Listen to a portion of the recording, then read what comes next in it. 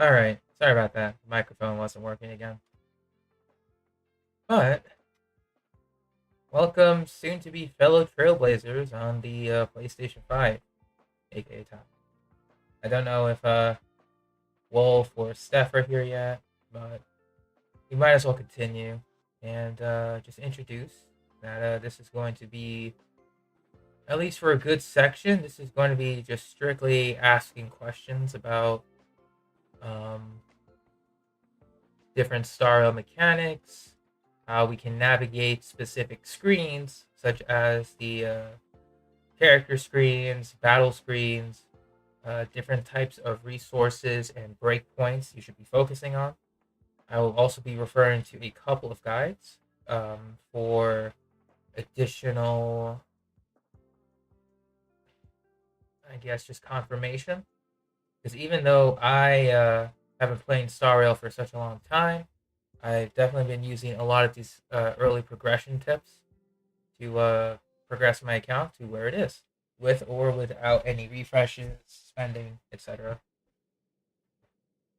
Yeah, it's generally going to be a QA stream for this first half.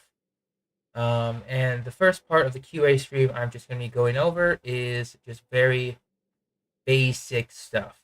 Like, basic meaning, what is Honkai Star Rail?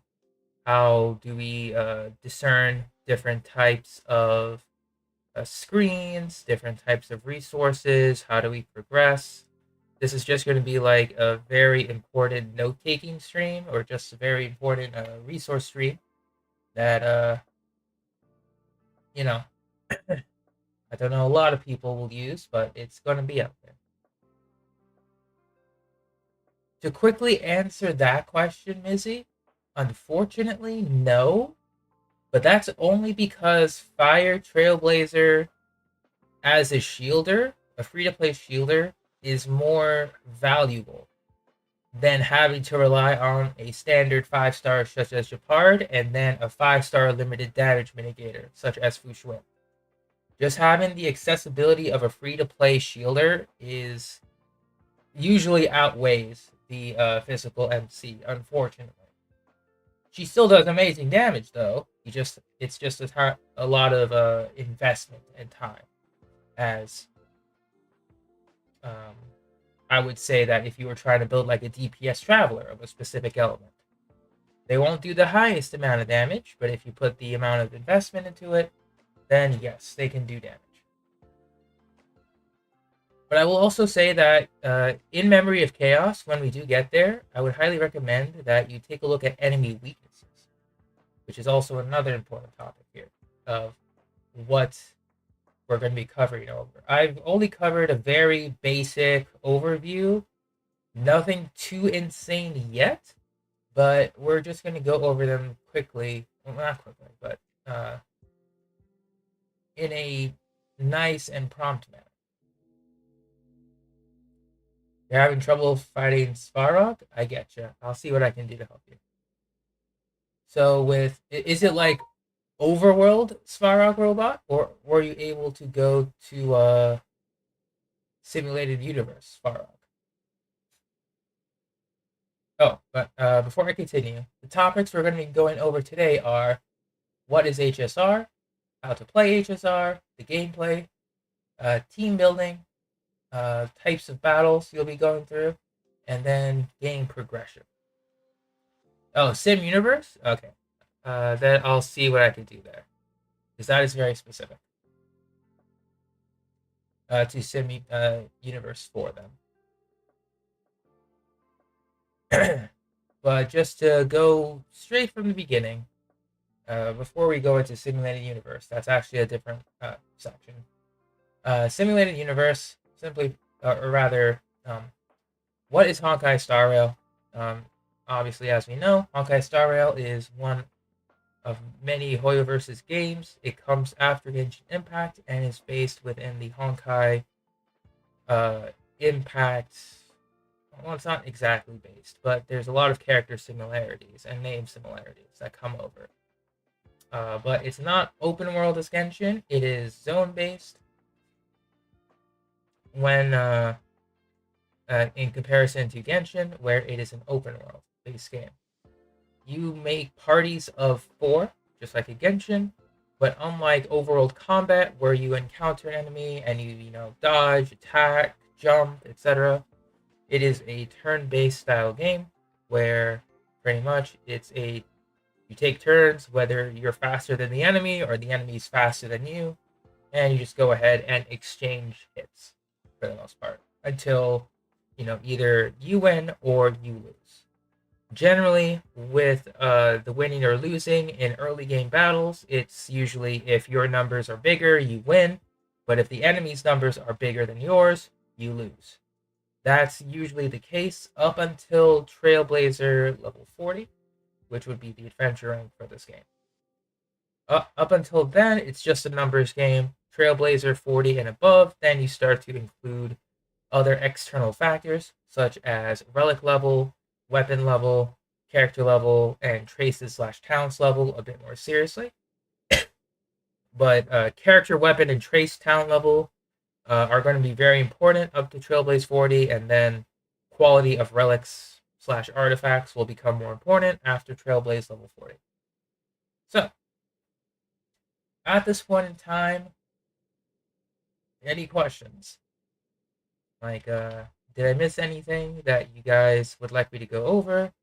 Or you feel like you're good for now?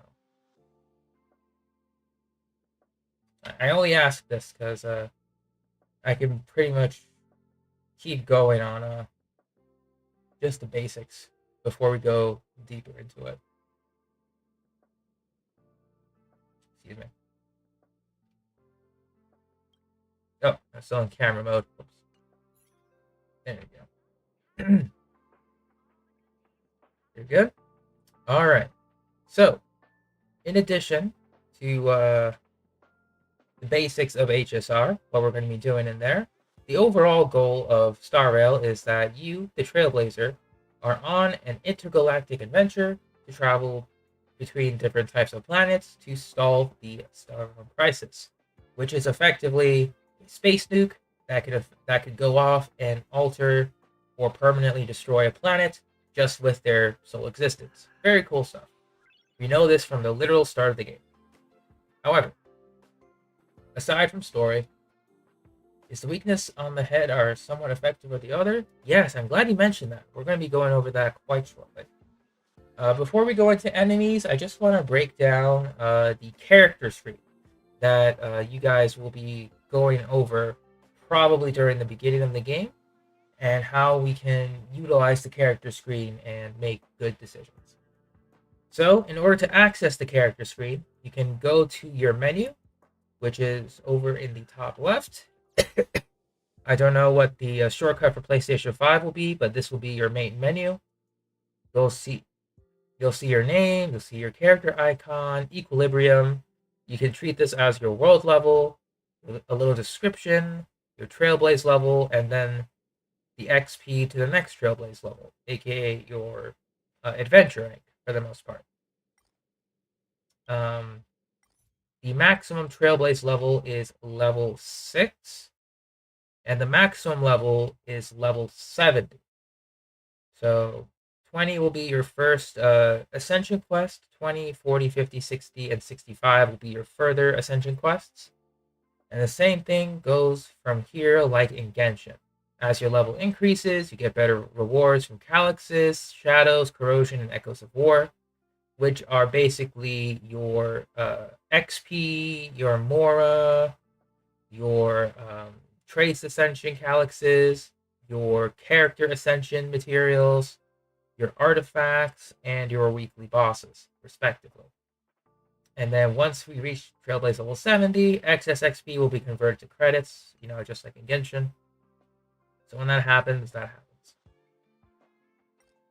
With the Trailblazer profile, which, by the way, you can access by these 3 little dots next to your name, you can access the Trailblazer profile. Over here, you can put your support character, which will be important when it comes to Calyxes. And I think it's just Calyxes, I think. It's not for world bosses. I could be wrong. But anytime someone uses your support character, you get credits. So if you want to maximize your credit capability, put down a very good support character, which is usually either the new limited time character, or if you are friends with specific people and you need like healers or shielders and you don't have them but someone else does, just ask them to put it as your support character and use them in those respective areas. Your Starfaring companions are just your character displays. You can show up to 3 characters at a time, and other people can see their levels, their stats. They cannot see relic stats, however. They can see their weapon levels and just general information about them. You're definitely asking me. Fair enough. Fair enough.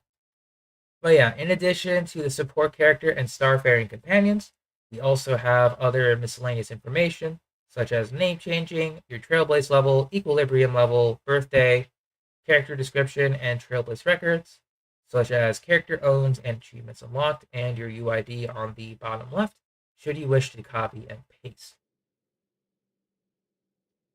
And so that's just like this small little top section here. You can also copy paste your UID with over here, and just go into some of the other options here before we go into characters. With the store, it's very simple here. The Express Supply Pass is effectively the Welcome Moon of Star Rail. You can buy this for $5. You can stack them up just like the regular Welcome Moon. Maximum 209 days. With the Starlight Exchange, this is your Star Glitter shop. You get to buy the specific passes. You get to buy specific character eidolons / constellations. And the special part about this is that if you save up your Undying Starlight, or aka your Star Glitter, you can purchase a permanent 5-star weapon. And personally, when you're starting off the game, I would recommend not getting the wishes, personally speaking, unless you like want to wish or warp, pretty much. If you want to get yourself like a nice 5-star weapon, like straight off the bat, without having to rely on standard banner luck or relying on weapon banner, etc., then I would recommend saving your Undying Starlight in order to acquire this. In order to get Undying Starlight, you need to pull characters. For every character that is Eidolon 0 to 6, you will get 8 Undying Starlight. With every Eidolon after that, you get 20 Undying Starlight. So this may be a couple months worth of saving up. However, there are other methods for getting light cones without having to rely on waiting for a 5-star light cone from here. But just know that it is possible. Next up, over here, would be the Stardust Shop. So here you can purchase, once again, your limited warps here, your limited warps, and then your standard warps. In addition, you can purchase these tracks of destiny, which are, they kind of act like pseudo crowns in Star Rail.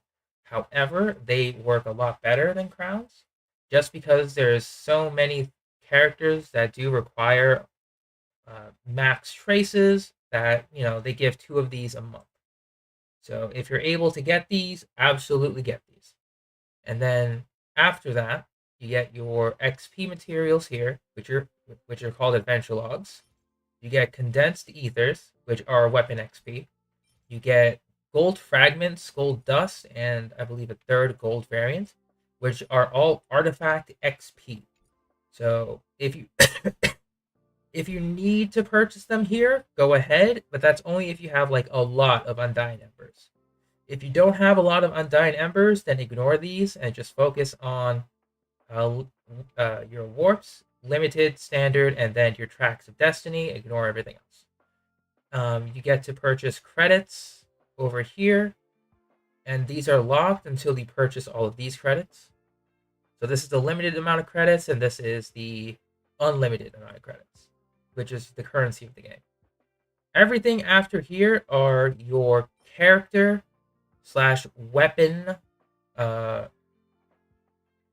ascension materials.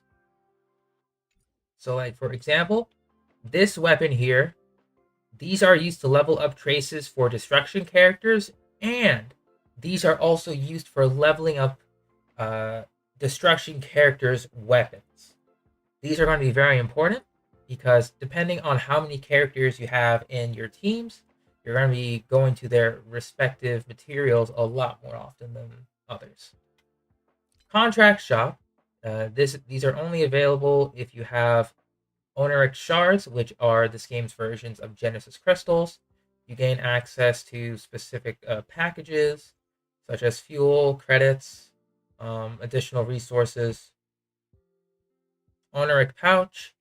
This is the Genesis crystals. I recommend that you avoid them. Unlike me, just avoid them if possible. And then Stellar Trade, just like in Genshin, you can exchange your Stellar Jade into either the limited or the standard Star Rail passes. I'll obviously go for the limited. And then that's the store section. Friends are very simple. You get to add people based on their UID. And what happens is you're able to have a nice chat with them. You can take a look at their resources, their main character that they have put up. And if you just click on their name, you can view their Trailblazer profile, who they have as their companions, and their support character, and just more information. There is 100 space here, so I only have 28 people added. So you have room, no worries. As for PS5, I don't know if you're gonna like get auto added with your friends. If that's the case, excuse me, that's gonna suck. But then most of these options you won't be able to see immediately, but that's because you need to progress through the story. So I'm only giving you a brief overview as I have the options available right now. The next one that we have is called assignments. This is basically a one-to-one with Catherine's assignments in Genshin. The main difference is that you can send 2 people out and you get 8 additional rewards. So for example, your base rewards would be this, but if you send 2 people out to tackle this mission, you get an additional 10 of these gears, which if you do this over time, it's gonna build up quite nicely. And these are the special paths that are recommended to be able to get some of these additional rewards. In addition to being able to access this from your menu and not having to go to a guild, you can immediately resend the same characters again to go out for another commission, all from your menu. So make sure you tackle these assignments as much as you can to gather passive resources over time. So we'll get to this later. Travel log is where you get to see all of the events here that are currently available. It'll show a simulated universe for the first time. There's going to be a starting player login bonus. There's going to be a banner that says "Get Qingchui from clearing Memory of Chaos at this floor." Just for clearing, not for completing max stars. This is obviously the 2 times leyline event.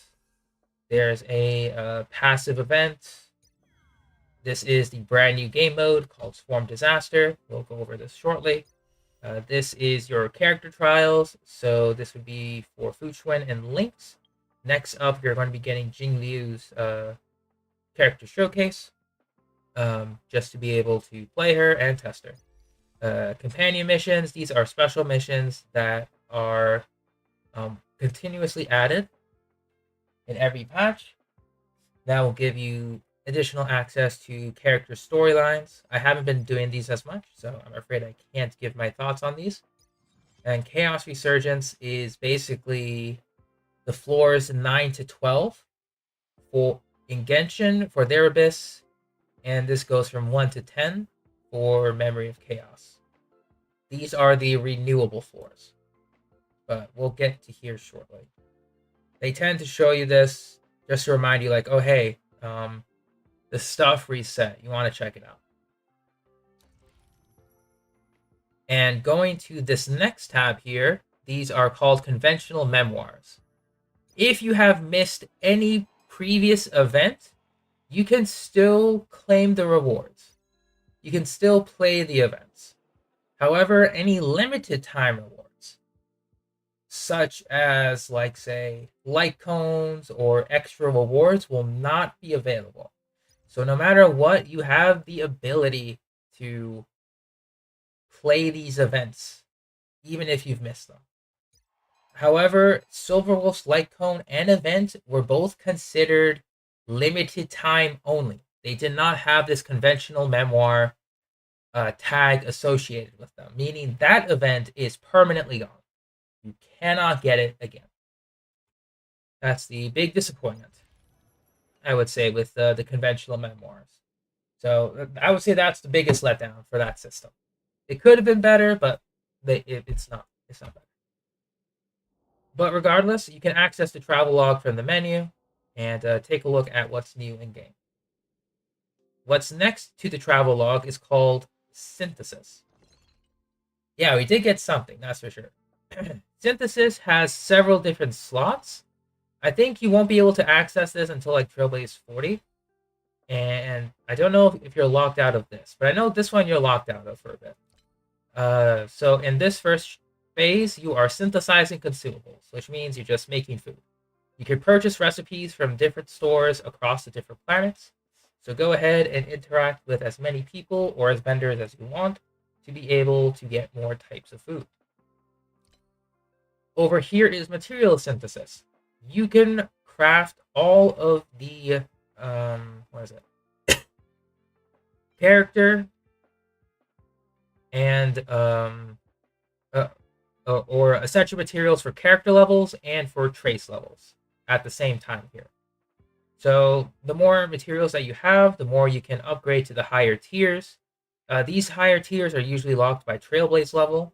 I don't think you get access to the purple tiers until like Trailblaze 35, 40. I think like 30 to 40, you don't get access to these just yet.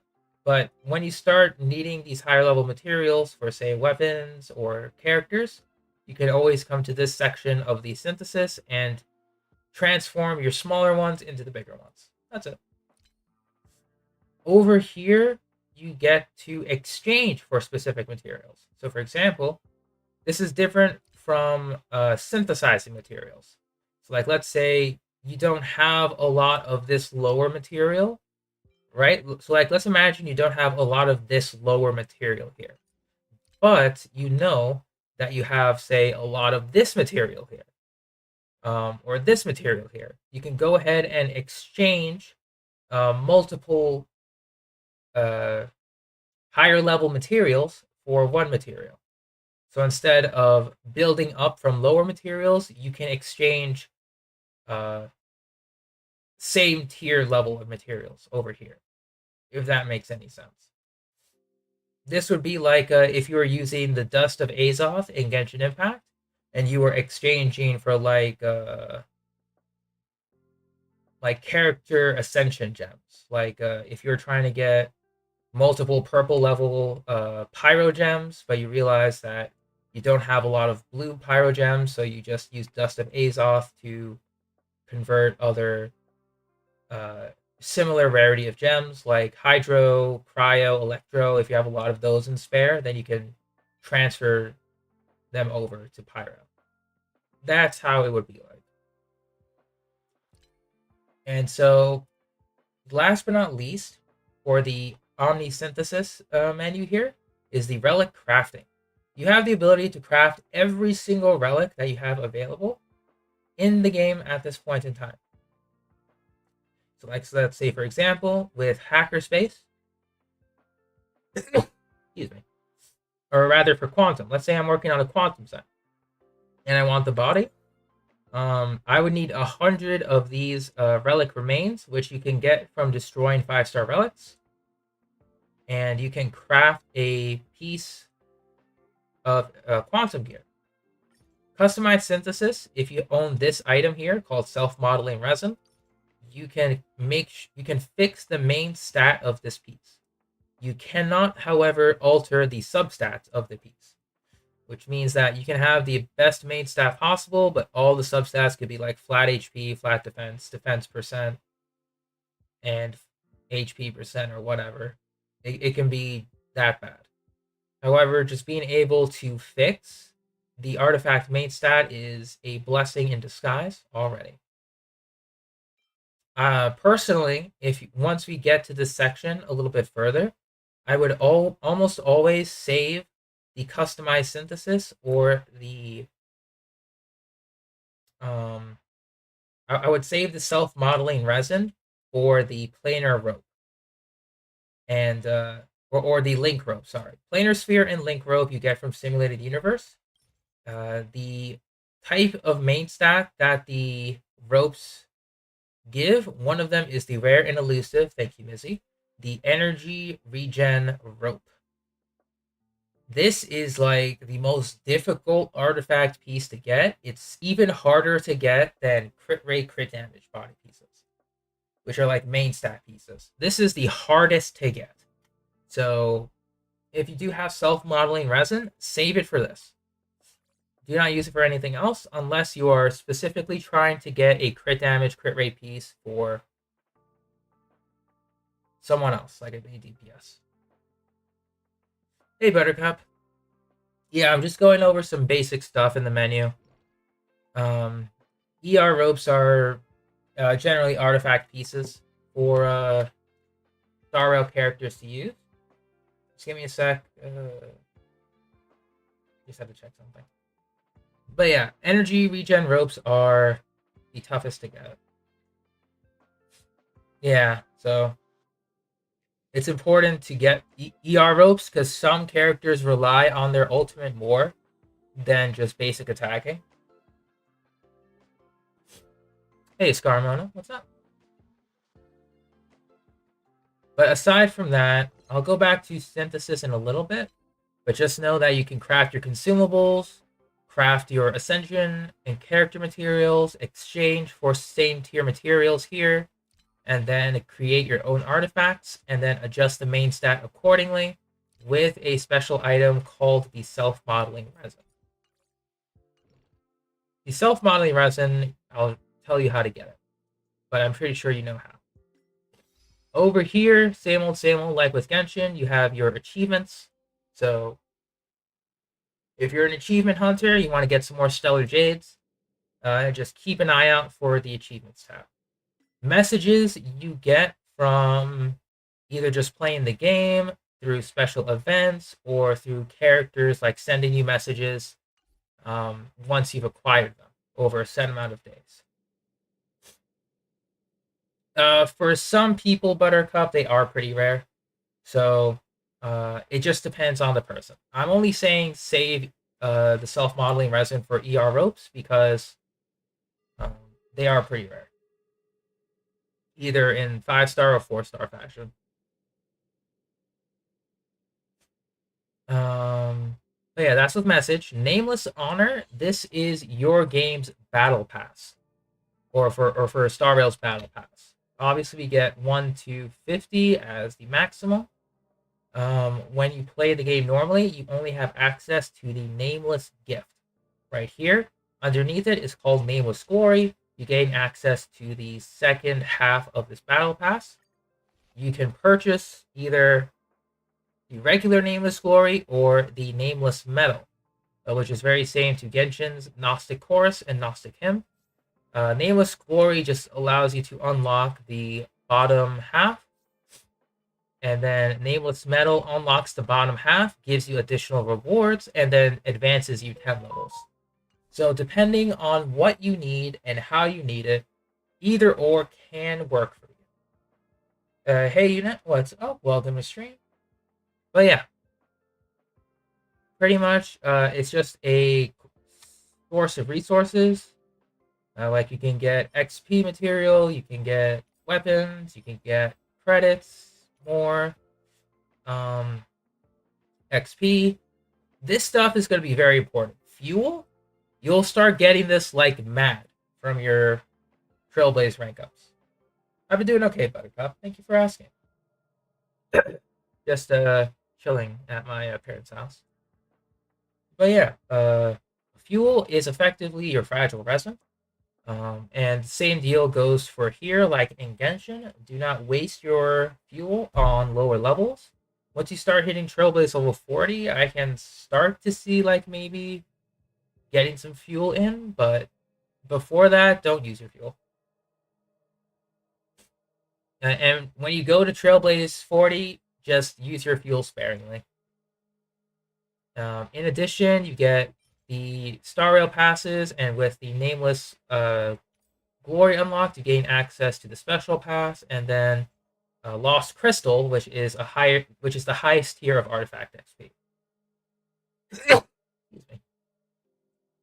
And then as you progress further, you gain 1 Tracks of Destiny, but with the second battle pass unlocked, you gain 2 Tracks of Destiny, and Gift of the Pathstrider, which gives you those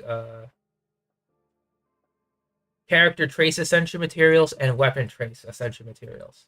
And this goes on until level 30. Level 30 gives you your battle pass weapon, Treasure of the Starry Seas. Here you can access and take a look at the different types of battle pass weapons that you can get.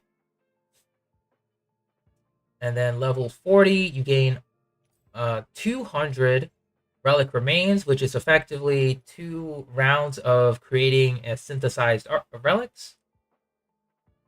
And then going on, you just gain higher tiers of Ascension materials, and then at the very end, you get Stellar Jades and 1 last Star Rail pass.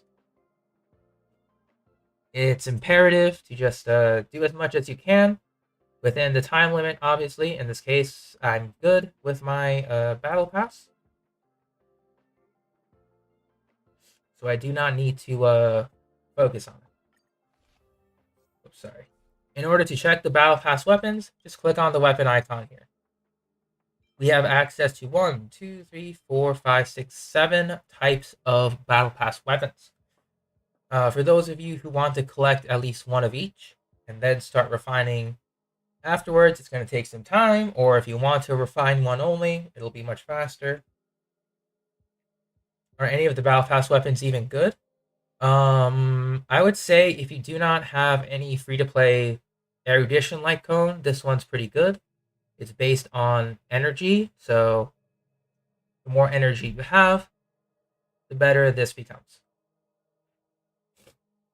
Basically, energy being the amount of energy that is required for their ultimate. The more that you have, the more damage this deals. So this is really good if you're lacking in erudition type light cones. Carve the Moon, Weave the Clouds is touted, and it still is, as a very good harmony or stat buffer light cone. It's like a Wit Sith of buffs.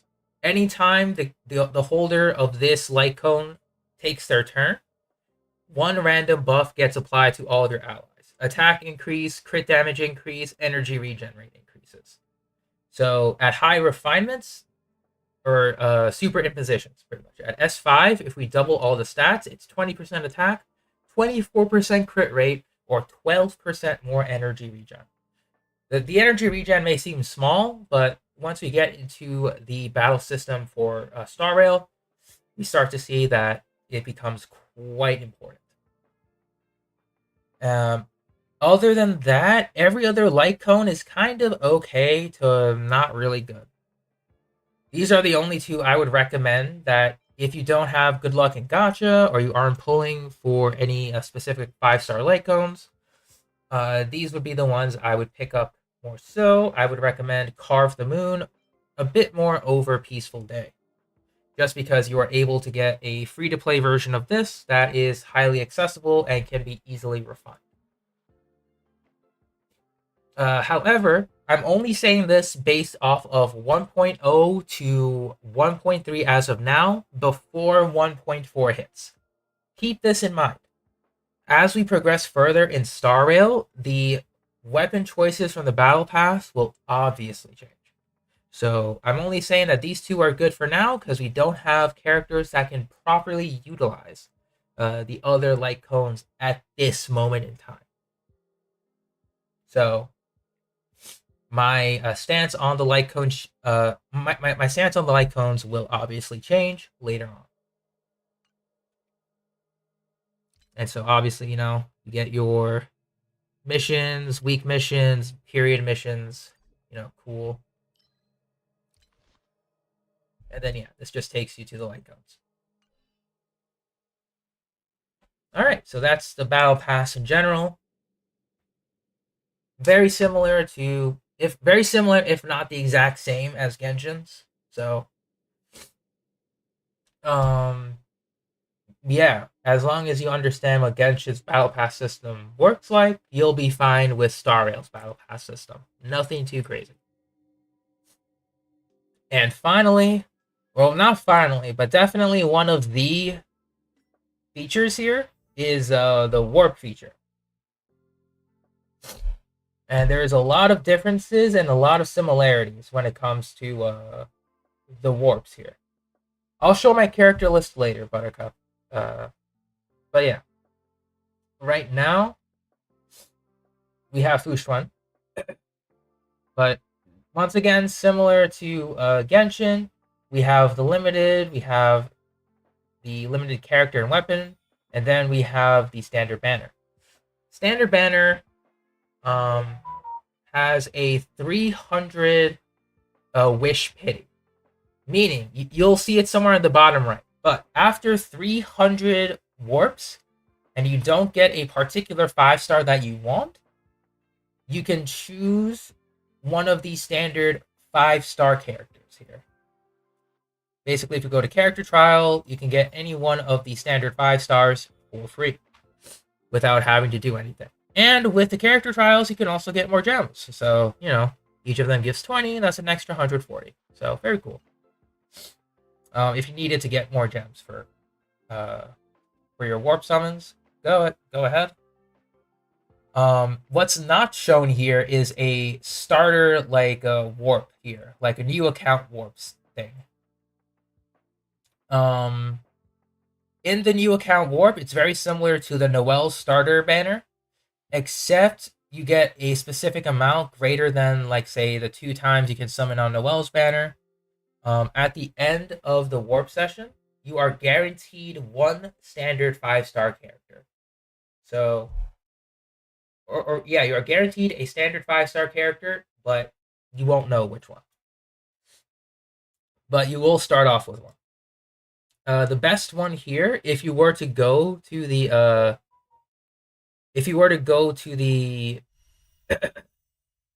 maximum pity, Bronia is the best, absolutely the best.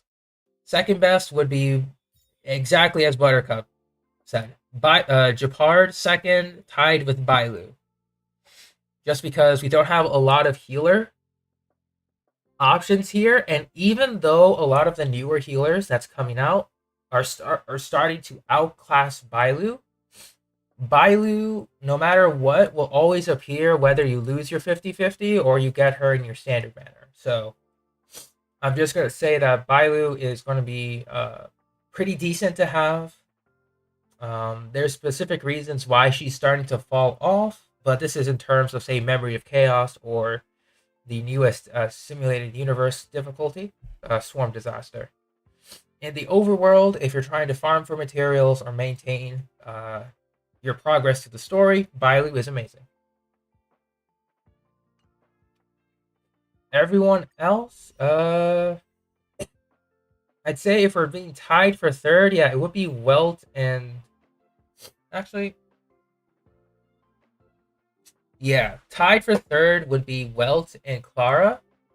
Welt is an imaginary type character. There's not a lot of imaginary type characters at the moment. So Welt has pardon the sneezing, by the way, I caught a cold. Welt has the elusive imaginary typing. Once we go into character screens and buffs, debuffs, and how they work, we'll see why this is important. But imaginary type characters are very rare to have. So if you have them, great. You can tackle specific enemies with them. Clara is an excellent character, especially with a bunch of new support released in this patch. She can become a force to be reckoned with. But obviously, with more shinier DPS characters, she doesn't feel as nice to play.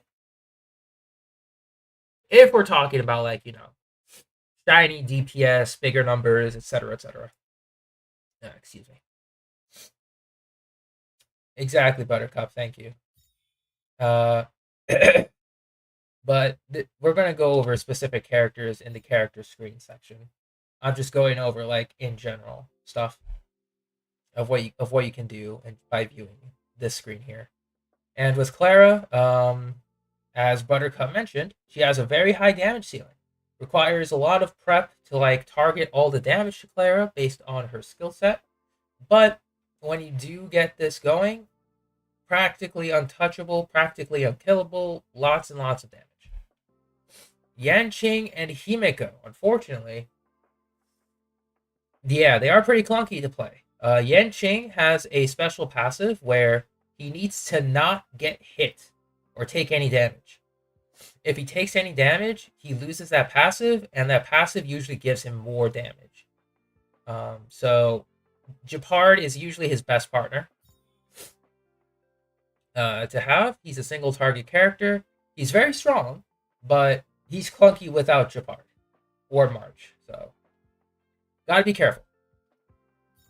Next up would be Himeko. A lot of people really wanted Himeko to be good as a standard banner character. Unfortunately, due to the curse of the standard banner, she ain't that great. Unfortunately, she requires a lot of investments, maybe even eidolons, but even then, she's still kind of low. But she covers fire erudition, which, unless we get another limited character, either 4 or 5-star, she's still pretty good at it. But yeah, this would be just in general the wishing or the warp screen. The pity system works exactly the same with Genshin for the limited banners. 90 at max for the limited banner character, 50-50 for the first time, and then guaranteed the second time, so 180 warps. For the Brilliant Fixation, aka the weapon banner, it's different here. There's no 2 5-star weapons that are competing. So basically, the rates of this banner have changed. There is a 75% chance to get the featured light cone here, and there's a 25% chance to get a non-featured light cone here.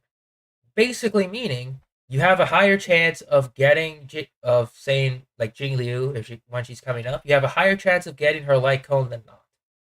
Which is why a lot of people are tending to, like, oh, you know what, maybe I can spend a couple of dollars here or some stellar jades here and just get the weapon. And most of the time they do.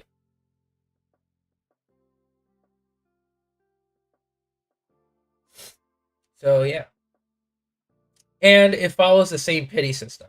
If you get the 25% chance loss on this banner, and if you save and go to the next banner with that 25% loss, the next 5-star weapon you get will be guaranteed the new limited featured weapon.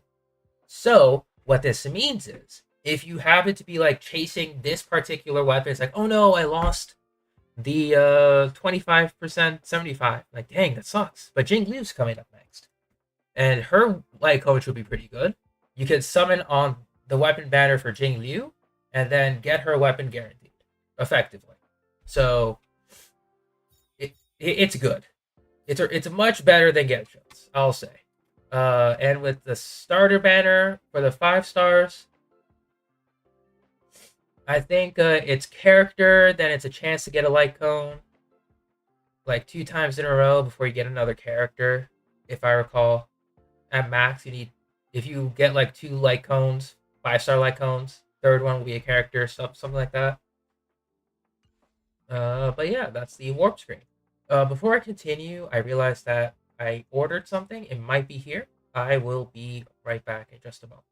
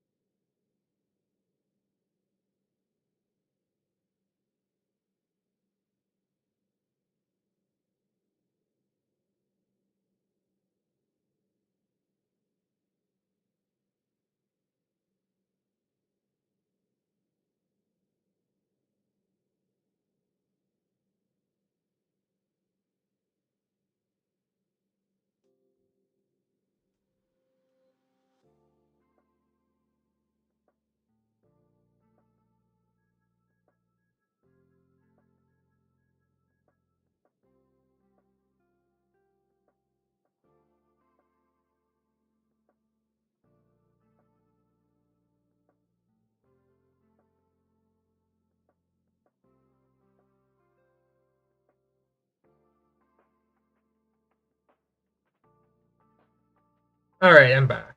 About simulated universe? Yeah, sure. You know what? I was gonna go over character screens and stuff, but let's just hop over to simulated universe real quick, because that's actually going to be one of the tutorial missions that you will be doing within the first hour of the game. So, pretty much within the first hour of the game, you're going to be going through a few areas, one of them being Herda's office. Uh, in the first part, Herda will, or this small lady here, Herda will give you a mission to go into the simulated universe to give it a shot. You gain access to World 1. There's only one difficulty. There's nothing else after this. It's just simply clear the world, exit out, and that's it. Then you gain access to World 2. This is where the difficulty starts to increase a little bit. And World 3 is after Worlds 1 and 2 tutorials that you start to gain access to artifacts or relics. The relics being the planar sphere and the link ropes. So the idea is every week you have a specific amount of points. These points will increase the higher level your equilibrium is. So anytime you want to tackle a brand new week, which starts on Monday, you want to make sure that you level up as fast as possible to reach the next equilibrium level, which will increase the amount of points, the higher difficulty worlds you can unlock, and then these rewards will scale with them.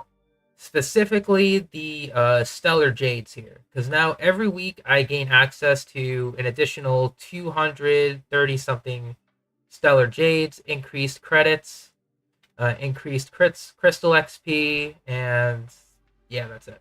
Those are the only increases. Everything else is fixed.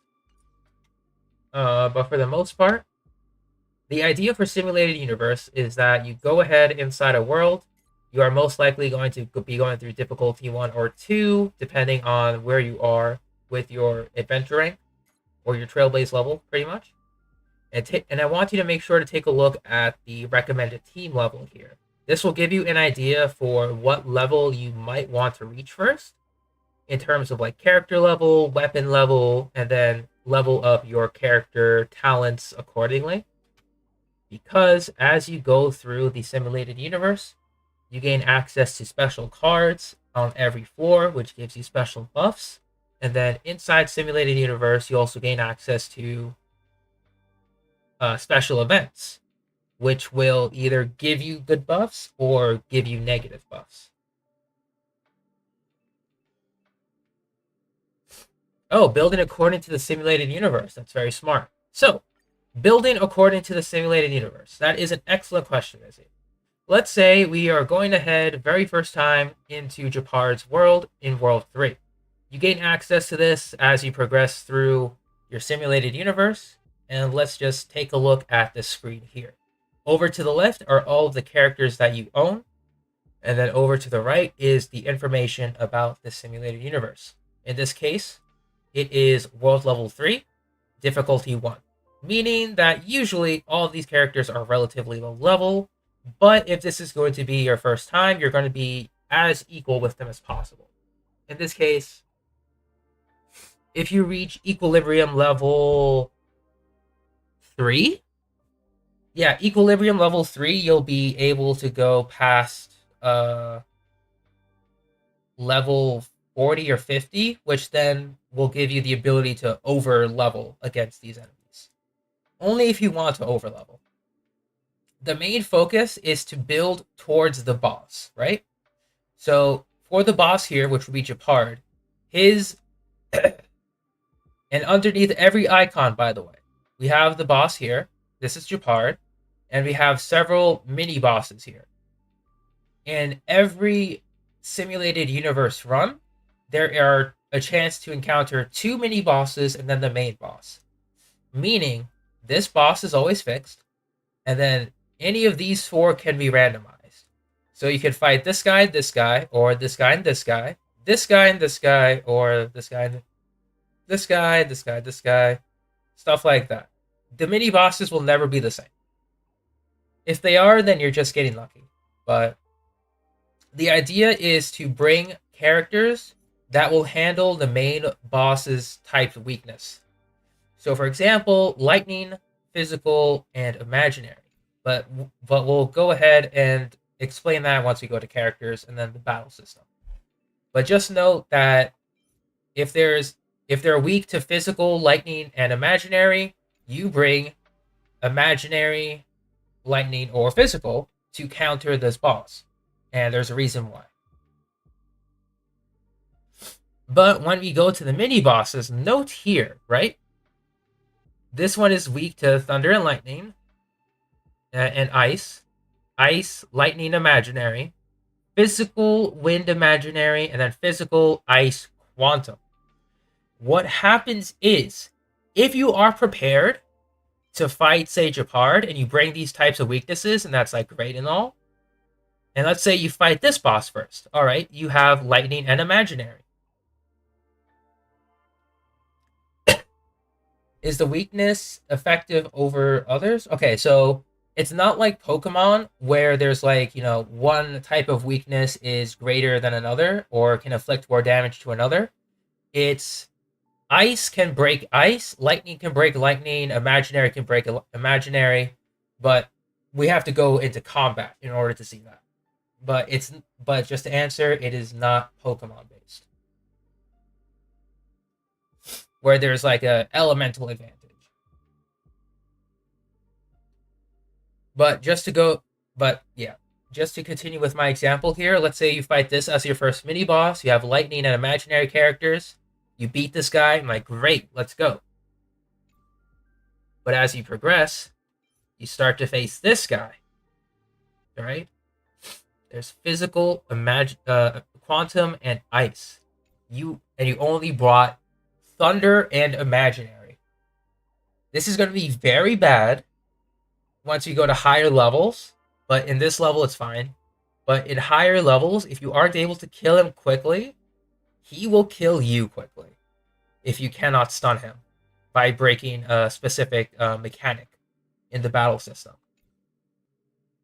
But if you happen to get, like, say, this guy and then this guy back to back for your mini bosses, great, you're good to go. But there are special ways to incorporate more characters here as well for a simulated universe. I'll be doing a simulated universe run as well, but we could also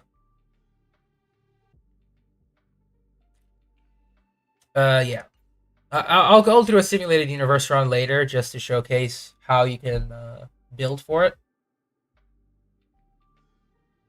I'll obviously be going through the highest difficulty just because it makes more sense.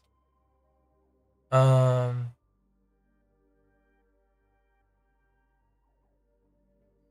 very true, Buttercup. Only Silverwolf has that ability to break through weaknesses or ignore weaknesses entirely. There are no other characters that can do this. So she is the most unique character in that regard. But that's going to be for later as we go through characters.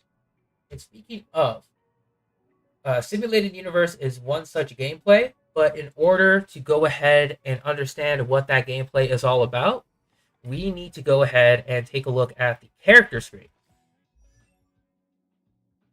Oh, in this case, I'll just adjust some options here. I'll just lower the voice for now.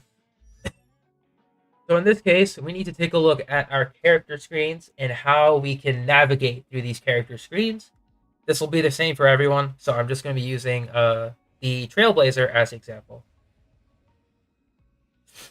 Does the path affect different path types in simulated universe? The path types won't do much. It's mostly going to be the element as well as something specific in simulated universe. So we'll get there in a moment. But for now, with the character screen, obviously you have your character. Over to the left, you have your details, light cone, traces, relics, eidolons, and additional information. Looking over to the left, in the details, it just gives you a brief overview of your character.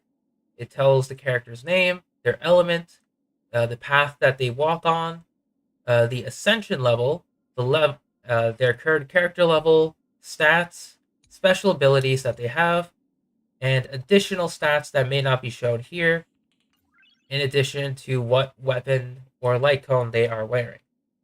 But let's just break it down what's happening here inside this detail screen. So, to repeat again, over here displays their character's name, their element, and the path that they walk on. To look at this a little bit closely, the path that they walk on is doesn't really affect, over advantages or disadvantages. Like, preservation, there's no like, preservation strong against destruction, and it's strong against the hunt, and it's strong against preservation, stuff like that. The paths just give like additional descriptors or special features. Give me just a second. I'm getting a phone call.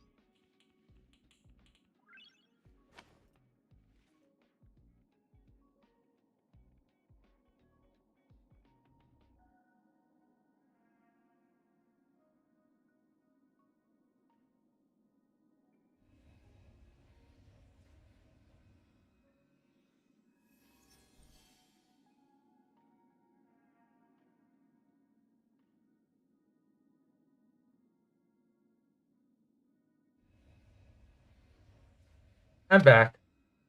Oh, and yeah, exactly as Buttercup mentioned, there's no specific like in-game like battle effect that the paths will do, but these are like types in RPG classes. So once again, preservation. Any preservation character has a strong focus on defense, and their kit will focus on defense. Destruction is a bruiser. It focuses on damage and survivability, so they are able to take hits and dish out damage.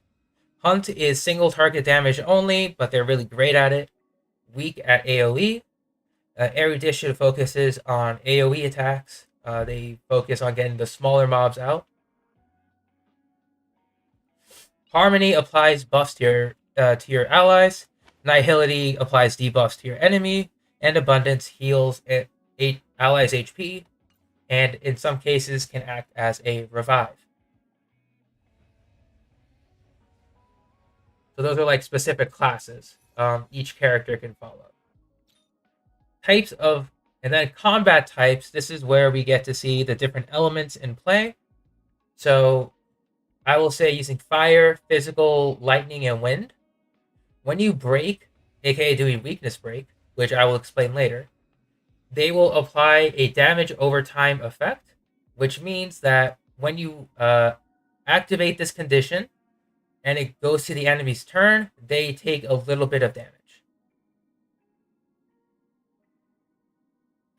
In Simulated Universe, if they ask for path, that is part of a Simulated Universe exclusive buff that will only be effective for that run of Simulated Universe. If you go on Path of the Hunt, it doesn't matter if you have Preservation, Destruction, or any other characters that are not part of the hunt. As long as you take hunt-related blessings and then get your Path of the Hunt to become much stronger near the end, it doesn't matter. That's only in particular to the exclusive buff.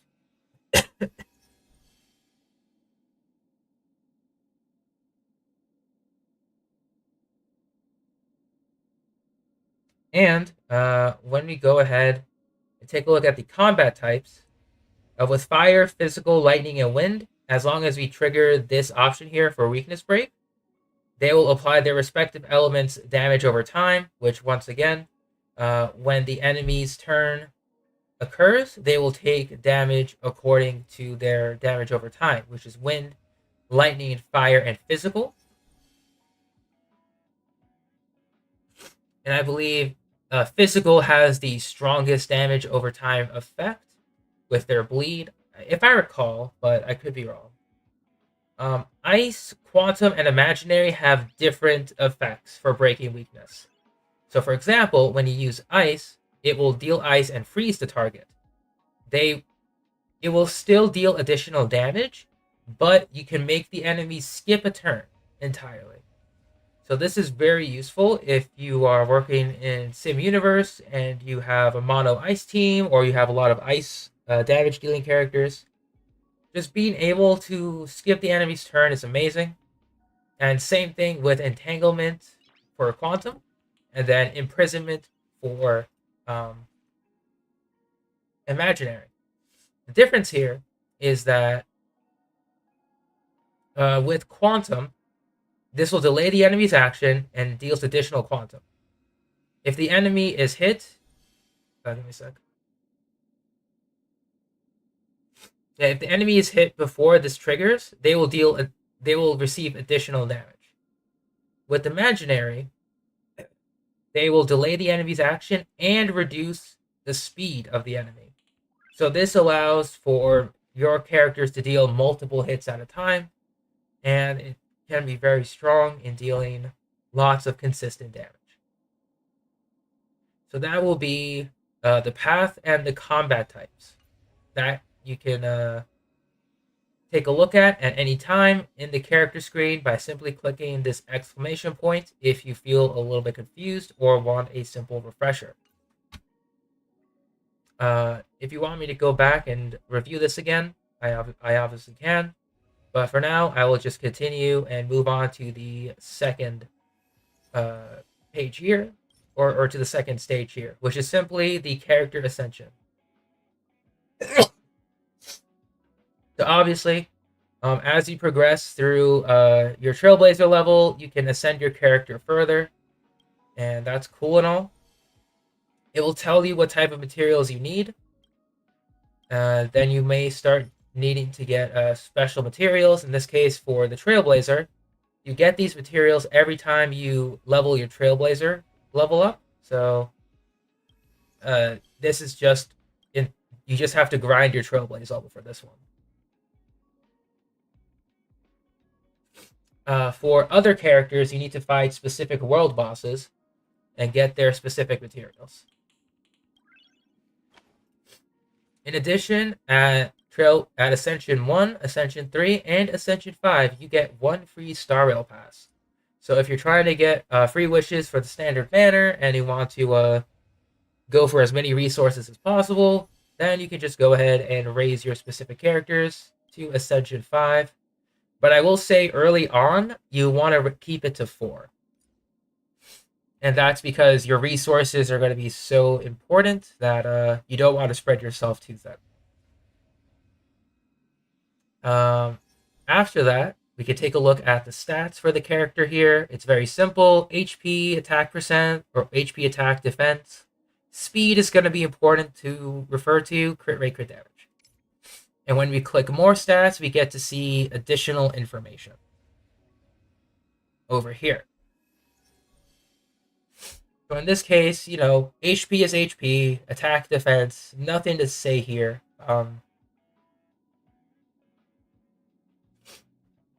Speed is going to be important because with speed, this will affect your character's frequency of actions. Basically, the faster the speed, the more actions you can take. And then speed will also affect the action order when entering combat. We will take a look at action order once we do like either simulated universe or just enter a fake or like a overworld battle. But speed, basically, the faster you are, the quicker you can take your action, which is usually very good.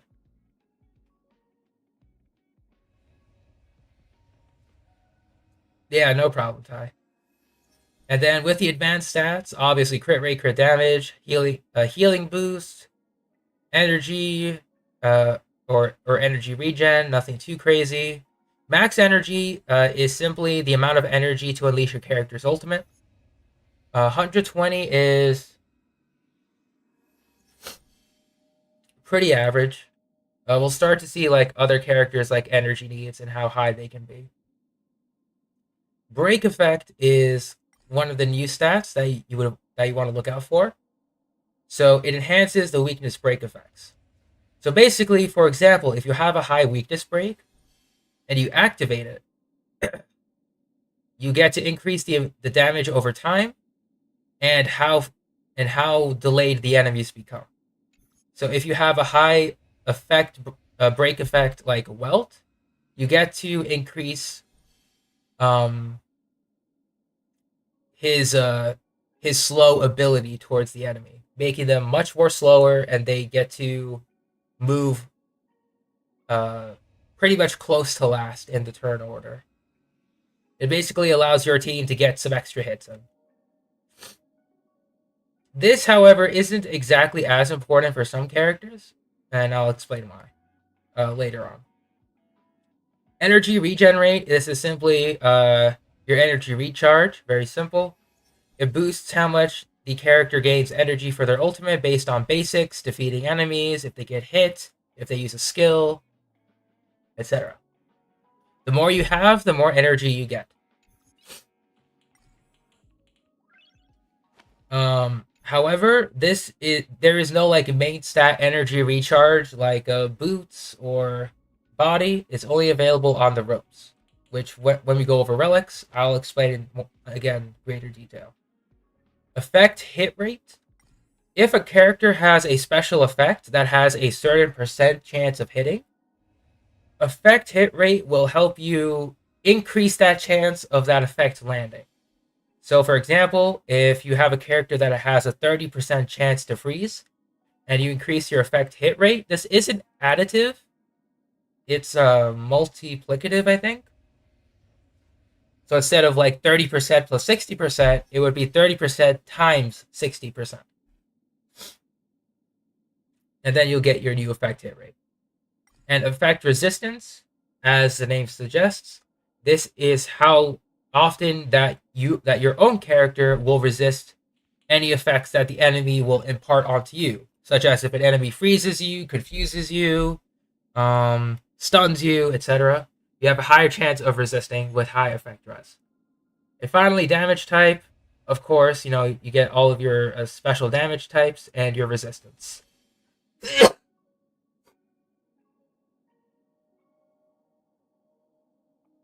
Hey, Trust. Yes, I am doing a tutorial on HSR. I'm just going over very, very basic materials.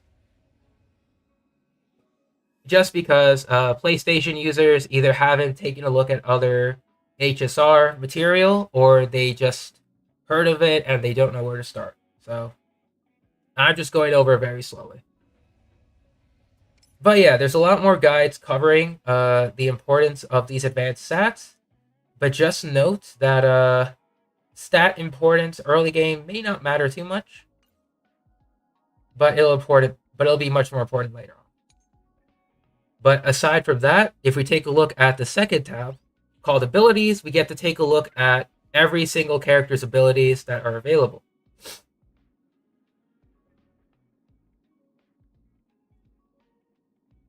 That's gonna vary. That's gonna vary, Trust. But for now, you get to see the basic attack. All of these will vary from character to character. You get to see the skill, varies from character to character.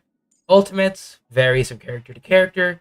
Talents is a passive ability that will occur in battle when certain thresholds are reached, varies from character to character. And techniques are something you can do in the overworld before you enter battle. You can stack techniques upon each other, but some techniques may not be able to be stacked, depending on how they are worded. These techniques can give you an advantage before you enter battle. And to answer your question quickly, Trust, the difference between wind and fire is that there is no difference, really. I mean, I'm not too sure what difference you're wondering about, but if you're talking about the damage over time, they just deal damage over time. It's just different elemental coverages. Strongest, weakest elements for break, that's going to depend on the character themselves, not necessarily the entire element. Because some characters can apply more of their element for a stronger weakness break. And yeah, it's just character dependent. That it is. But regardless, between stats and abilities, any questions before I move on?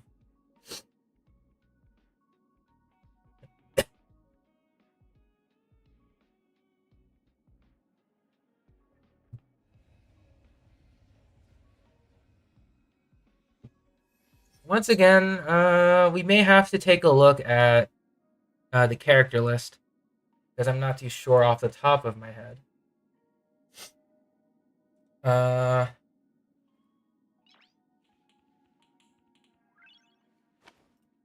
Break effect does not increase the amount of shield that you break.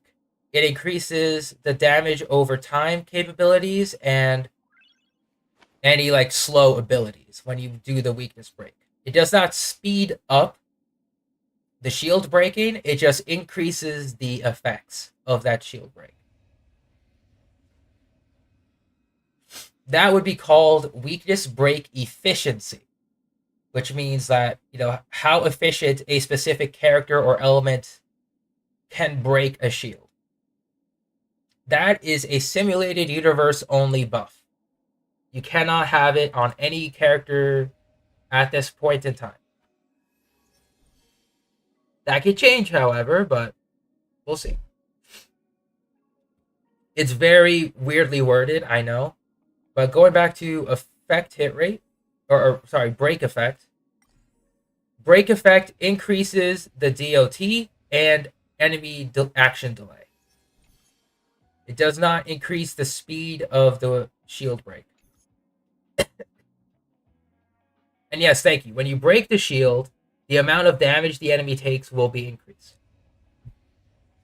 Not a lot of characters use that break effect ability, but when they do, it hurts a lot.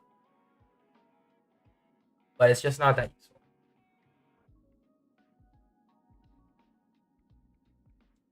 Well, elation and remembrance. We don't know at the moment. That's an excellent question. I mean, we just have to wait on the future of Star Rail. I could see it being like simulated universe stuff, but as an actual character, I don't know.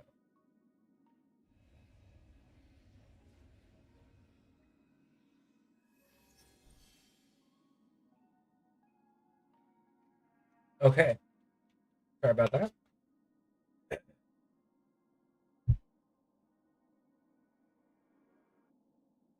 That's correct, Mizzy. Break effect takes effect after the shield is removed. That's correct.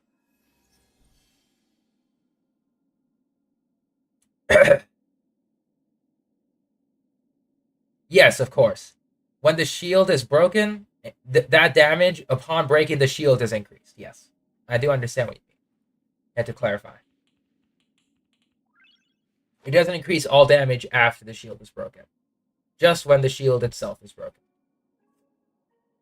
But if we take a look at the next one, which would be the light cone, as we go along from the list, we get the stats, we get ability, and then the light cone. The light cone is basically your character's weapon. It as a difference from Genshin Impact, there is no main stat, so there's no like dedicated energy recharge weapon. There's no HP weapon. There's no crit weapon. It's all in the passive for the most part. So the idea with this is that you want to match the character with the specific light cone type. So preservation weapons go to preservation, hunt goes with hunt, etc. You are correct, Mizzy. In order to break the shield, you need to match the type. So quantum against quantum shield, imaginary against imaginary shield, physical against physical shield, etc. That is how you break the shield. The main way of breaking the shield, yeah. But going back to the light cone weapon, or to the light cones, you need to match the typing of the weapon to the typing of the character. Because if you were to go with a different weapon type, like for example, if I were to go with this destruction weapon, I still get the stats, but due to this character not being on the path of destruction, I do not gain access to this effect. So if worst case scenario, you just need the weapon stats, sure, but it's effectively useless. So you want to make sure that the light cone matches with the character in order to gain access to the passive and the stats at the same time. Some weapons are free to play entirely, like you can get where is it? Weapons such as quid pro quo can be acquired for free. Fermata is a free light cone. You can get River Flows in Spring as a free weapon. You can get where's that weapon? Past and Future. And finally, you can get Seriousness of Breakfast. And yeah, Seriousness of Breakfast is a good free to play weapon to have.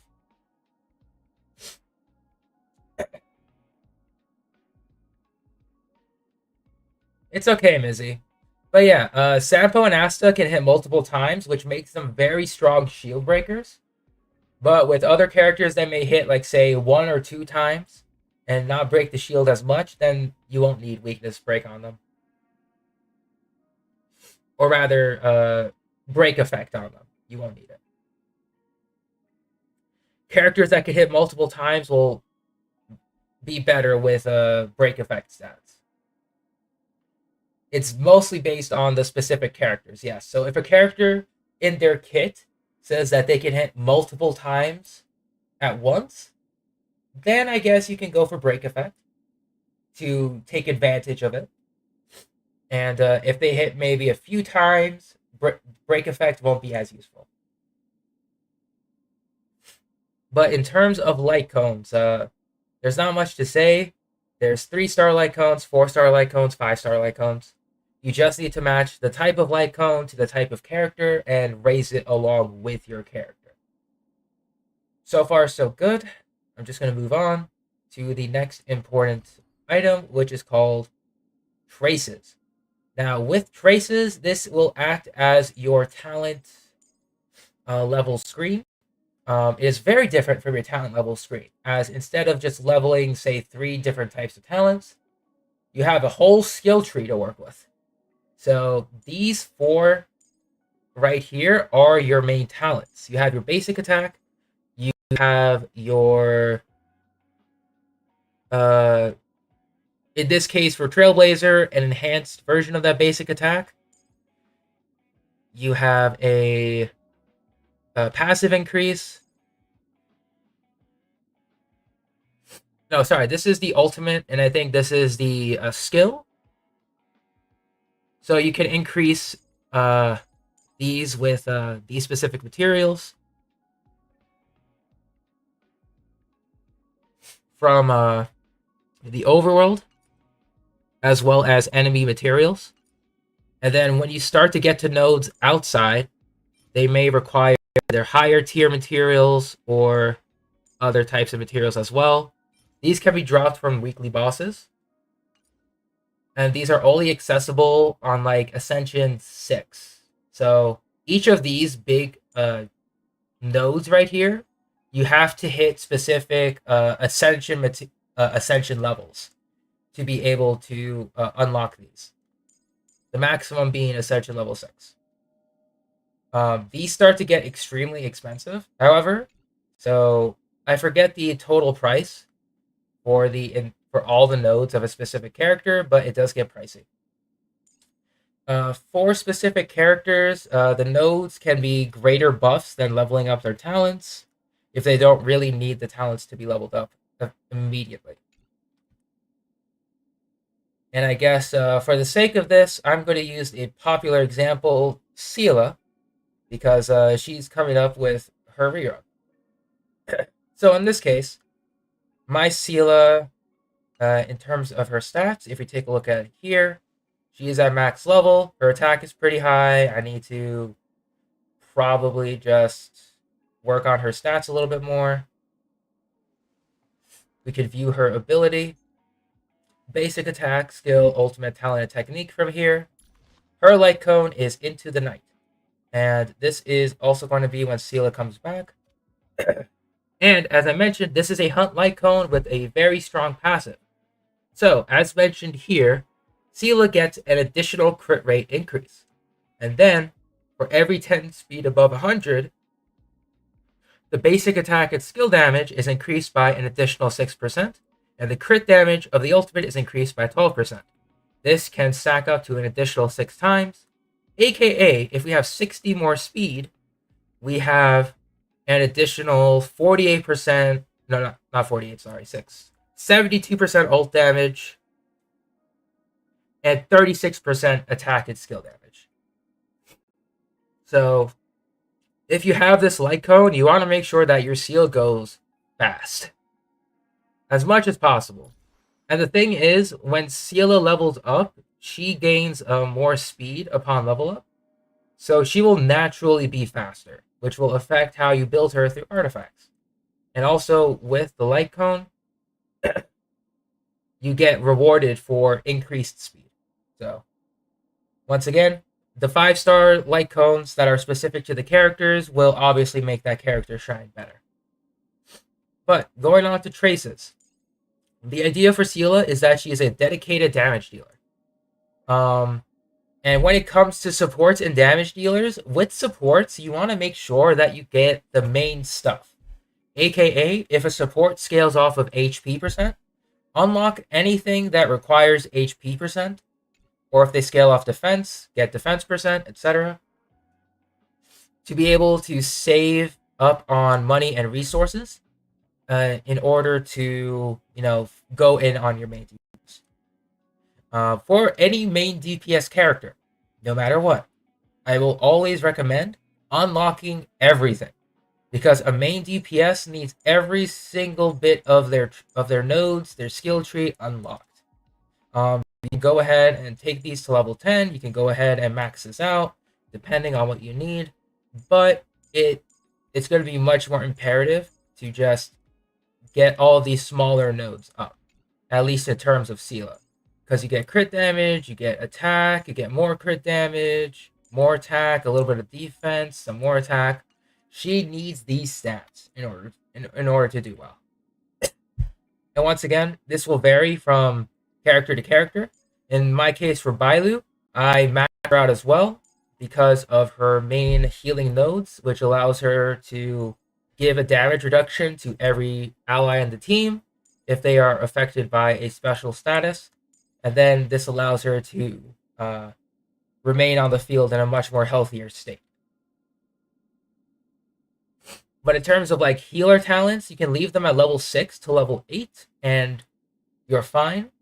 But unlocking the traces for a healer and shielder are going to be very important. So I will say for any healer or shielder, getting their main stuff to 6 is going to be important. Unlocking their main traces, or these big nodes here, are going to be important so that they gain additional perks when they're inside battle, and which also allows you to get additional stat buffs on either side of that major unlock. If we go ahead and take a look at Harmony, which is a character buffer, some character buffers may not need all of their stats unlocked, but they may just need, say, their 3 main trace nodes unlocked in order to receive their major stat boosts. However, it's the same deal. Try to unlock their main traces as well as the smaller traces after here to make sure that their buffing capabilities are available to the max. And depending on which skill or ultimate or passive increases the buffs that can affect the entire team, level up those only. So in this case for Yukong, her ultimate gives a buff and her skill gives a buff. Her passive does not do anything for buffs. It just allows you to do stronger weakness breaks, which can be pretty cool. But just pay attention to which skill, ultimate, or passive gives the buffs and level them up. When it comes to Nihility, it's going to be the same thing. You want to get the big traces unlocked, and then whatever passive, skill, or ultimate applies the debuffs and strengthens those debuffs, level them up as well.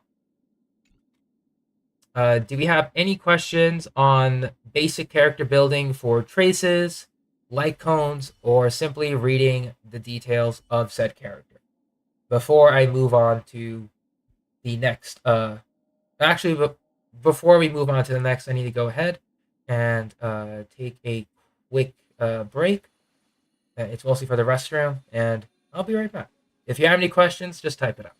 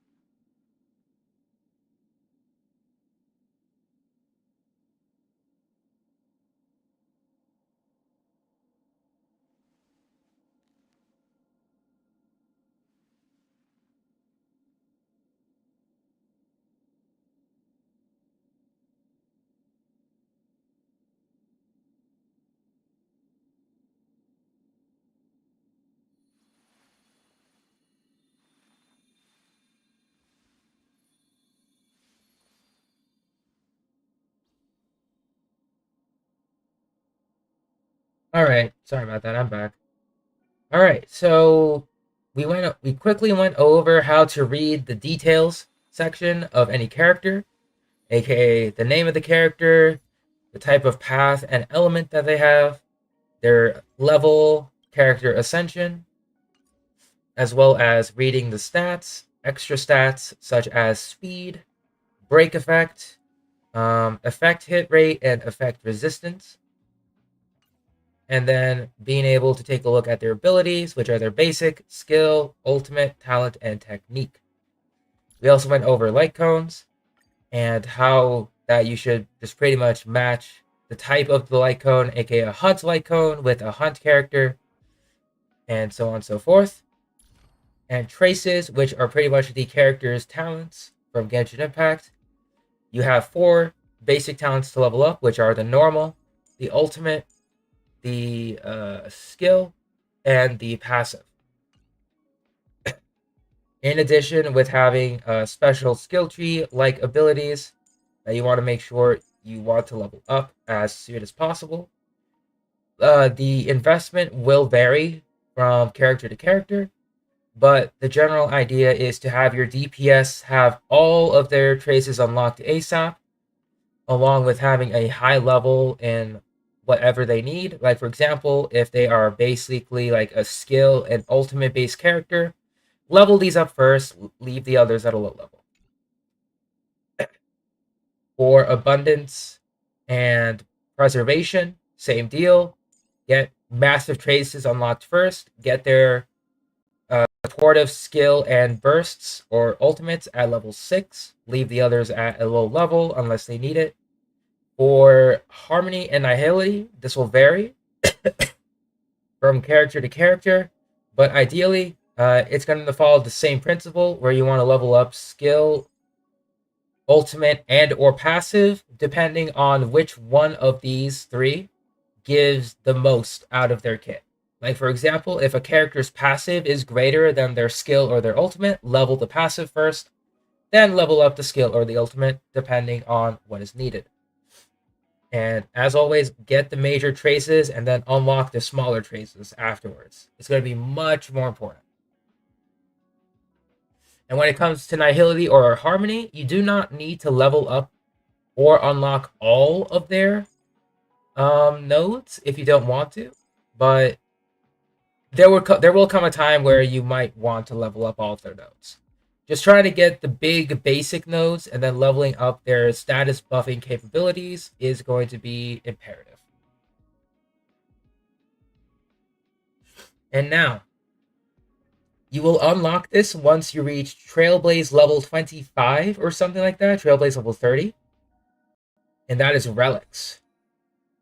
Or being able to farm for relics in their specific relic domain.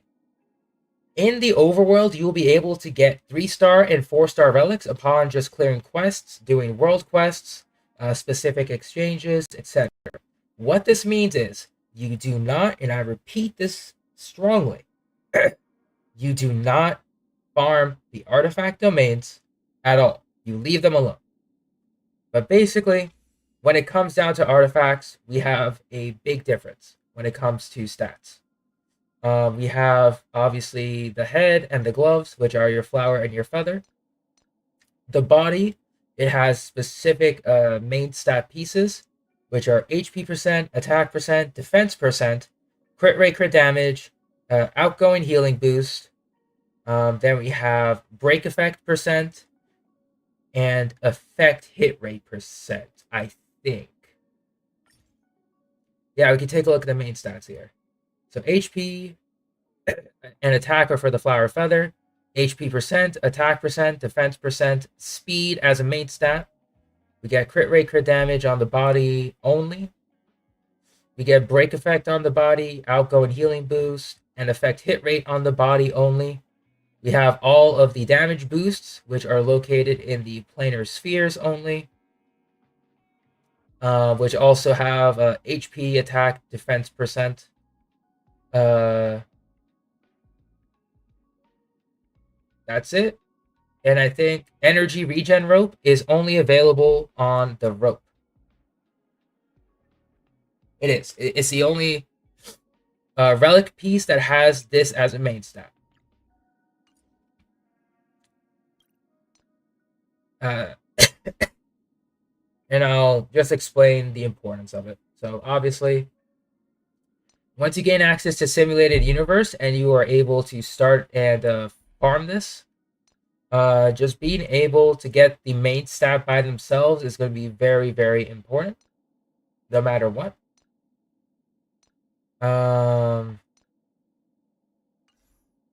Some characters may benefit from defensive stats, while others, such as DPSs, will benefit from a traditional damage dealing build. I'll use Seela as the example here. So obviously with Seela, her best in slot is the Genius of Brilliant Stars, which is available from a Cavern of Corrosion, aka Relic Domain. You can also get some pieces from doing a specific overworld quests.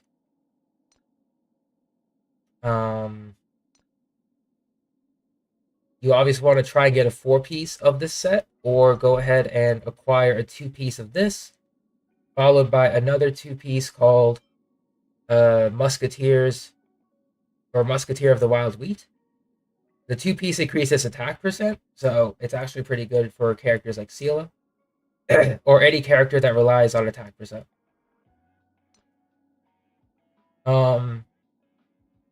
In terms of boots, speed is predominantly the boot you want to have the most. However, you can also what is it?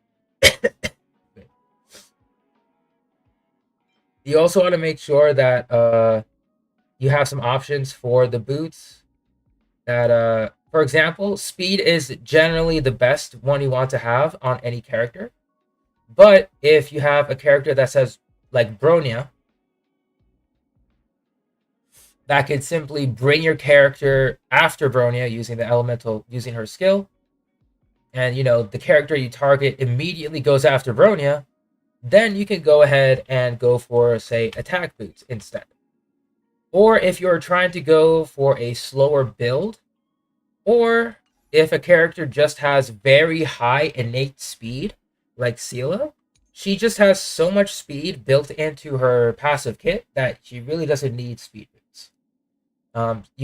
The only way you can really view this kind of stat boost is either through external websites, or just by viewing, or just by paying attention to the level ups. But yeah, Seela is super fast, mostly because it's to fit for her light code. So in this case, since I know Seela is a very fast character, instead of going for speed boots, I can go ahead and go for attack percent boosts instead. Against specific bosses, that's going to depend on where that type of boss is missing. Are you talking about, say, the Spiral Abyss? Are you talking about Simulated Universe? Are you talking about overworld bosses? Like, even though Star Rail shares different bosses, where that boss is in location will determine the team building. Simulation 4. All right. So, finally, before we go ahead, obviously relics, they're important, but obviously, do not farm them. Even if you reach Trailblaze 40, which allows you to start getting 5-star artifacts, don't farm it until, say, Trailblaze 50 at least. But it's not like, farm using your fuel Trailblaze. I'm talking about like farm, like using natural stamina and then logging off. So once you reach Trailblaze 60, that's when you start getting guaranteed 2 5-star artifacts to drop from Cavern of Corrosion. So that would be the best time to start dumping your fuel. Otherwise, just use your natural Trailblaze power, farm some artifacts, and then don't do anything, really.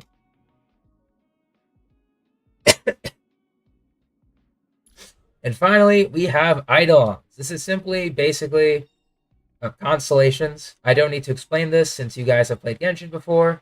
The more constellations you have, usually they just make the character better. 5-star Eidolons, you get every 90 to 180 warps, depending if you get lucky on the 50/50s. Or if not, you wind up becoming like me and then somehow getting an E3 welt. Somehow, some way. I don't know. But yeah.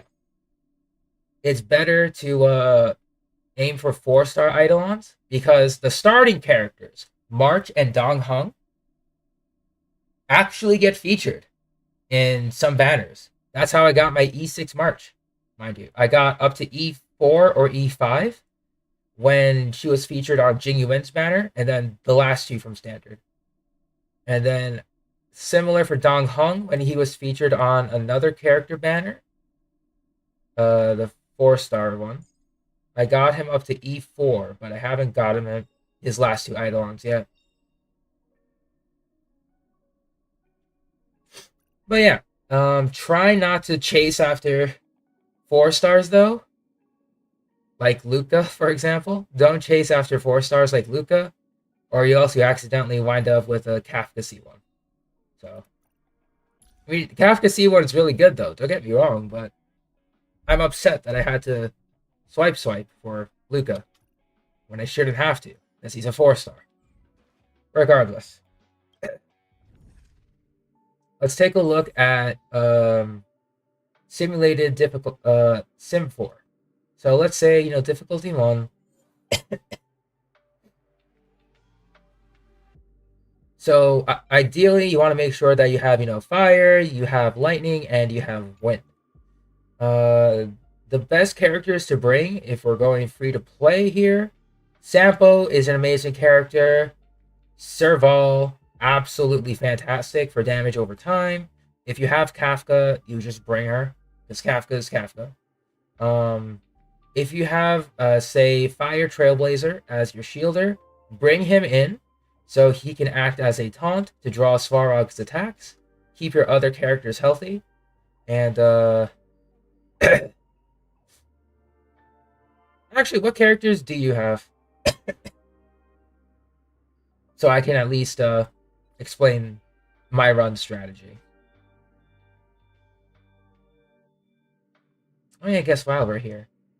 Um, for the other stats, I just need to check someone's knocking on my door. I'll be right back.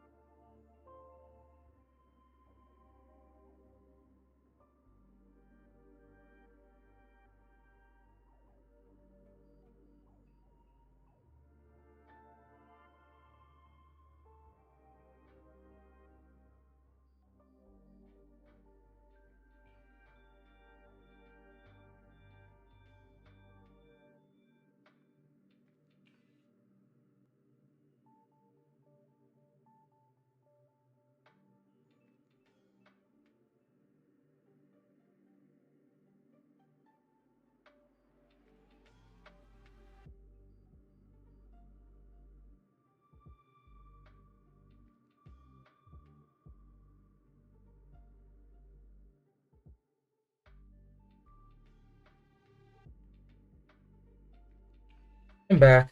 Sorry. My sister came home from work. I had to make sure she was good. So far, she's good.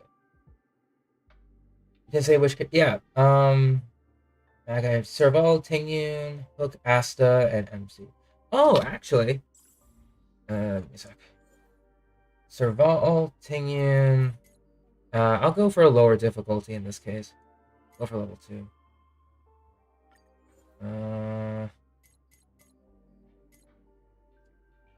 And hey, Annex. Sorry for jump scaring you. So my characters are low leveled because I plan on leveling them up, but yeah, for wind you have Bronya and Sandpool. Okay. So and Donghong. Okay. So we can alter the team a little bit. You can bring Donghong, you can bring Bronya, you can bring because I think for this you can go DPS build.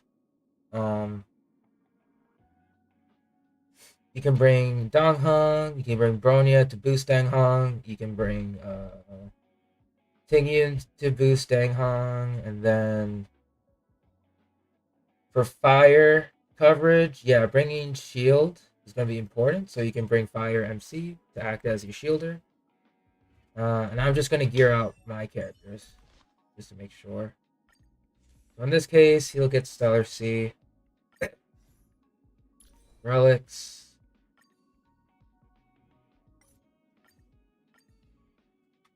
Okay.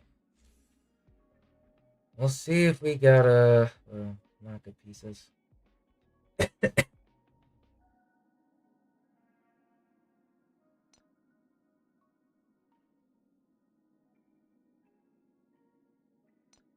Yeah, only 6th to 7th grade. It's crazy, right? I guess to also offer some advice here, the best way to the best stopping place to level up an artifact is going to be at least level 9. Level 9 to 12 is going to be the best stopping point if you just want to focus on efficiency. In this case, I'm just going to leave it alone. Sure. So we have 30 to 50. Fine. For Bronya, I've maxed her stuff out. In this case, I will borrow from Yukong, Planetary Rendezvous. This is a gacha-like cone, so basically what this does is if you have another like ally that's the same element as Bronya, which is wind, aka Donghong, they get 24% wind damage bonus. At maximum, we're fine. I am sick, yes. I got a cold. For Tingyun, I will leave Carve the Moon, Weave the Clouds. And for Trailblazer, I will just give the max level, or close to max level, Japard Lycone instead. Relics are whatever, sure. We'll go for a lower level run just to showcase what we can do. I'll say level 2. Like, let's say level 2. Since I don't know where you're at. So for level 2, I'm going to be bringing in Donghong. I'm going to be bringing in Bronya. Obviously, with lower levels, the run value will vary. But I did take my medicine. Yeah, it's just a sore throat. So let's say we're bringing in Donghong, we're bringing in Bronya, we're bringing in Tingyun, and we're bringing in Fire Trailblazer. Now, let us take a look at what we don't have. We do not have a healer. However, we have a shielder in the form of Fire Trailblazer. What we can do is when we go ahead and select our path to get our bonuses from, we can take the path of preservation. Now, this will pretty much affect our shield strength or whatever we choose as additional power-ups. It will affect our shield strength, how we can generate shields, what kind of special buffs we get when we have shields up, so on and so forth. And all of these will vary based based on specific criteria. As of now, my stuff is maxed out. However, I'm going to be assuming that you don't have yours maxed out, Mizzy. So I will take you along the thing that is called the ability tree. So my ability tree is maxed out. Yes, Fire Trailblazer does have a shield, tiny shield, but it's a shield. Oh, so with the skill tree, every time you do a run, whether you win or you lose, you will gain points located up here called ability points. If you do not have your tree maxed, you will always gain ability points. You can come by to the ability tree and then just start dumping in points for, like, say, the main node, smaller nodes into the next big node, and you keep going down and you keep going down. The idea is you are going to lose. It's going to happen. Even if you follow the team strats, even if you have the appropriate weapons, even if you have the appropriate light cones, level threshold, whatever, even if you have all of that, you may lose just by the virtue that your skill ability tree is not leveled up. So if you do keep on losing, just know that you're going to have to level this up, and as you keep fighting against Svarog, you're going to have an easier time reaching the last stages of his boss fight. You have leveled it up so far that's over leveled at this point? Okay. Let me see. What world level are you at for Svarog? Because then I could probably just tackle it as an example. I don't mind. And then while we're in Simulated Universe, we can obviously go ahead and talk about battle order. Level 4. Oh my. Big stuff. Okay. In that case, I may have to take a different team. Yeah, that's gonna be rough. Let me just take a look at the enemy weaknesses. Fire. Yeah, the only one that I would have trouble here would be this guy. Characters are 60, but boss is 67. Yeah. I get you. That's rough. He's just imprisoning everything and killing the rest. Okay. Then what I think is we could probably go ahead and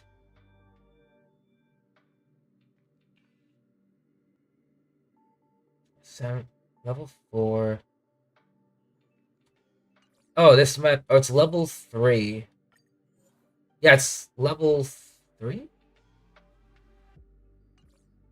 Which level would the boss be? 67. Oh, it's level 2. Okay, then we could bring that team. My bad. So it was Donghung, it was Bronya, it was Tingyun, and it was Fire Trailblazer as an example here. So we're gonna launch Simulated Universe, and we're just gonna. Okay. So when it comes to this, I would recommend going for. If you had Kafka, I would have suggested Nihility. However, there are 2 routes you can go. The hunt allows you to make everyone in your team like a hyper carry, but the bad part is since you have no dedicated healer on that team, you're gonna die. The other best ones for this run, if you don't have a healer leveled up, would be Abundance or Preservation. In this case, I would recommend Preservation, just because if you have your shield built, you'll be able to handle most of it.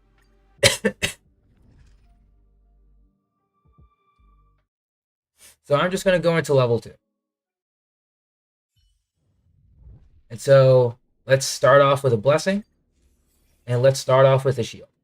So anytime you select the shield option here, any shield option works for the most part. When we start getting the 5 stars, like after beating the mini bosses, there are specific All characters are 60 with max traces. Okay, then I have a couple that are above 60, so my run's going to be a little different than those, but we'll see. See you later, Annex. Thanks for sticking around. So I'm just going to disable auto when we get into battle. And so there was a weakness there, and we'll explain the weakness chart. So, inside any battle screen, we get to see our characters with their respective skills, any status buffs, and their ultimates, which are these large circles near their heads. Anytime they're full, you can activate them in any order, whether it's their turn, or whether it's the enemy's turn, or another character's turns. So you could start to chain buffs on, say, your main DPS's like turn to deal massive damage. That's something you can do. When it comes to enemy weaknesses here, when we enter the battle and I attacked with Dang Heng, there was a weak sign right there. It broke this character's shield, so this bar is gone compared to the other two here. So now, with this character's bar being gone, they take increased damage and they are stunned, which means that they skip their turn for the most part. In addition to that, we get to see our single target normal attack and our support elemental skill, which allows us to give a buff to other characters. We don't need it yet, though. In order to switch between this and the single target, just press Q or E or whatever skill, and normal attack will be on PlayStation. So the idea here is that you want to make sure that if you are able to cover enemies' elemental weaknesses, it has to be the same type as your character. So for example, once again, this character or this enemy has a wind weakness. We attacked with Dang Heng, and he broke this shield, meaning this character will take increased damage from all of our characters. Or rather, the shields reduce damage, but now without the shield, it takes normal damage, not increased damage. But we do not have any physical or quantum characters, meaning we cannot break these characters' shields, so they will take reduced damage. In this case, I will show an example of just status buffing Dang Heng in double speed, of course. So we will apply the ultimate. We will apply the second ultimate. So now we will be doing Dang Heng's ultimate first, and then Tingyu's ultimate. Watch what happens. I have voices off just to keep the this tutorial going.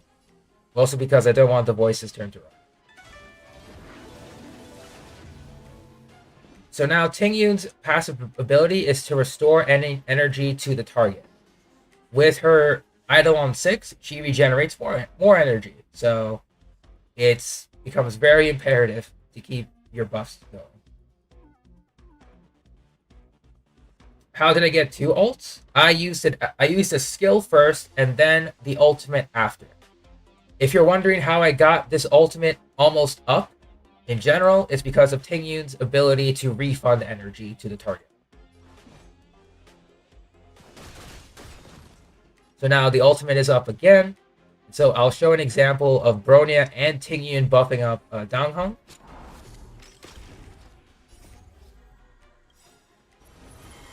And just using the ultimate here again.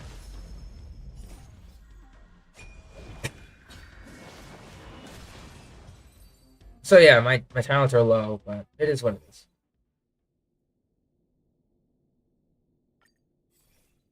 Unfortunately, we don't have another preservation blessing at this moment. However, I would still recommend reading the other blessings, because there are some other good blessings from other paths. For example, with this hunt blessing called Vaulting Ambition, at the start of any character's turn, you gain 4 energy. You just gain energy for taking your turn. That's incredible. So, obviously, I'm taking it. And as part of the ability tree, we get the option to select another blessing.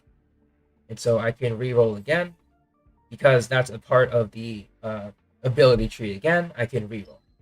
So in this case, we found a shield blessing, so I'll take the shield blessing. So don't just stick to your required path.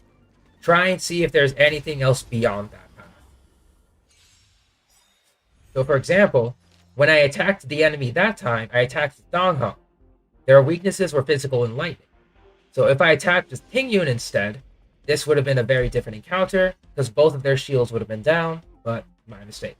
In this case, I will go ahead and I will buff up Donghong again. And I will go ahead, attack with Donghong, use Bronya, break Donghong back up, and just do some damage. Let Fire Trailblazer do their thing.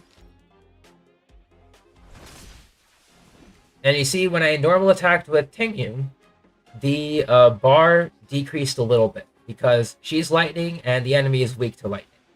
So Tingyun only attacks once, so there's one instance of shield break.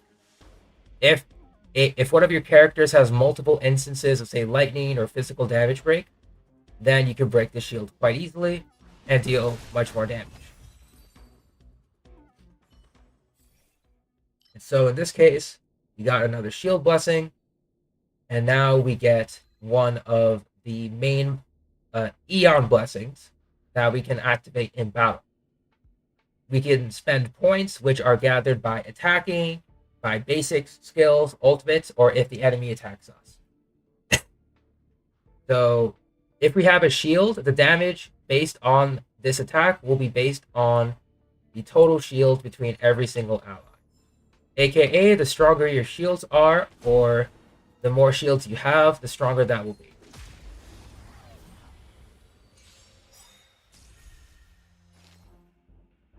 So I'll just keep on attacking. In this case, I will cause a weakness break.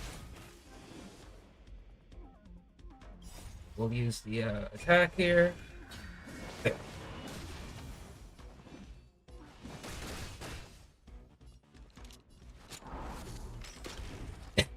Yep. As long as you have 3 buffs matching, you get that special Eon buff. As you level up your ability tree, it will allow you to get more buffs, the more of the same type blessing you get. In this case, we don't have a lot of good resets here, unfortunately.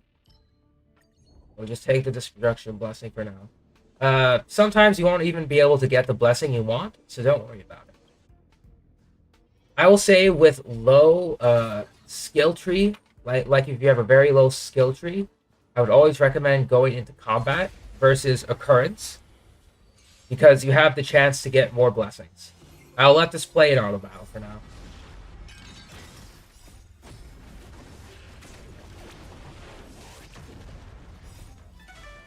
Once you have a high level skill tree, then you could just do auto battle and just focus on the elite bosses if you wanted to.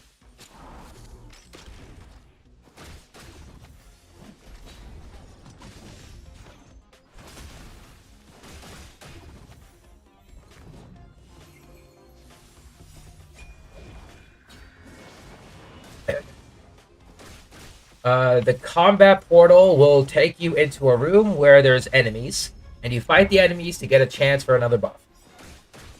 Occurrence, it's like a random wild card kind of domain. It could give you buffs, it could give you negative buffs, or it could just give you absolutely nothing, depending on the occurrence there. So you want to make sure that there's a good reason you want to go into occurrence.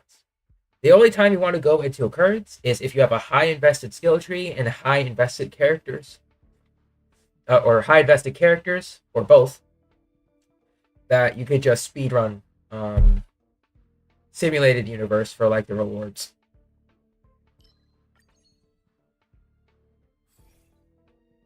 So like for example, if there's a shield on the character, you gain additional crit rate.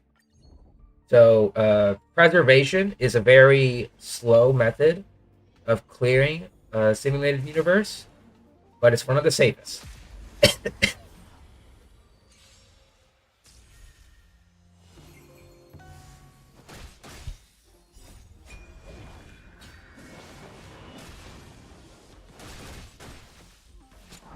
But yeah, with occurrence, once again, it's a very, very RNG. You don't want to do it if you can't do it like normally. That's the way I view it. Because if you can't auto battle Sim Universe just yet, it just means that your account is not prepared, which is fine. You know, it takes time anyway. Dang, that sucks. We're just gonna take the hunt. That's it. All right. So now, here we have the elite boss. When you do the elite boss, you have a 100% chance of getting a 5-star buff and a curio, as well as being able to claim artifacts when you are in World 3 and above.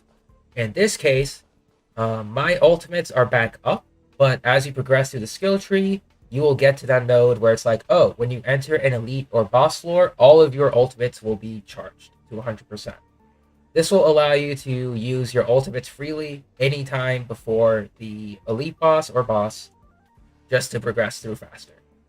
So in this case, I'm going to give myself a shield using technique points, which are the little icons here. So let's look at our character. Our technique for Fire Trailblazer is we give our team a shield equal to 30% of the Trailblazer's defense. Great.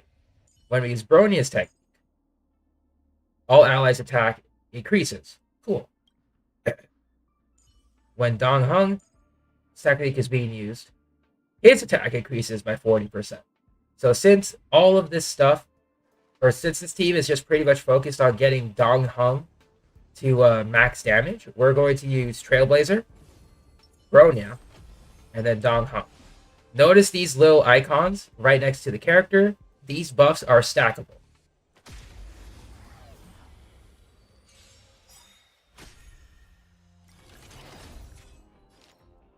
And now, example here. I think this guy attacked, and as a result, our Trailblazer is stunned for a turn, which sucks. We don't want that, but it happens, you know. So for now, I'm going to use Dong Hung's skill, and then Tang Yun's skill.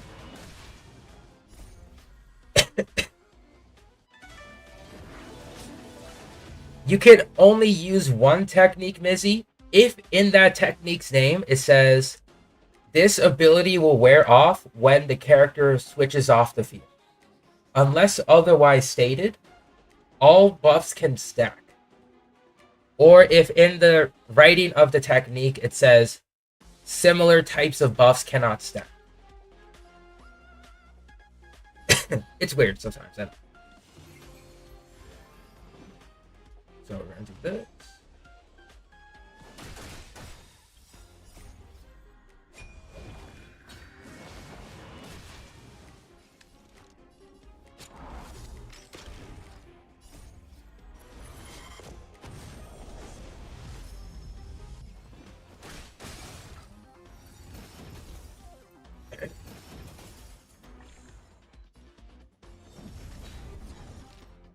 I'll do this.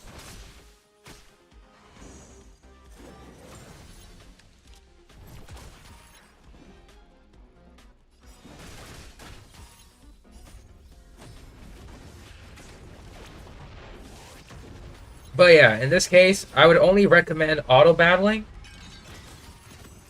If you do plan on doing it in Simulated Universe, just to do it on like trash floors before you get to here.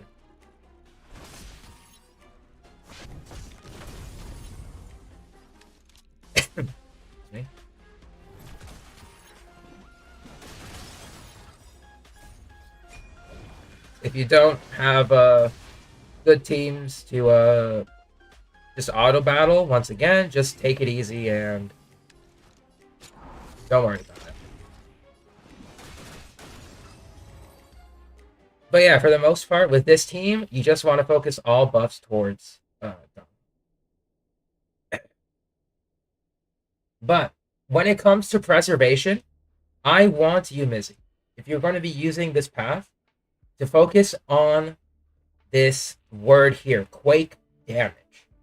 Quake damage can only be activated through, like, say, when you have this blessing in hand. So, whenever you take damage, you basically reflect additional damage back to the enemy. So, the stronger your shield, you deal more damage back to your enemy. So it's like, why are you hitting yourself? Why are you hitting yourself? When you take the blessing, confirm. And as well, you can take quake damage when you hit enemies. So it's additional damage upon hitting your enemy. If you have both of those quake damage blessings, GG, the enemy is just going to mount. So when you go for these type of buffs, zero-dimensional reinforcement, I will honestly say, is the first one you want to take.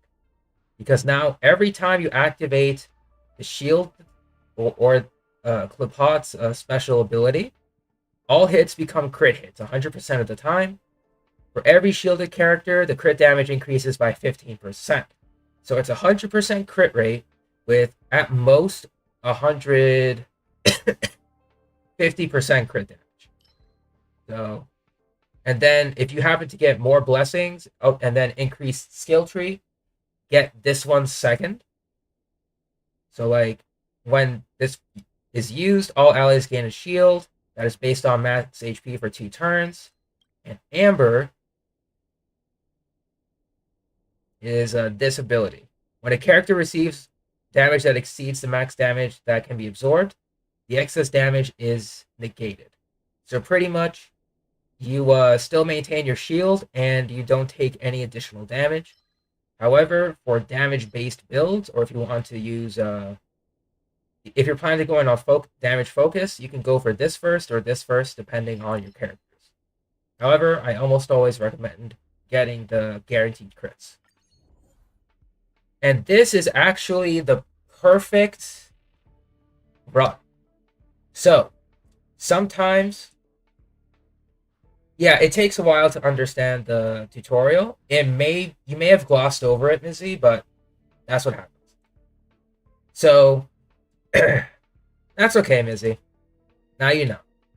So the Sealing Wax of Preservation right here, this is called a Curio. You gain one after every elite boss battle. So 2 additional Curios at most. What this does is, as long as you have this Curio inside your inventory, your chances of getting a Blessing of Preservation increases. And you get 1 extra Blessing of Preservation immediately upon claiming. This, if you happen to see it, this will make your runs a lot smoother. This one allows you to get a free 5-star blessing once outside of elite boss rooms, but for consistency, I recommend Preservation Seal. So now we get +1 blessing. You would claim your relics here, but I don't need to. I'll move on. Okay. And now we move on to the domain of respite. These jars over here, they heal your HP, they heal your technique points if you need to. The downloader allows you to take more characters from your roster into your party. So I don't know if you've used this feature or not, but you are not locked into your 4 characters. You can bring any other character you feel like you want to bring. So if you know that, say, oh, my Sampo can handle Svarog, but he's a little too weak, and some of the enemies can one-shot him. What you can do is you can download your Sampo and then put him in, like, the back reserves. And then when you get to the boss, switch in Sampo, and then, GG easy. But it's like, oh, maybe I need a healer for the next floor. And then you also get, like, a brief overview of your bosses. So, for example, if you happen to go against Stormbringer here, and he is only weak to Fire Trailblazer, but there's, like, Ice and Imaginary, you can go ahead and bring another character that can counteract this weakness. So in this case, for the sake of example, I'm going to bring in, Yanqing. Let's say you have Yanqing, you lost a 50-50, you have him leveled up, all right? And we're going to bring Yanqing over. Or you can also bring Herta. I forgot, I don't have any artifacts on her. For the sake of example, no, actually. I'll bring Imaginary as example. In this case, I'm going to bring Welt. Let's say I bring Welt this time. Okay? So I have Welt that can possibly cover the next elite boss right here.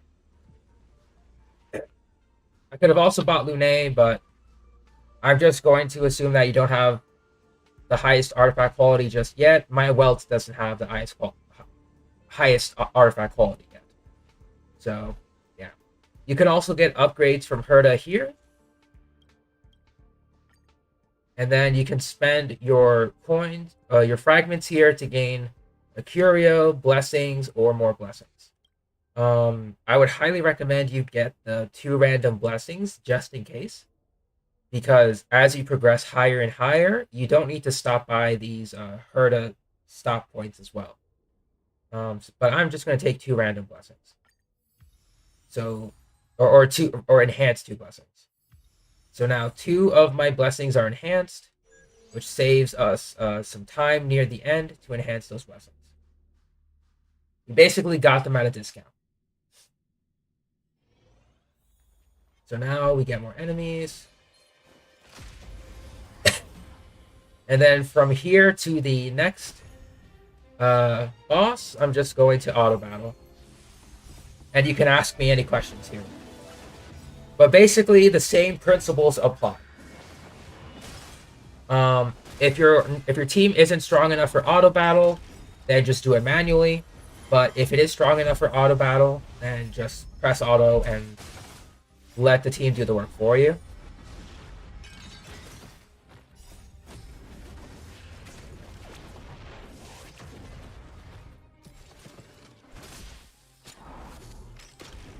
Well, fragments. If you're talking about the currency, no. For every new run you do, you restart from 0. All blessings, all curios, all currency will be reset.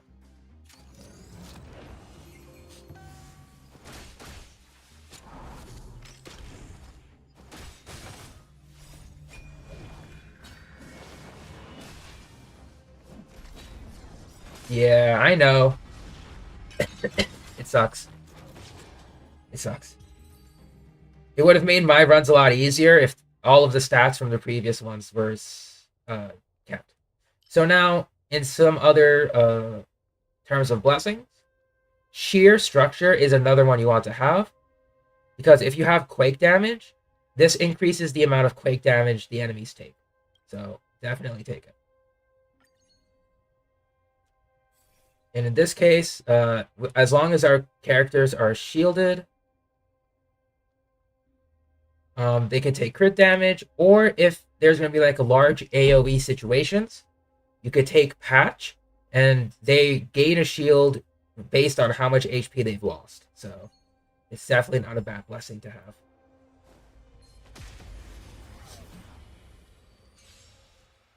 So I recommend anytime you go ahead and claim your blessings, just give them a quick read, personally. It'll help you get more informed decisions.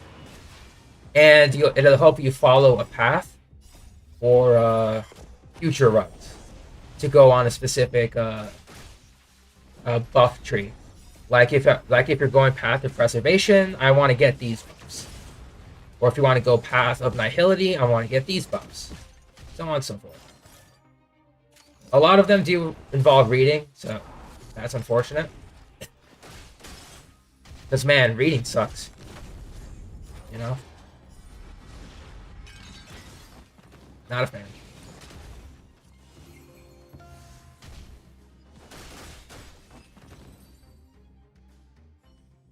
I'm just saying, reading is like, you know, whatever.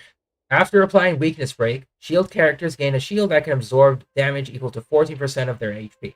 The more shield stacking you have, these are all separate shield instances, by the way.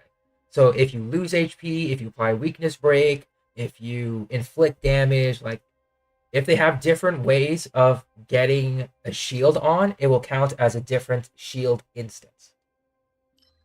So some of these shields can just stack on top of each other. And so now I can go ahead and get the second Klapoth shield buff, which allows us to get even more shields. So in this case, I'm not going to go through occurrence. I'm going to go through combat and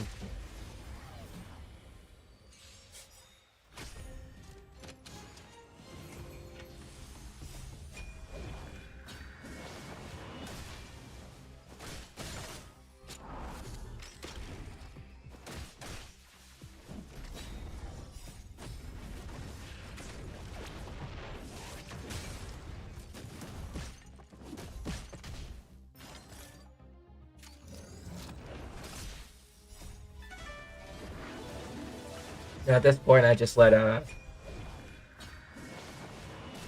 game do its thing. And once again, if you guys happen to have any questions as we do the auto battles, just let me know. Because going through a simulated universe is kind of normal for me, but it's not going to stop me from answering other questions.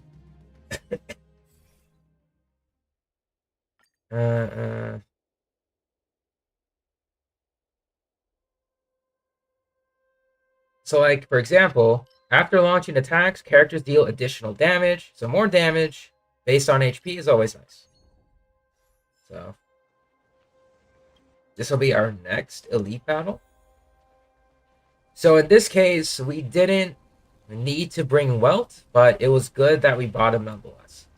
Because if we bought Welt, we could go to our team menu, we can go to quick setup and sub out one of our characters for Welt, and then just go ahead and take on the other enemy here. Oh yeah, imprisonment and 3 bars of HP. I know, Svarog. So in this case, I will apply shield, I will apply Thornia buff, I will apply Dong Hung buff, and we go.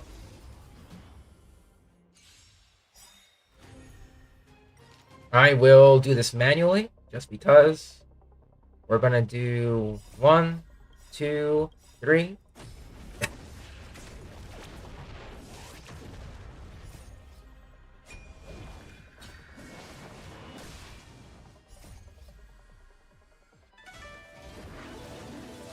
So in this case, only my Tingyun and my Trailblazer can break the shield. So that's what we're going to do. We're going to slowly break the shield instead of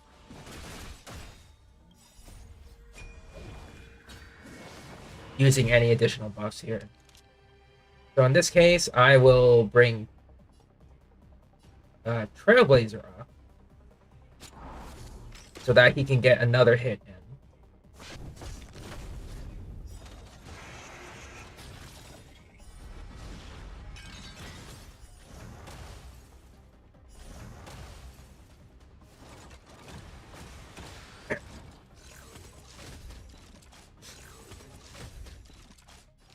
Cocolia?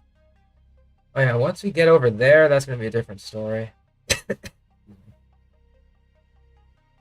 we're going to go ahead.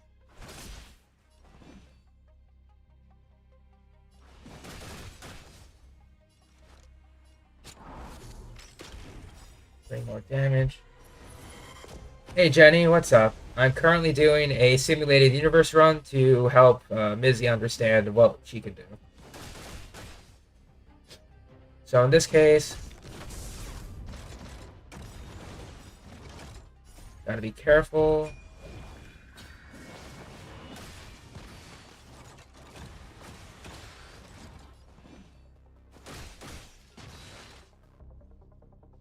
So we can do shield break.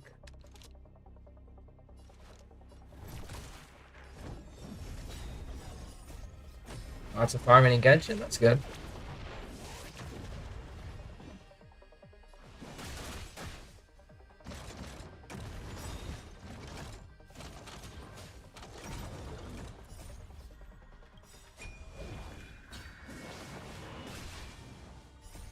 Yeah, just gotta be careful though, because since I have no healer here, we have a great chance to die.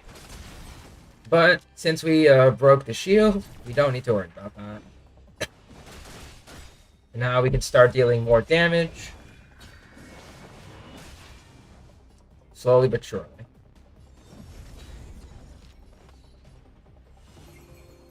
Start buffing up Dong Hong again. Oh, accidentally dropped Ronya off.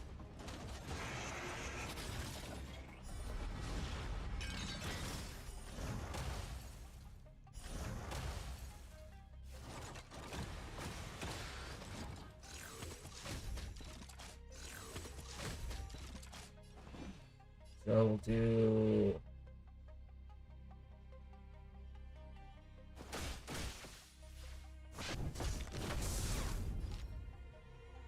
We'll do...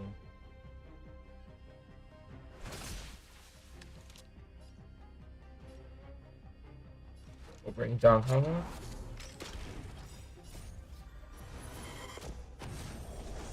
Alright, farming for the Oceanic Pearls. It hurts, but for the sake of raising characters.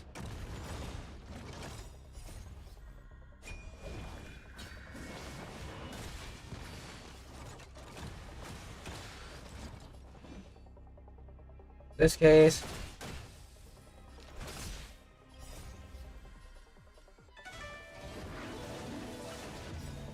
bring up his ability.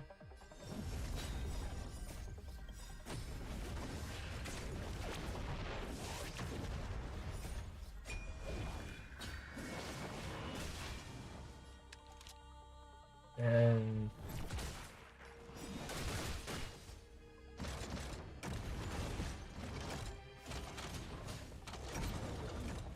okay.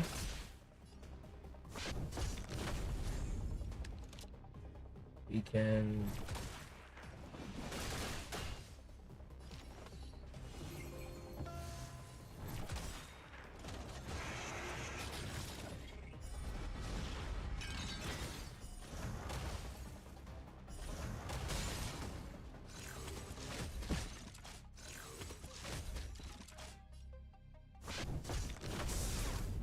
yeah, this is why I recommend bringing a healer.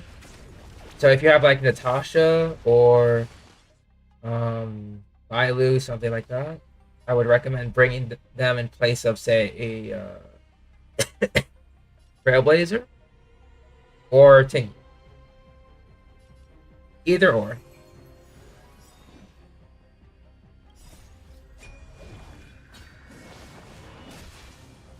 Yeah, it is a little tricky. It's fine.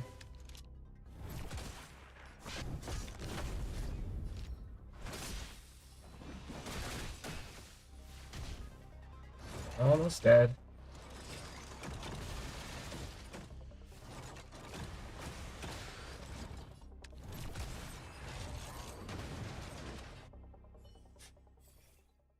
It's okay. It takes some time. Also, there is another special shield thing that I wanted to get. Macro segregation. Busy. At the start of the battle, characters gain a special shield that can absorb damage based on max HP. Whenever another shield is gained, this special shield will also strengthen. So the more shield values that you get, or the more ways to gain shields, you will be able to strengthen this shield's effectiveness. And then every 2 turns, this will be removed and can be regained again. So if you see this or another Quake damage blessing, go for this. So in this case, Fate Bond gives us a discount. So we'll take the discount, we'll grab our blessing. We go into the next domain of respite. Get some free heals. Download another character if you need to. But in this case, I'm just going to go ahead and get another buff, which will enhance 2 blessings. So we gain a preservation buff and a hunt buff.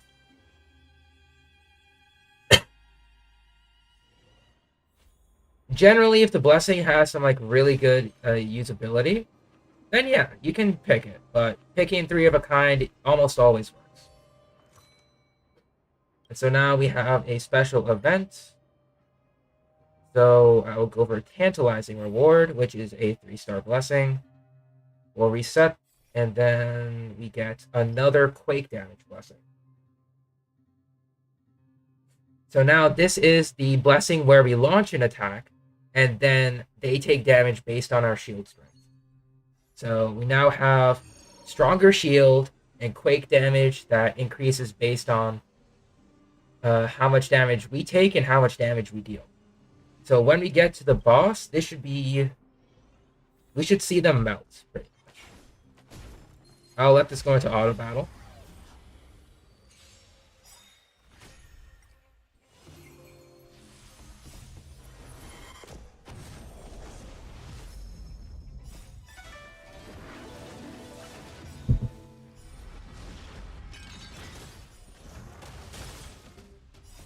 But I will say, for the most part, I would just recommend picking as many blessings as you can that belong to the same path, even if you don't read them, just for the sake of getting the special 3 of a kind like buff, even if you don't know what they mean.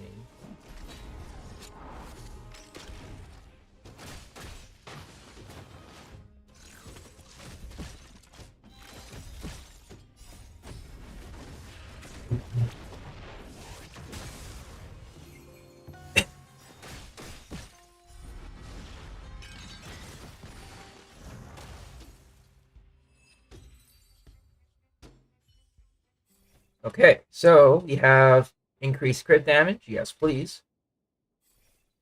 And then we have max damage increase. So, Quadrangular Pyramid increases the amount of damage shields can take by 30%. Which then allows us to get our last shield buff. Which allows this buff to be to regen faster. So that would be like the perfect run, you know, getting all 3 special buffs for the path. But I will tell you, this doesn't happen all the time. We're getting lucky because this is a demo run. And with the last respite area before the final boss, normally you'd want to go ahead and enhance any particular blessings you may want. Unfortunately, we were 1 Cosmic Fragment away from increasing our gold ones. That's okay. We can take a look at some of the lower ones. If you happen to have this blessing, this 1-star blessing called Assemble, I would recommend enhancing this immediately, because characters gain a defensive boost based on how many blessings of preservation you have. So effectively, this is a 72% defense increase. So highly recommend you get that over any other blessing, should you happen to have enough points. And at this point, you can also download another character. So let's say we have fire, lightning, wind. Do you happen to have a healer built, Mizzy, or no? Because I'll bring them in.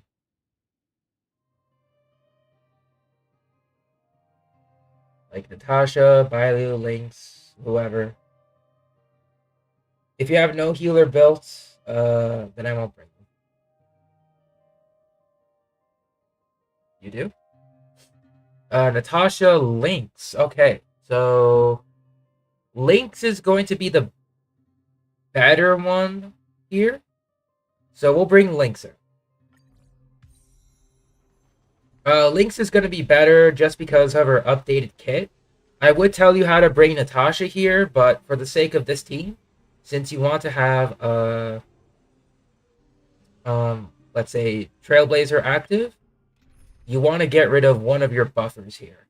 So you can get rid of Bronya, you can get rid of Tengyun, but Trailblazer has to stay because we need shields to be created. So for this theoretical team, which character do you want me to sub out? In this case, it would have to be either Bronya or Tingyu.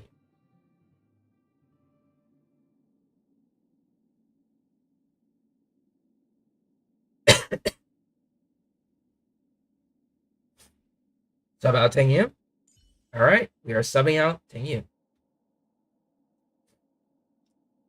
So, this strategy will become a little bit different, but it'll still be pretty darn good.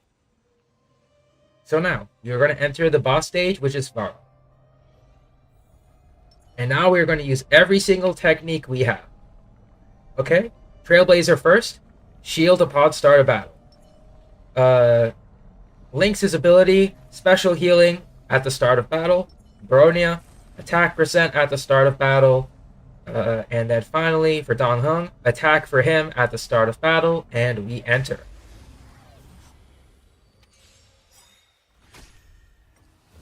So now, we are starting off with a bunch of enemies.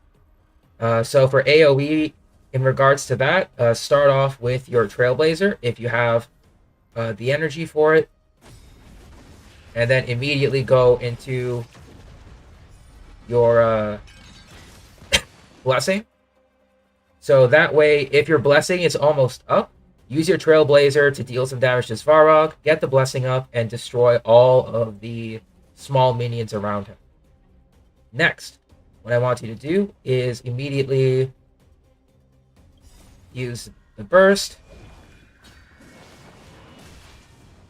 and deal some damage. Use a skill, deal some damage. In this case, don't do anything, but just use a normal attack. The reason why is going to be based on this next strategy. First, we taunt. And then Lynx's skill allows us to give healing over time to a specific character. And if that character is part of preservation or destruction, Lynx gives them a higher chance to be targeted. So, as you can see, Trailblazer gets targeted, and all of our characters remain safe.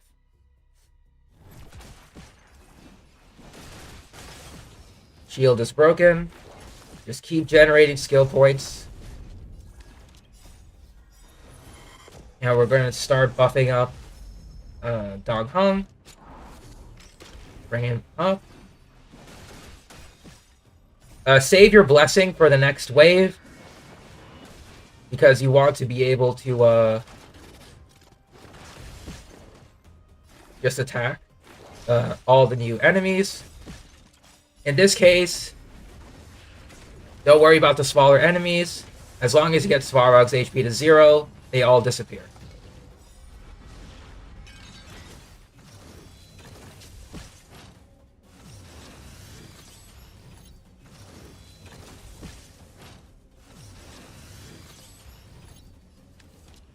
Alright, and we just have to make sure Trailblazer's taunt is still up. Doesn't matter how we do it. It has to stay up. So that he takes all the damage and no one else does. Unless it's AoE, then obviously, yeah. Make sure you use Lynx to refresh the taunt. And just keep attacking.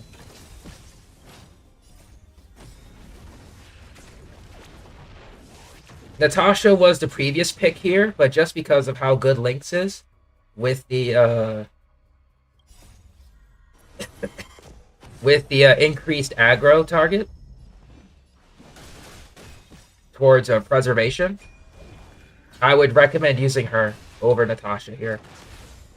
Sometimes the targeting doesn't work, but you know, it is what it is.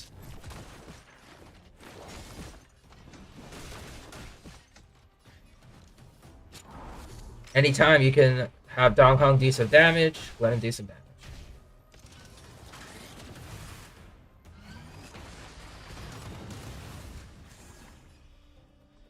Don't have enough for the shield.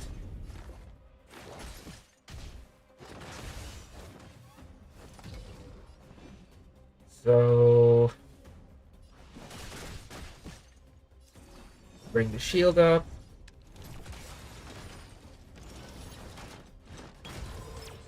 Immediately use the blessing. Immediately use bursts.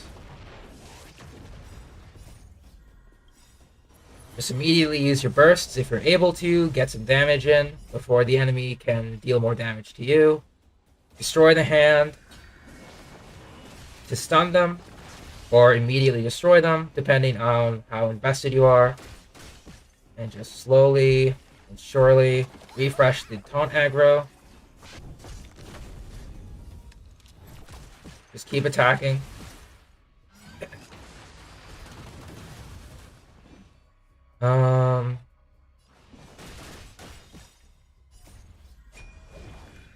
Always save Klapoth's ultimate when he summons another hand. So then you can automatically deal damage. Like so.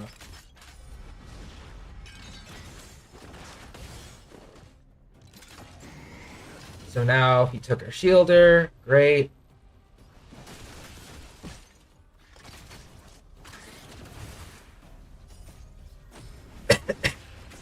Oh yeah. It's okay. Once again, target Trailblazer, get that taunt value increase.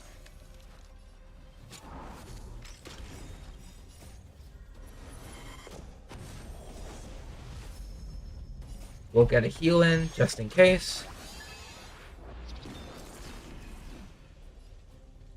We want to make sure that the hand is gone.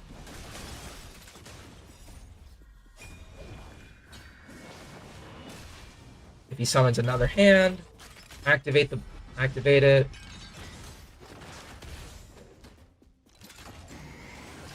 Our DPS is stolen. That's not good.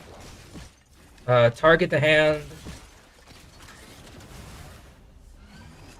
So anytime your DPS, shielder, or healer is stolen, automatically switch targets, because you don't want that. Not yet.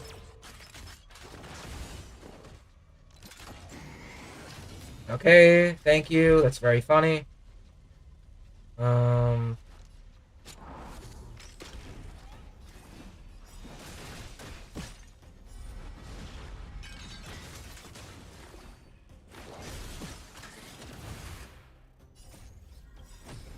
And yeah, at this point, you could just slowly keep doing more damage.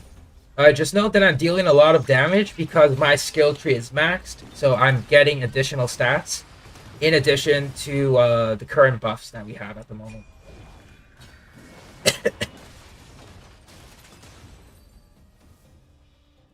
Yeah, the shield stacks just help so much.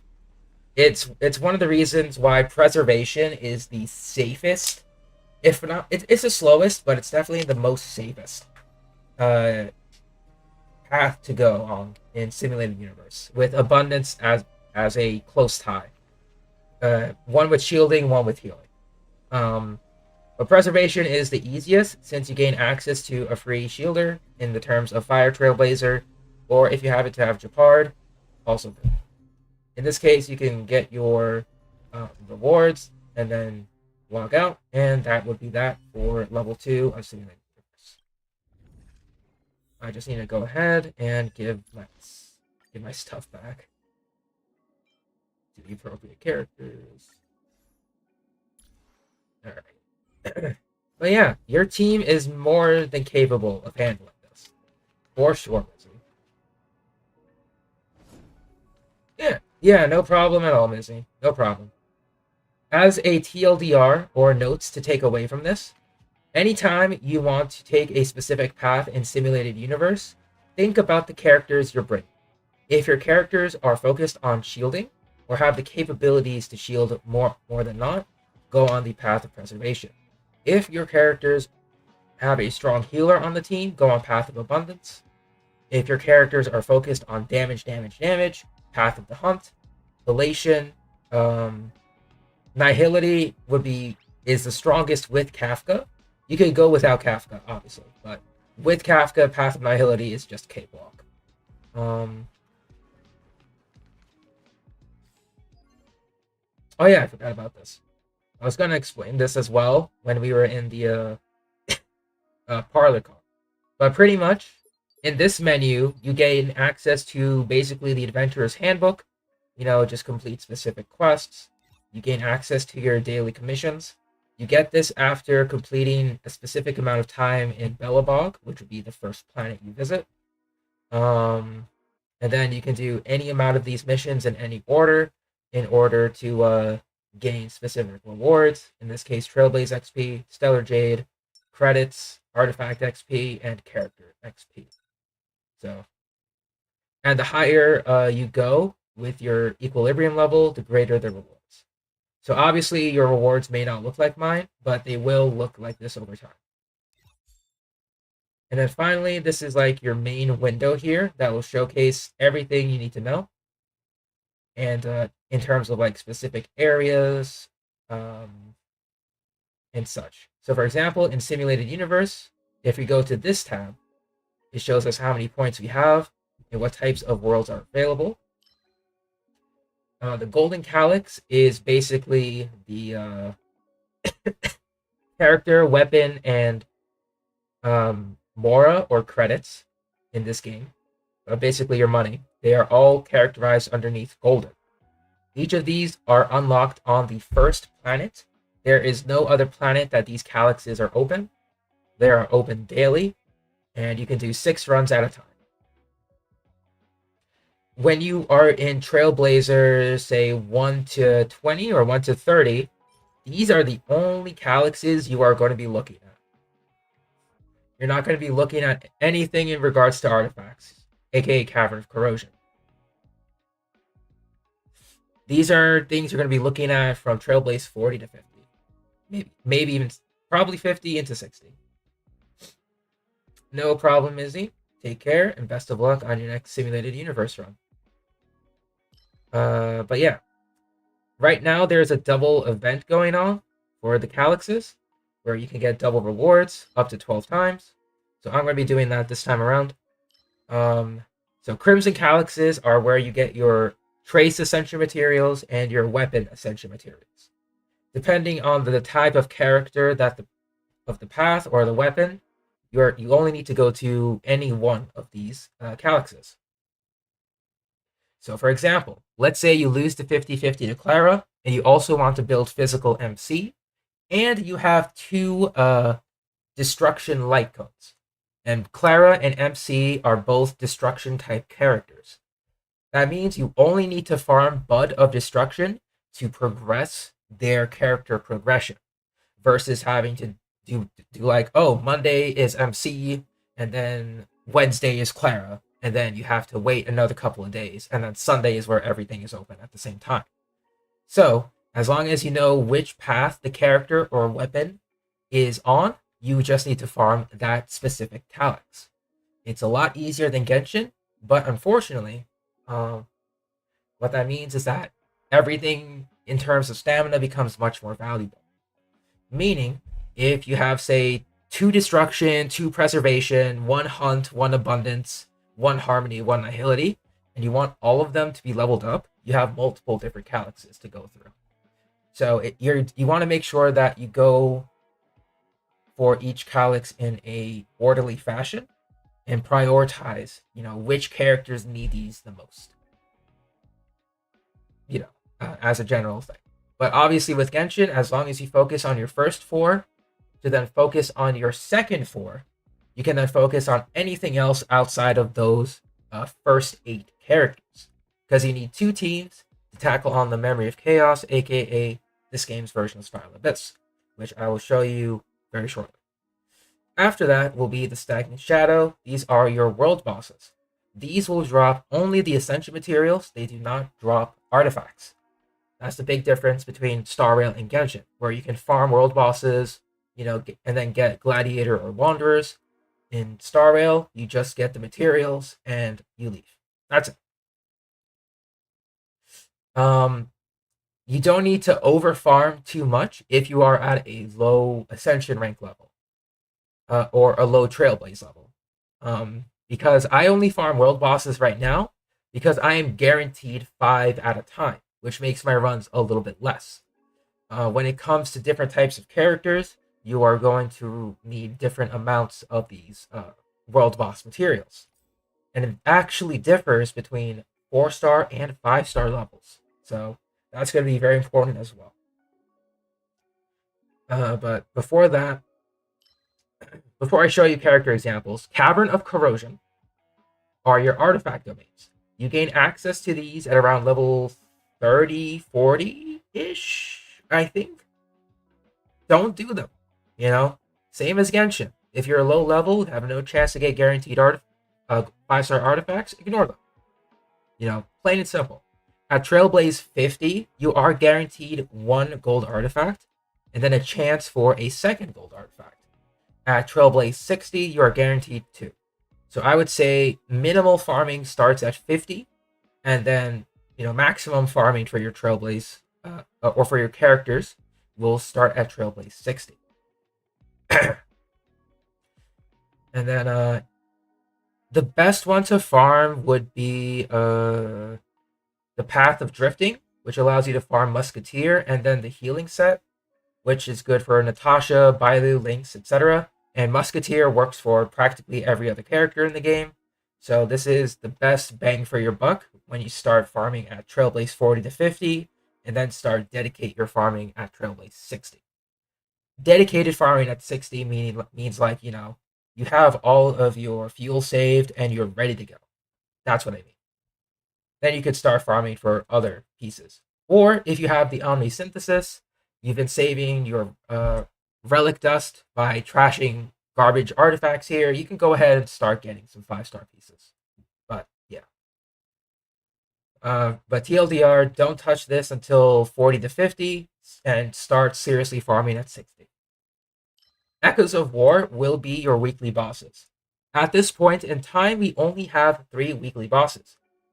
The difference here is that you can fight the same weekly boss multiple times instead of one and done in Genshin. So like we have 3 tries, so I can fight this guy 3 times, her 3 times, or her 3 times, or spread it out one evenly, or maybe do like twice for her, 1 for him, etc., etc. All of these will cost 30 stamina. They will drop Thief of Shooting Meteor and Musketeer, both of them good general sets, and then their respective material for traces. These are only for traces, and they are for unlocking advanced traces or big nodes, and for leveling up your traces beyond level 8. So keep them in hand for your favorite characters. And Forgotten Hall, give me just a second, restroom again, and then we will talk about Forgotten Hall.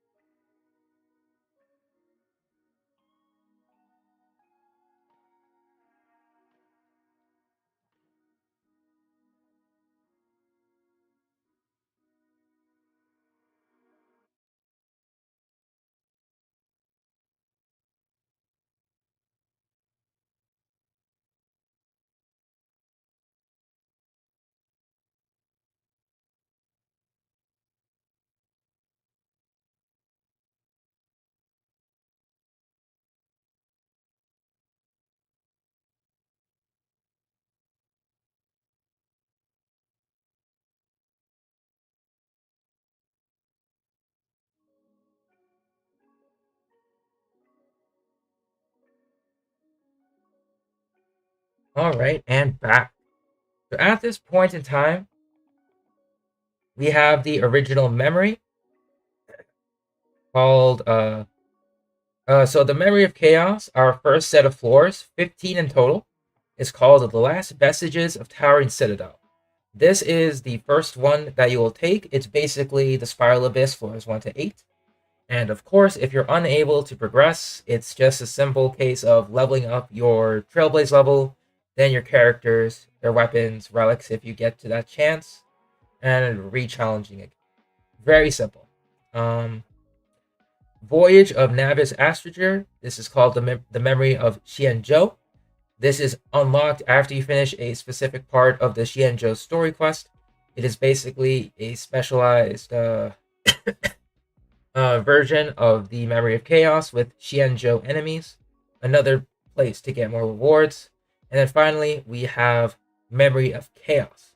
Memory of Chaos is basically floors 9 to 12. They reset every set amount of days, and you get to challenge for refreshing rewards. It goes up to floors 1 to 10. 1 to 5 is generally easy. 6 to 10 is where the damage creep starts to begin. 6 to 8 would be intermediate. 9 to 10 is difficult. As a TLDR. And as you clear either the weekly bosses or the Forgotten Hall, you will get Lucent Afterglow. Lucent Afterglow allows you to exchange for free-to-play light cones. And sometimes you may even get the free-to-play light cones to drop from the boss battle itself.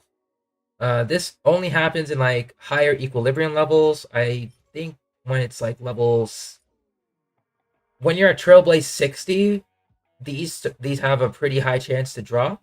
Low chance to drop at lower levels, but they could drop. So you can pretty much get the fragments to exchange, or you can just get the actual weapon from fighting the weekly boss, pretty much. And that would be this survival index, or this is basically like your adventurer's handbook, effectively.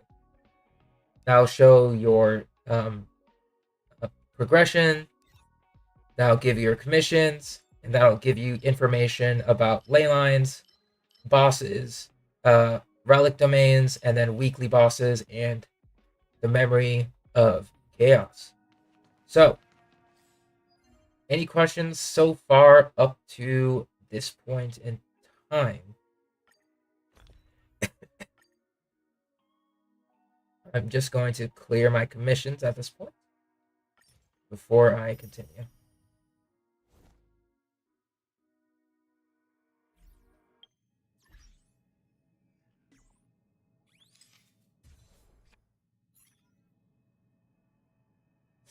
And yes, some of the daily commissions are a little silly. So you could finish the daily commissions practically instantly when you boot up the game. So it is pretty cool.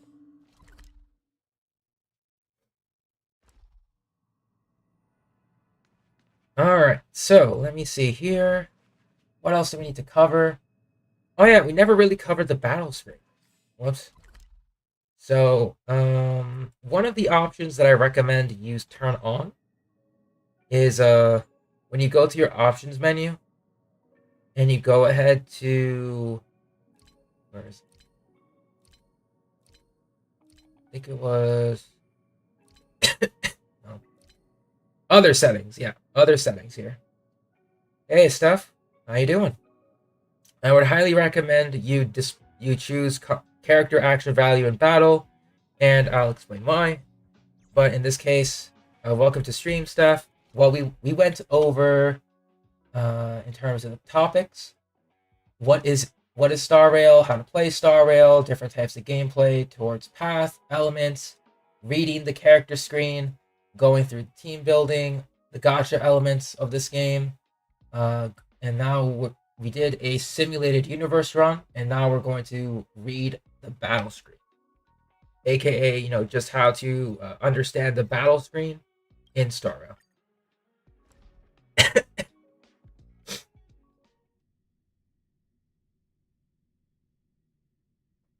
Yeah, I told Ty to let you know, but oh well. I'll bring one of my other teams for this example.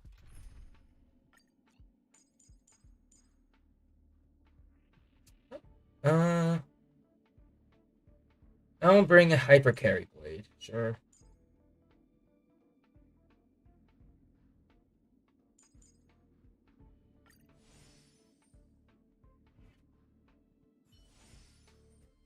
Yeah, the settings might be different on how to get there, but you can still access the same types of settings, is what I'm saying.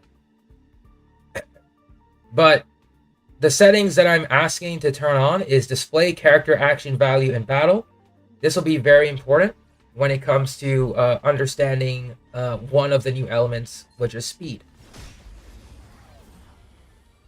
that you have to focus on. So in this case, let's take a look at the character's action value here.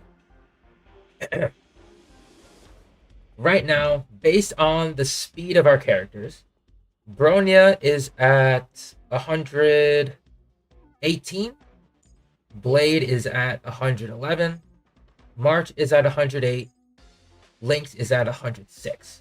So based on that order, it goes from Bronya, March, Lynx to Blade.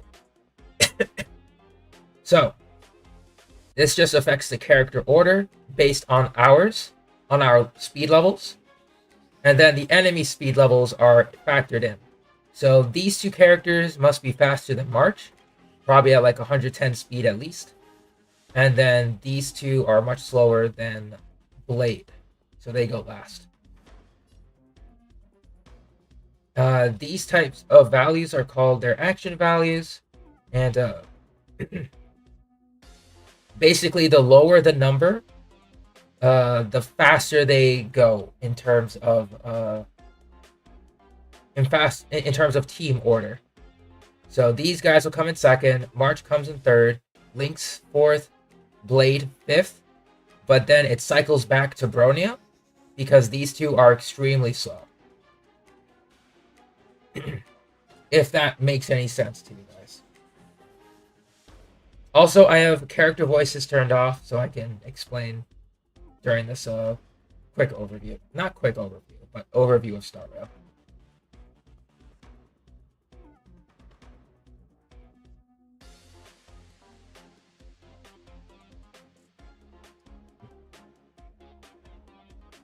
But in this case,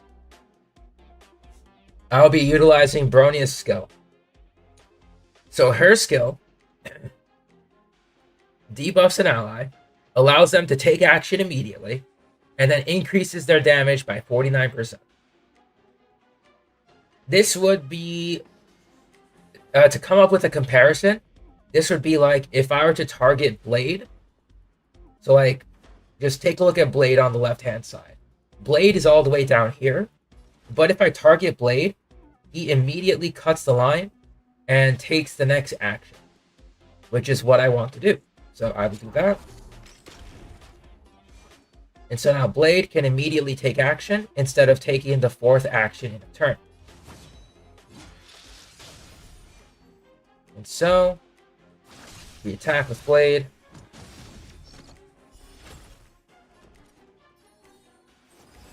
And then we target Blade. I guess March wouldn't really work with Blade because he needs to be damaged. I guess just with Lynx is fine, so I need to figure out a different character here.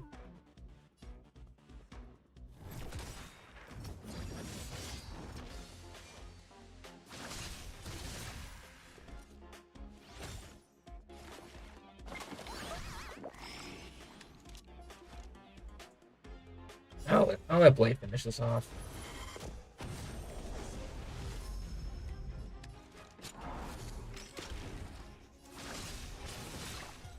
So that's just an example of I actually need to talk about skill points. So skill points are going to be the important currency. Yeah, sure thing, Ty. But when it comes to battle, I did gloss over one important factor, and that is the skill point economy. And so I'll show an example.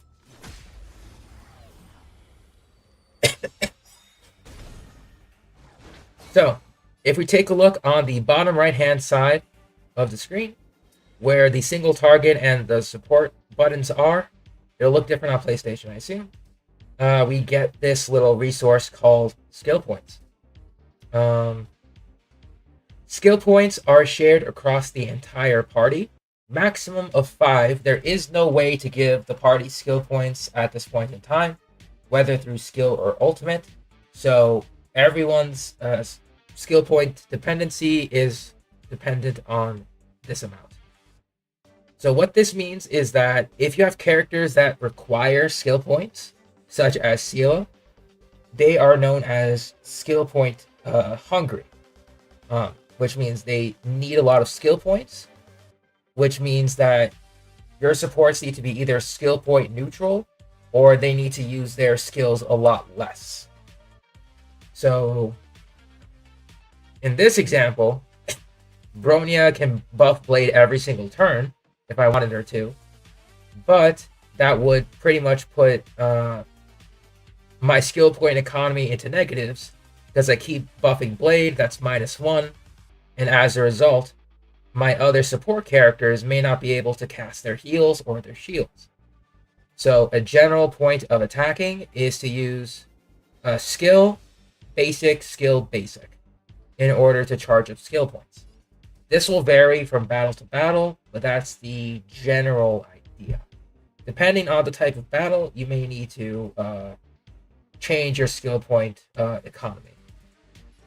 So for example, I'm going to use a skill which uses up 1 skill point. Right here. So now from 3 to 2, and I know that Blade likes to use his auto attacks, so I have to use another skill point here. But with Blade, if we take a look at his abilities, when we use his skill to empower his normal attack, this lasts for 3 turns, and you won't need to use his skill again. Meaning he has this special normal attack for 3 turns, which allows him to be very skill point friendly and go in many different teams. So for example, I'm going to use his ultimate.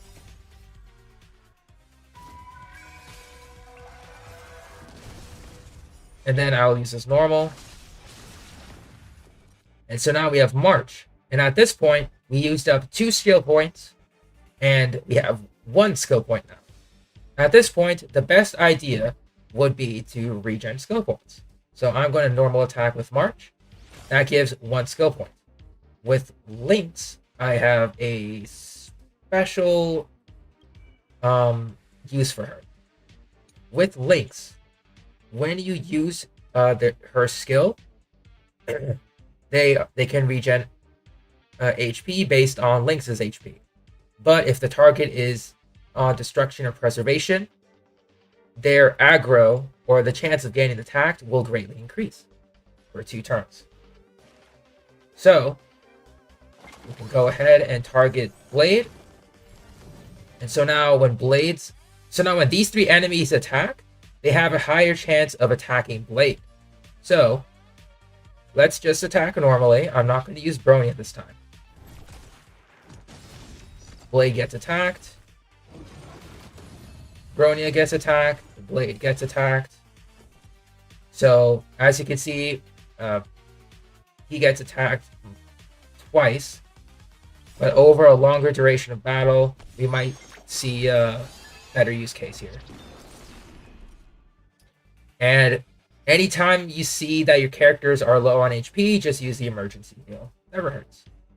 In this case, I want to make sure that Bronya gets some skill points. So I will just normal attack. And so now Blade can normal attack once.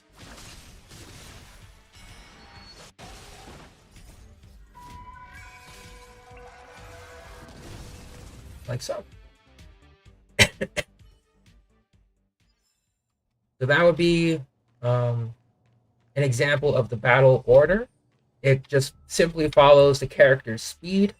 So in this case, Bronya was the fastest, followed by March, followed by Lynx, followed by Blade.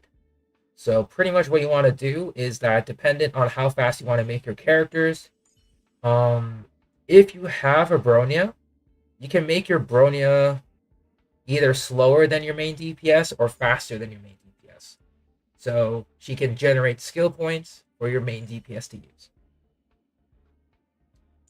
So in this case, if you are using, say, the traditional Sela team with like Sela, Bronya, and then like healer and shielder, Sela will go faster than Bronya, which means Sela can attack once, Bronia can bring Sela back, and then Sela can attack again. So it's a classic strategy in the 1.0 patch, and it cleared a lot of content. Like, and just as a general overall tip, if you see some of these destructibles, you can break them. You get a little bit of credits, aka money, and you also get a little bit of materials for crafting, consumables. That's only if you want to be very diligent about it. You don't have to do it, but it's nice if you just want to roam around. And you can do this, repeatedly in the in the overworld. But for today, Silverwolf. I think what I want to do is synthesize everything.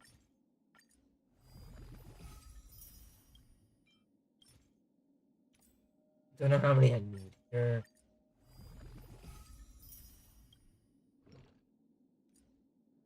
I need 5.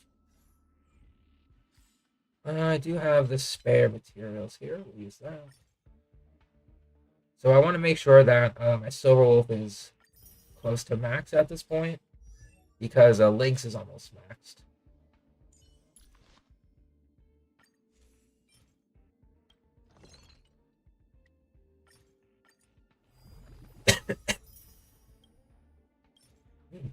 Need how much? 8? 8, dang it. Alright, I guess I'll just go to one to Nihility Catalyst, do one run, and then just leave for XP. And the good thing about this is that when you unlock the calyx that you need, whether it's for books, for credits, weapon XP, or any of the essential materials, you can access the handbook and immediately teleport to it. So you don't have to open the map and find that area if you are having trouble with it. So for the sake of example, I'm going to keep Lynx. I'll keep Bronya. And for example, for Hyper Carry, I'll bring T.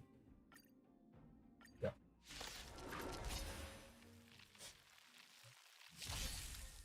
And I'll just auto battle.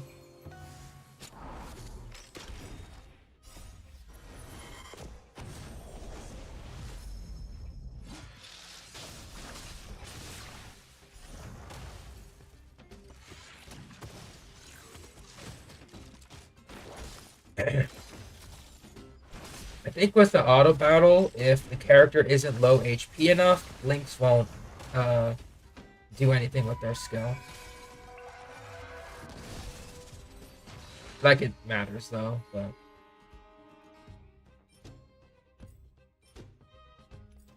yeah, we're good.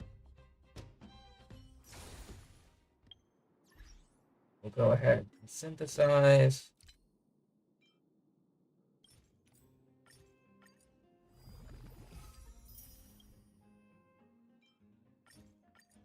And I'll go ahead and level up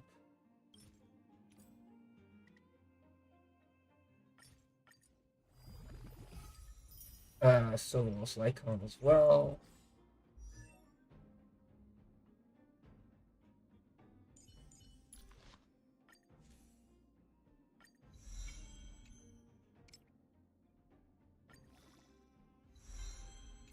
Good. Now we just need to farm for her level. Yeah, we'll just spend the rest of our stamina farming up Silverwolf levels. That's fine.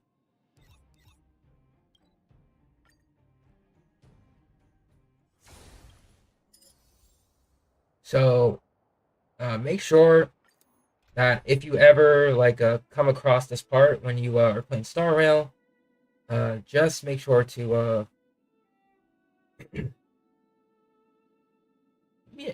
just do the double drop calyxes for say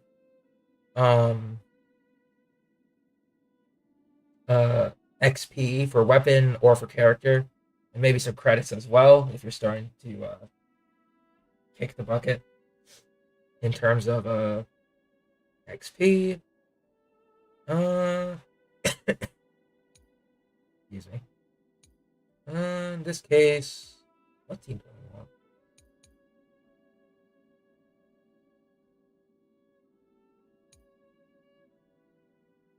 We'll show off Monoquantum, sure.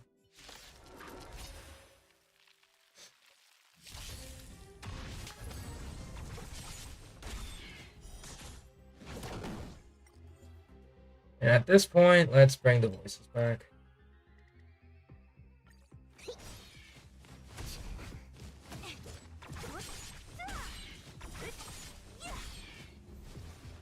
Disappear among the sea of butterflies. Illusions of the past. Time for a fun. This is double speed.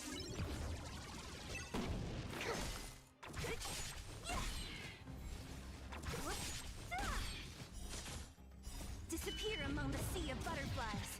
Illusions of the past. Time for a fun.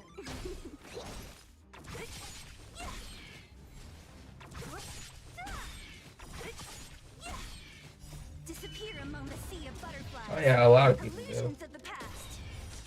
Gather as one. Human creations. Who's next? Time for a fun. Deep breath.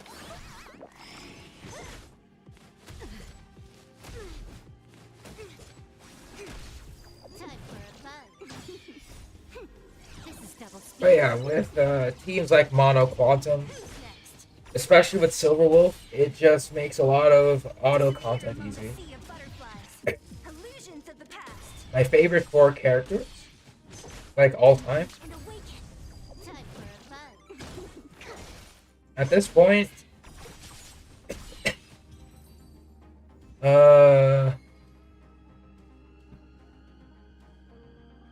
like to put on a team or to,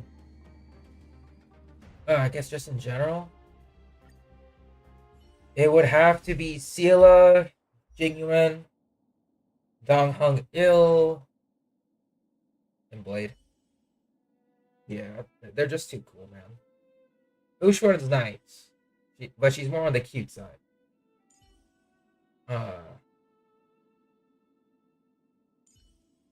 But yeah, just in terms of like style, those are my favorites.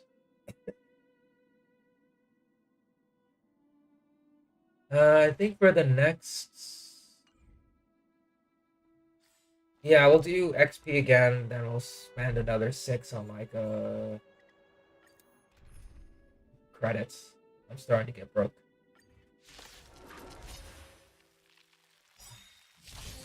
Gather as one. Human creations. Disappear among the sea of butterflies. Illusions of the past.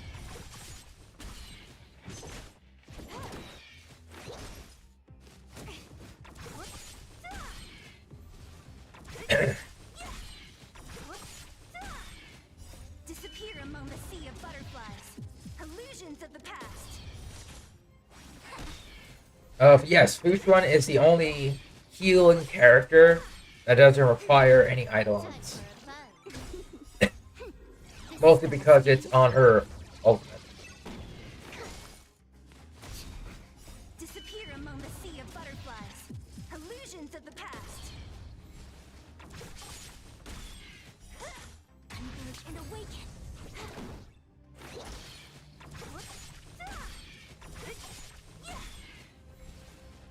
Disappear among the sea of butterflies. Illusions of the past.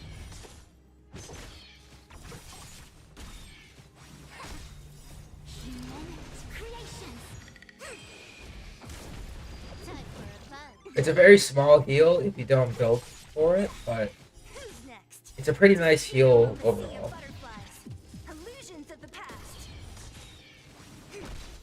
Time for a fun. This is double speed. But yeah, all the way back in 1.0, Ciela was like the honorary erudition character. Because when you got her built properly with good stats, her signature light cone or stellar C, and you focus on the enemy weak points, it's like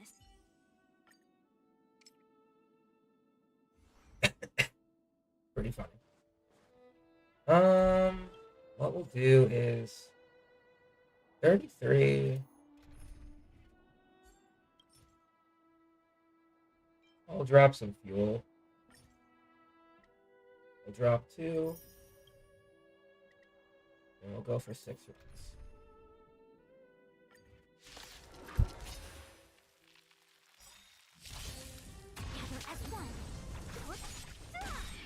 Who's next? Time for a fun. No matter. Disappear among the sea of butterflies. Illusions of the past. But yeah, while we're just farming to level up Lynx and Silver Wolf at this point, any questions at this point? Like, in terms of team building, what's available, what kind of characters, just like anything in general. Any questions, I will be glad to answer. Who's next? Disappear among the sea of butterflies. Illusions of the past. Converge and awaken. Human creations.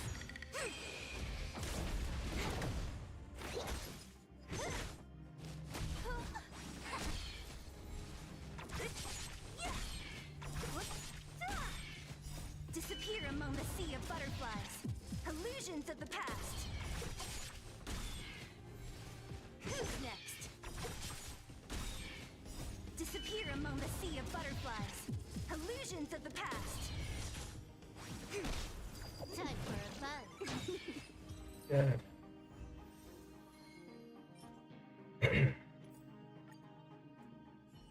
If we can level up. I think actually.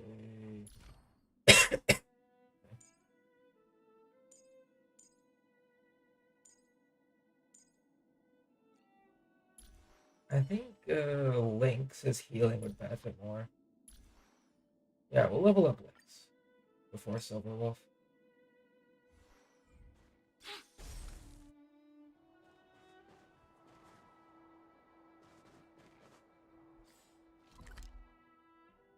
Can Fu Xuan heal? Is that what you're asking? I think we'll do Sims more, and then we'll spend the rest on credits. Gather as one.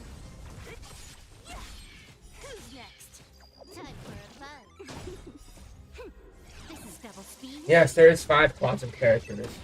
There's Fu Xuan, Lynx, Ciela, Qingque. Disappear among the sea of butterflies. Illusions of the past. Why can't I remember the 5th quantum? Silver Wolf. You got me. Yeah. Time for a fun. Those are the only 5 quantum characters we have at this point in Sea time. of butterflies. Illusions of the past. Qingque is an excellent AoE single target damage dealer with high idle onslaught. Sea of butterflies. At E0, Illusions of the past. she could be a risky 4-star to play, but her idle arms kind of fix her issues. Disappear among the sea of butterflies. Illusions of the past. I have her at E5, so I haven't really focused on raising her. Human creations. Time for a fun.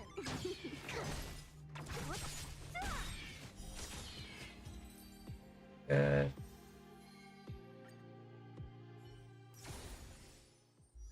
Let's level up Lynx to 80. Really? Right.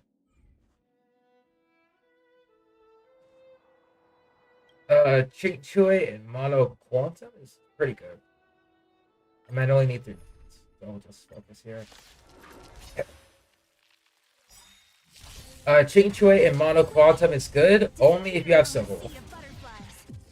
Without Silver Wolf, you can't run Mono Quantum, because with the way she can give enemies quantum weakness, if they do not have quantum weakness, is the main core for this team.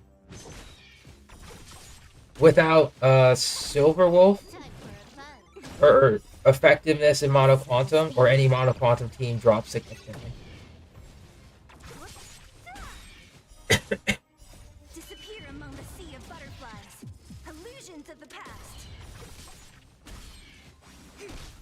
Time for a fun. It is what it is, though.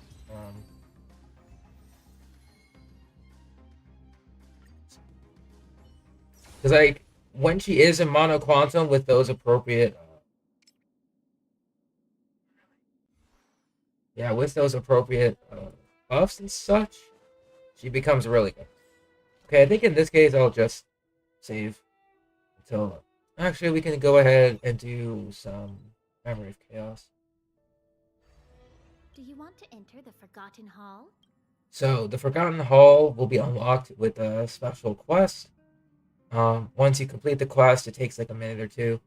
Then this gets unlocked, and you get access to this file. Yeah, the first year is going to be really tough, unfortunately. In this case, let's go ahead and showcase the power of Mono Quantum then.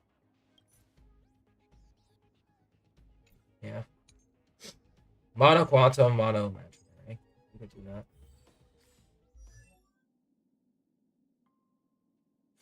To make sure everyone has their gear on.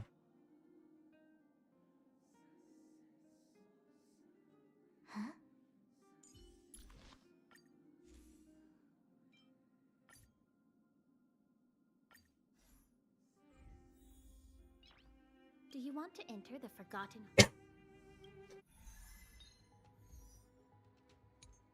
Yeah, good. But yeah, as you get more characters, going further into the Memory of Chaos will be a lot easier. So in this case, I'm just going to bring the Mono Quantum team, and we'll get to see how, strong they are. Mono Ice is also pretty strong too, with Yanqing, Pela, Japard, and I think Jing Liu. Probably when she comes out, she'll be a good damage dealer there.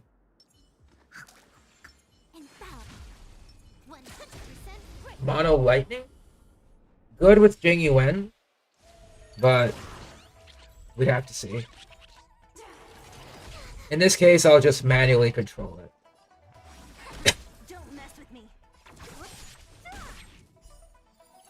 I'll end your misery. More enemies. Time for a fun. Specimen sighted. So this is why the Mono Quantum team is so strong, because this enemy didn't have a quantum weakness, but now they have a quantum weakness. So I can break their shield as much as I want to. What a headache. I'll free you from your chain. Disappear among the sea of butterflies. Illusions of the past. Ice does not have a healer, no. I would love them to have a healer, but it's not the case. We came together. Together as one. Can I have fun all things human creations? With Japard, depends on the enemies. If the enemies are too strong, then you're gonna get wrecked. This combat needs up. This is speed. Sagacious discernment.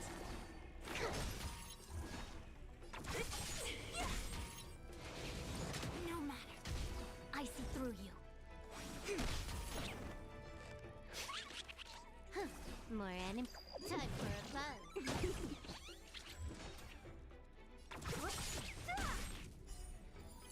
I'll end your misery. Into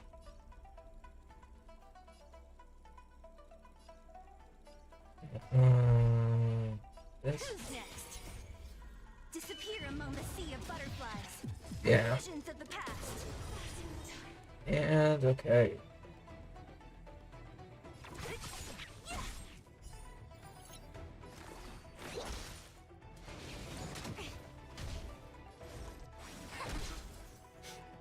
Time for a fun. So you are a pro. Second wave. Don't mess with me.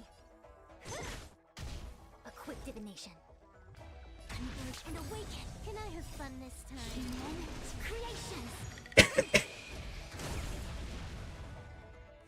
Case of low charging one. I understand, but things can be a little weird. This combat needs up. This is double speed.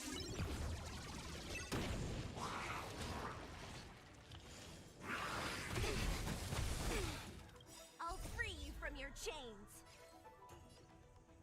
Do Disappear this. among the sea of butterflies. Illusions of the past. Commencing research. So you are afraid of me. So we gotta do this. I'll end your misery. Yin and yang.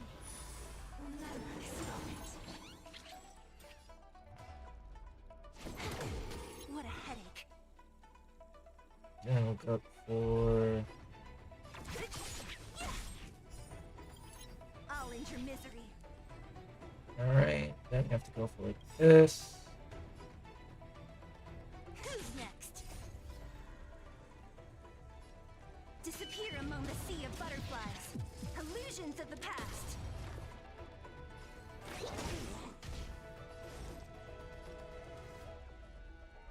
And build energy. I think something bit me.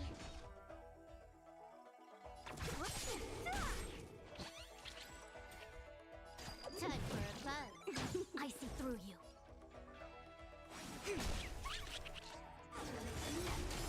What a headache. I'll end your misery.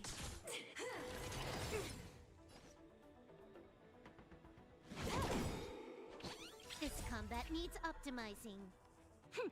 This is double Let's speed. see. Specimen sighted. To travel. Good as new. Get some heals in. Don't mess with me. I'll free you from disappear among the sea of butterflies. Illusions of the past.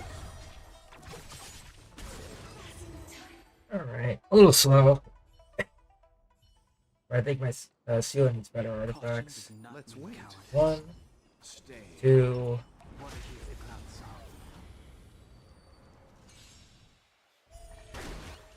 Repay. Stay calm. Stand down. Spirit never dies. To the class. Buff. You chose the wrong enemy. Heaven search. And blast. Rise. Awaken dormant scales.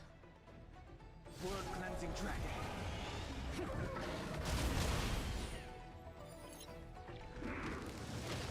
Take it.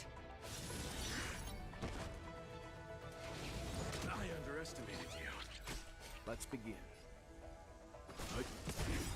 Stay the You know course. nothing of survive or be destroyed. There is no other choice. Gale force. Eternal sleep is not the dead. Return! No. The wind is rising. Bolt! From the boat! Heaven search. So if you look at my stats now, I have 3k attack. My crit rate's at 100. My crit damage is almost at 200. Okay. Sure. So nice. Very cool. Leave it to me. Spirit never dies.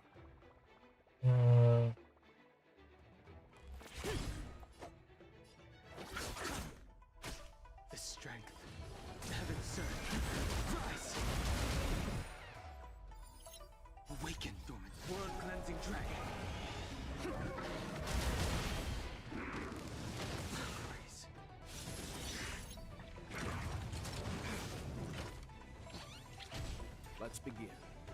Stand down. Stay the course. We will buff.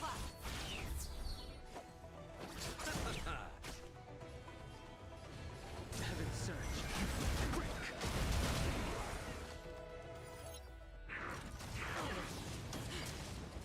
Receive divinity. Timely treatment. Repay. We will do this. You know nothing of survive or be destroyed. There is no other choice. Spirit never dies. Let's settle this. The wind is rising. From the bow. If only motto imaginary was a thing. Seraph, Heaven's surge. this is the motto imaginary.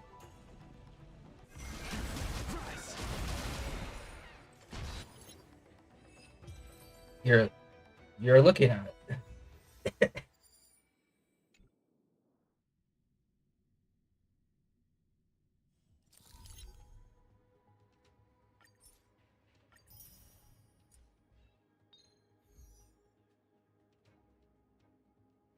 Ooh, this. I hate this guy with a passion. So ice and fire. No, Yukong is imaginary. Right. So for the first half,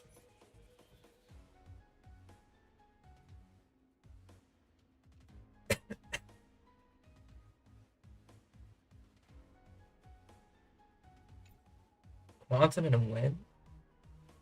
Hang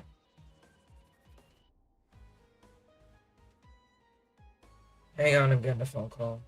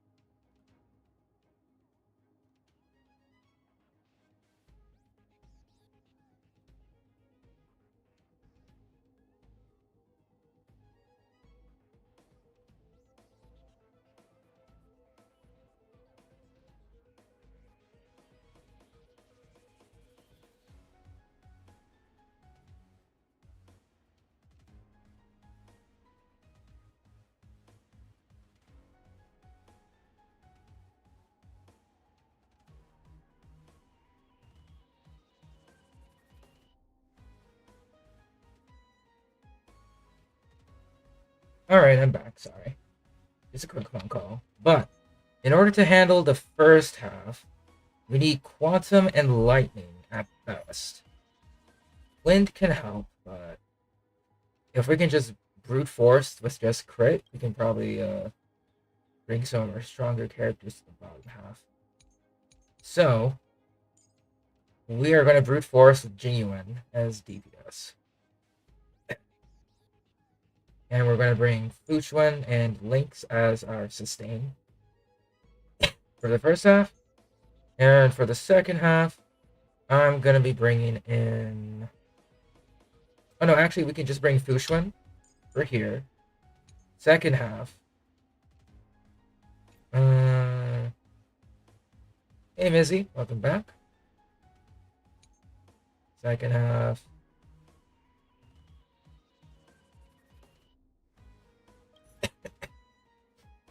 Sorry about that. In this case, we can bring... This will be an interesting team, but could work. I don't know how, but probably could. Did a World 5? Hey, there we go. There we go. See? Simple change in tactics in a simulated universe makes a big deal. Who's one? Oh. Cool it. Let's just return because I did my bus wrong.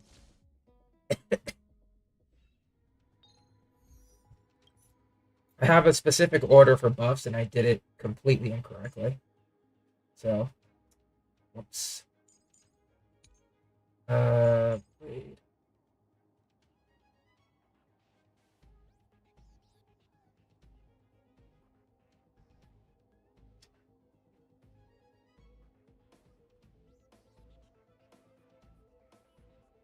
Oh, Lucha. Yeah, we're just gonna have to focus on damage and having our double sustainers do the sustaining. Continue. Alright, let's go.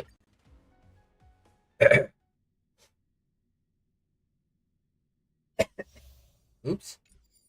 Swarm Disaster is endgame version of like I commended that, you know, you want to do it, but you don't have to do it. It was as simple as I said it was. I mean, it happens, you know? A well-matched opponent. 1,000 wonders to fight is Yes, I have every single one at this point. Show no mercy. a quick divination. Welcome, customers.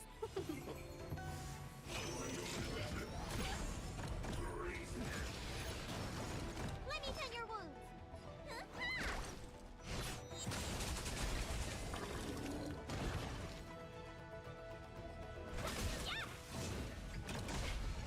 Talk.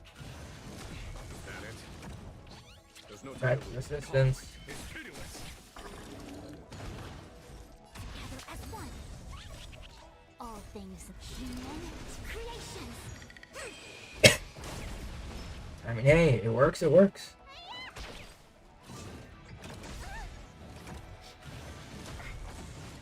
Let's be friends. Here is thunder. Show no mercy. I mean, I don't mind if you copycat, as long as it helps you.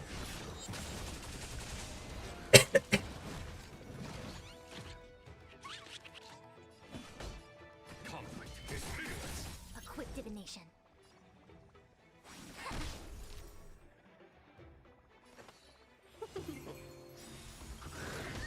A thousand wonders to raid and fight as one.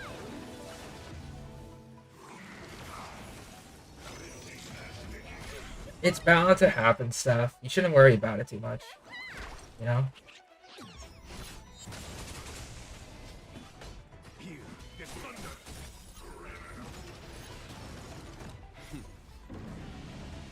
Show no mercy.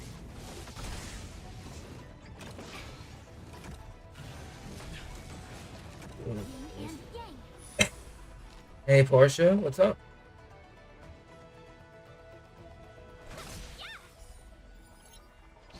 I see through you. Together as one. All things human creations. You don't have to worry about, like, reaching the end game upon reaching, like, you know, just getting started with Star Rail. When it happens, it happens. Welcome, customers. So, do this. Conflict is pitiless. That it? Talk.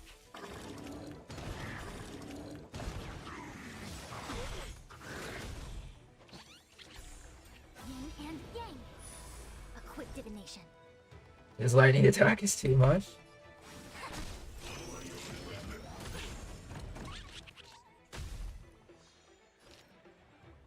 Here we go.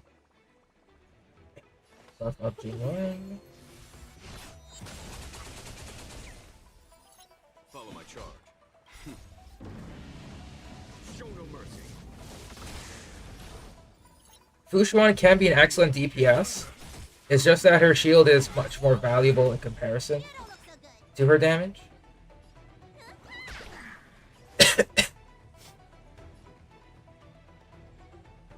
We'll refresh the shield. A thousand wonders to raise your finest one.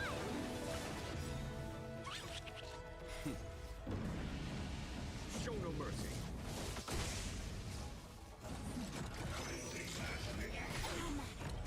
Yin and yang.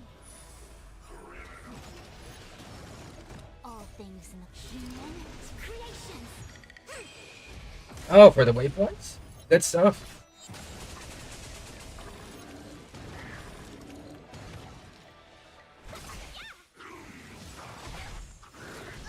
There's no time to lose. Conflict is fierce. I see through you. Let me tend your wounds. Let's be friends. Here, the thunder.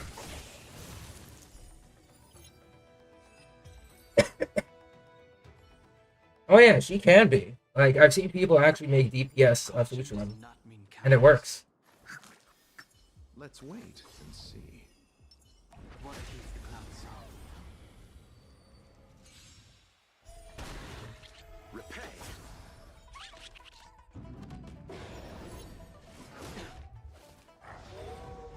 Don't get complacent. The strength. Heaven surge. Rise. Awaken dormant scales. World cleansing dragon.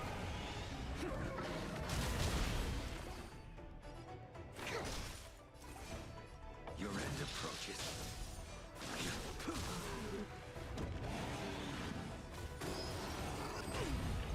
Bloom. Unnecessary.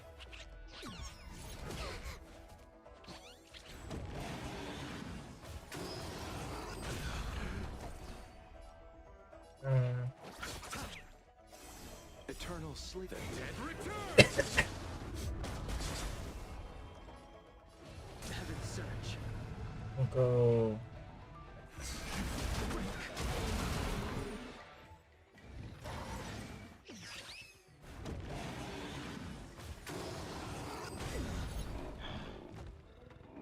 Fail to set you.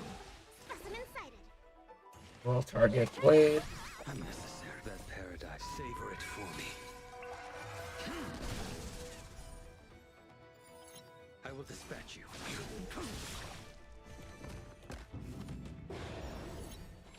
I'll see you off.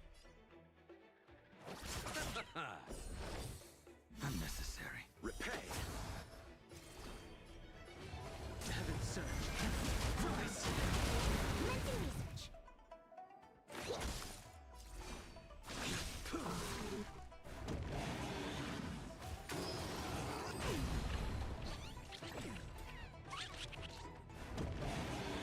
Alright. Fail to set you. Not bad. That It's basically a giant ape. savor it for me. I forget the official name, but we'll target you.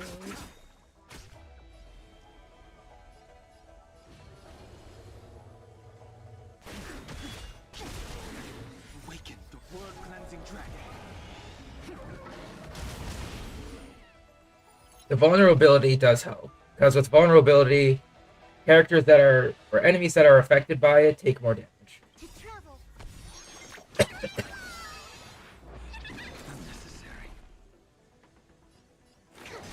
A blade knows no mercy.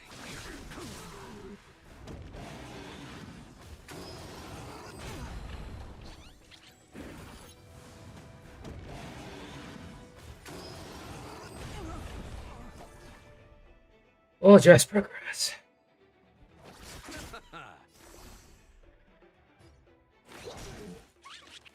I will dispatch. I might need to go with the hyper carry team. The blade. Damn.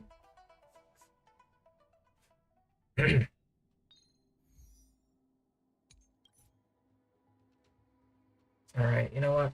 Screw it. How's Genshin doing?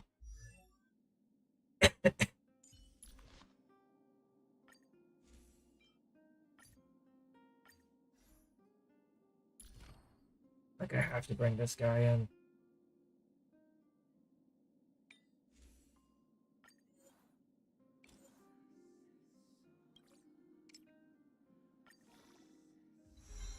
Ooh, crit damage, okay.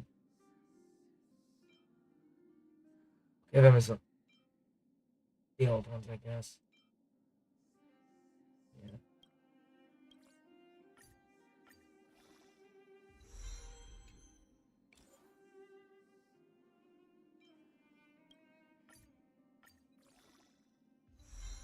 Oh, wow, okay, sure. Uh, yeah, I guess we're okay. Do you want I have to bring in Chang for the second half. I just can't. Second half, Yancheng, Japard.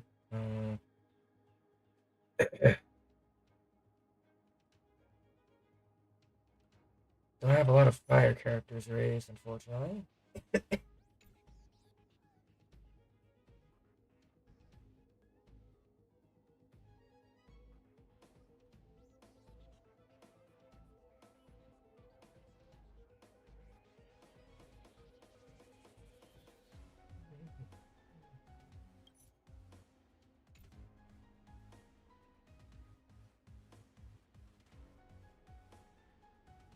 We'll bring Bronya. And I'll bring Lynx. Last one. Okay. This has to be, yeah, I have to let Yanqing deal with the 8. He's just too strong. First half, we can go Quantum Wind. So, Sela, Blade, Bushwin. Yeah, I guess.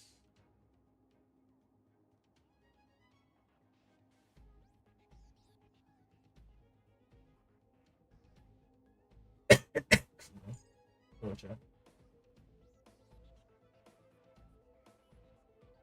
Oh no, actually, I'll just swap them over. Locha will be skill point efficient for Ching, and then Lynx can be useful for the semi mono quantum.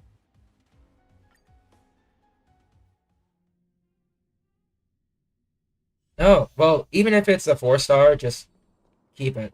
Enemies ahead. Energy regen is the most important stat for a lot of builds. Not even just having the main stat on a 4-star piece is more important. All right, Our go fortunes ahead. have it. What a headache. I think something bit me. Target blade. Unnecessary. Your end approaches.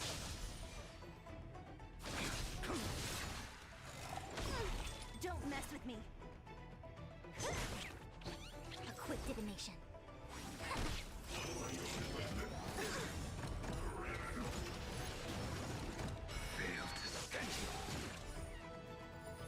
I'll free you from your chains. Vulnerability. Disappear among the sea of butterflies. Illusions of the past.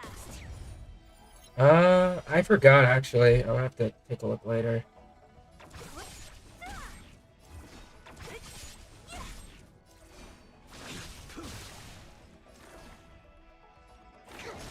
I see through together as one. Human creations. But yeah, I have every character at this point in time. Give me a second.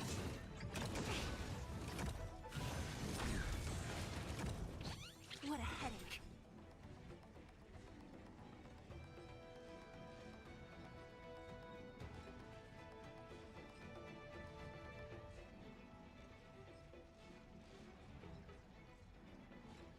Come on, I want to try something out.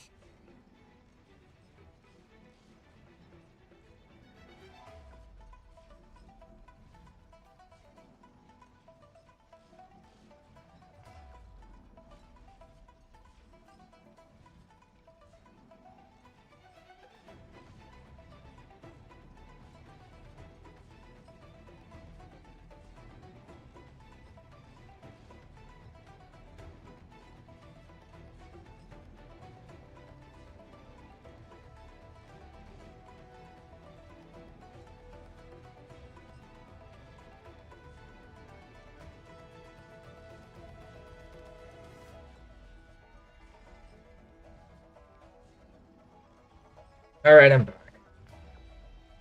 It's not a broken account-ish, I think. It could be better.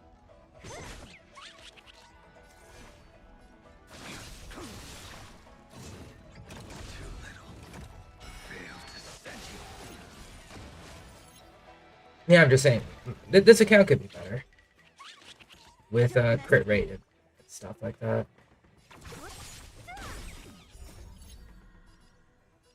Disappear among the sea of butterflies. Illusions of the past. Oh. For Sela is... Yeah, this... Butterflies...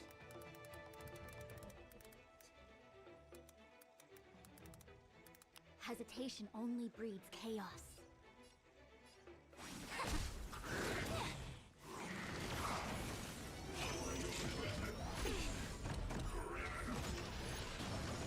A blade knows no mercy.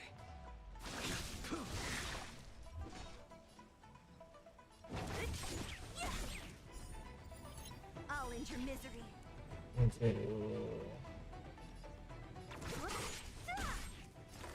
To travel I'm an amazing gamer. I've had years of experience. Too little. Technically. That paradise may be unreachable. Savor it for me. So it just comes naturally. Without having to think.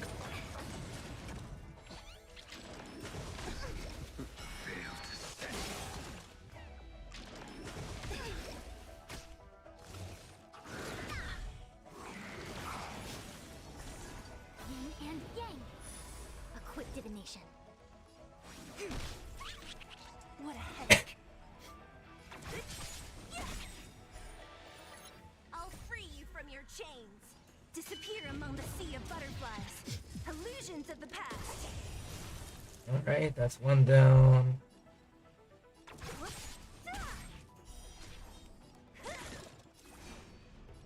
Got it set.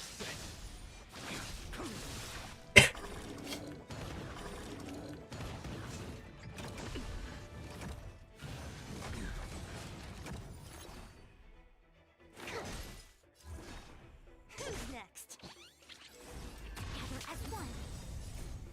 Human creations. I'll see you later, Mizzy. Thanks for sticking around.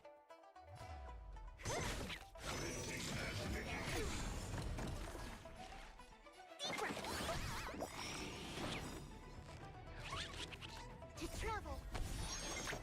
Get some healing in. That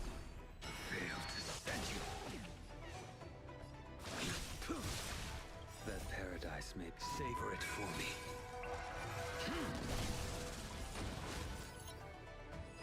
Okay.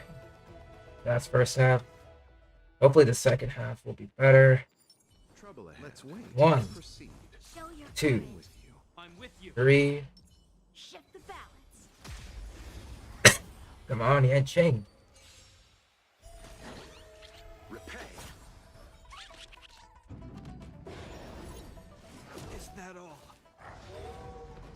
Time to change tactics. So, we will... Lend me your strength. Blade and fire. This ends here.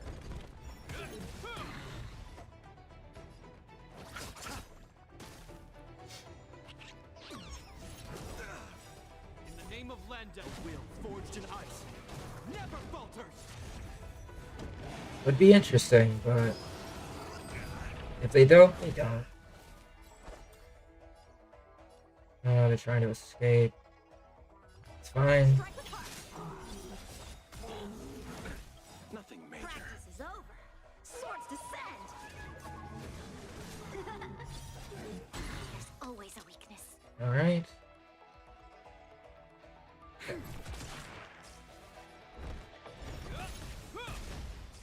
I'll see you off. Eternal sleeping.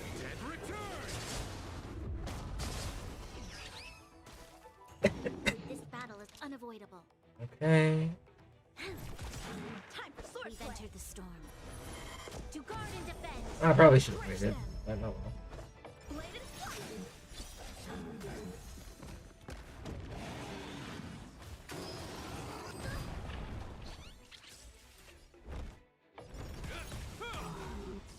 In the name of Lend, a will forged in ice never falters.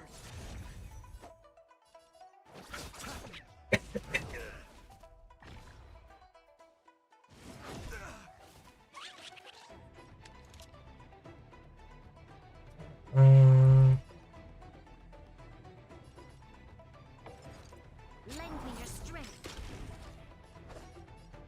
Strike with heart.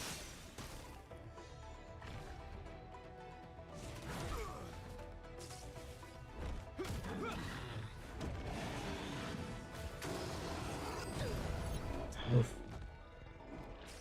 You chose the wrong enemy. How many can you block? Yeah, I think Genshin's a little too weak here.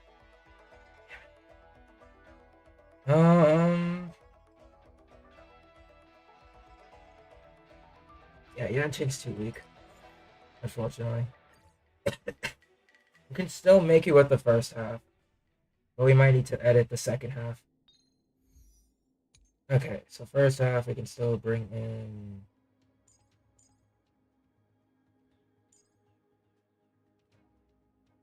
That's not well played.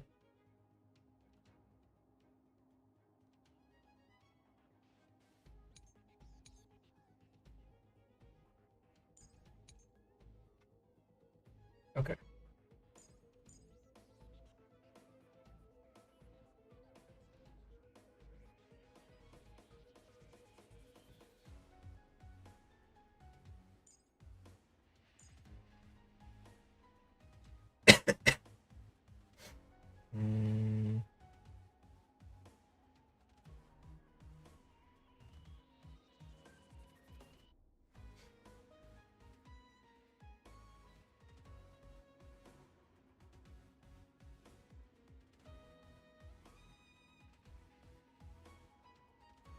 Yeah, if we just brute force it, I guess, but even then.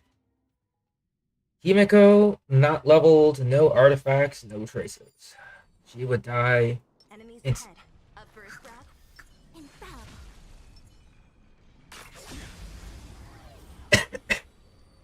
Unfortunately.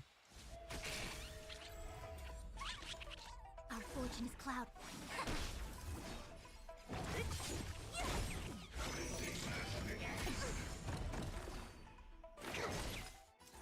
Fight is set.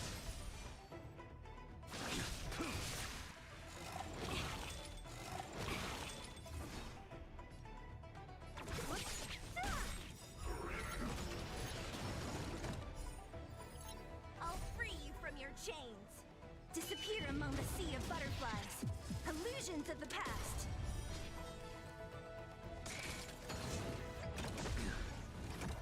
Failed to set you. Too little. That paradise, savor it for me.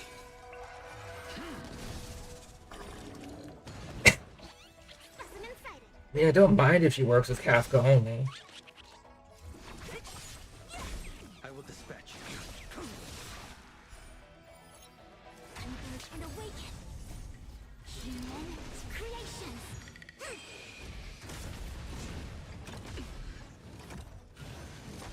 I think something bit me. What a headache. Commencing research. Here, try this. Unnecessary. I think something bit me. Failed to set you. Don't mess with me. me. Who's next? Disappear among the sea of butterflies. Illusions of the past.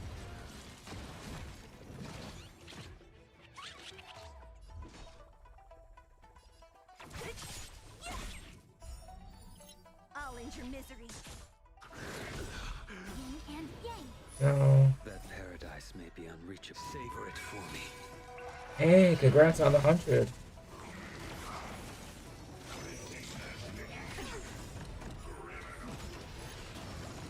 To travel far. Get the heal. Fail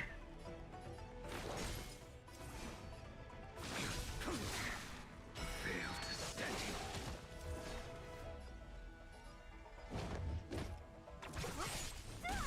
I see through you.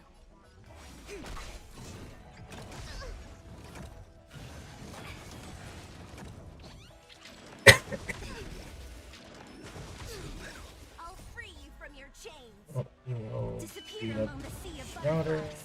Illusions of the past. So you are afraid of who's next? Commencing research. Your end approaches.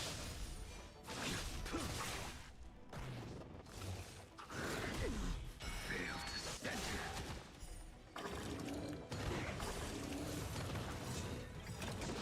good. that paradise. Savor it for me.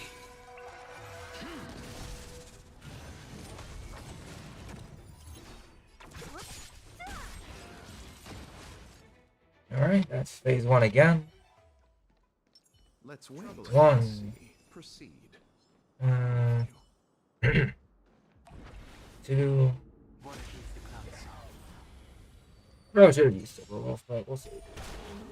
Repay.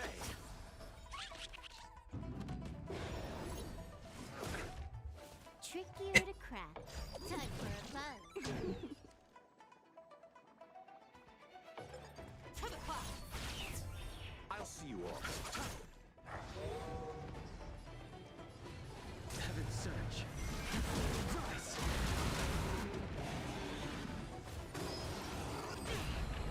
Receive divinity. Eternal sleep is the dead return. The wind is rising. Bolt! From the bow! Awaken, dormant scale. Blood cleansing dragon.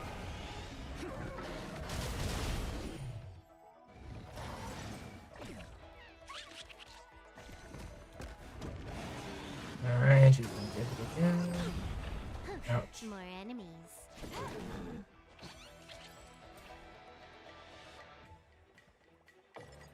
Gale force! Heaven surge. Break. Okay. Big damage. Very good. Time for a buzz. Mac wants him. It's fine. This combat needs optima. Spell speed. Spirit never dies. So we'll do this.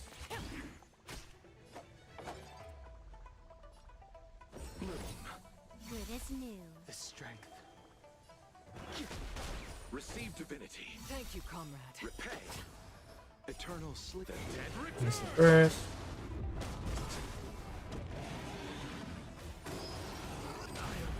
Ugh. Big hit. That's okay. Time for a buzz.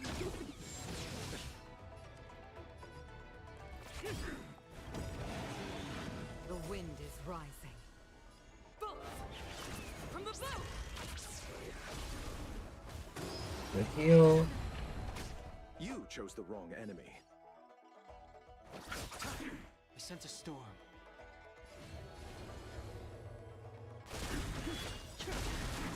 Awaken, dormant scales. Blood cleansing dragon.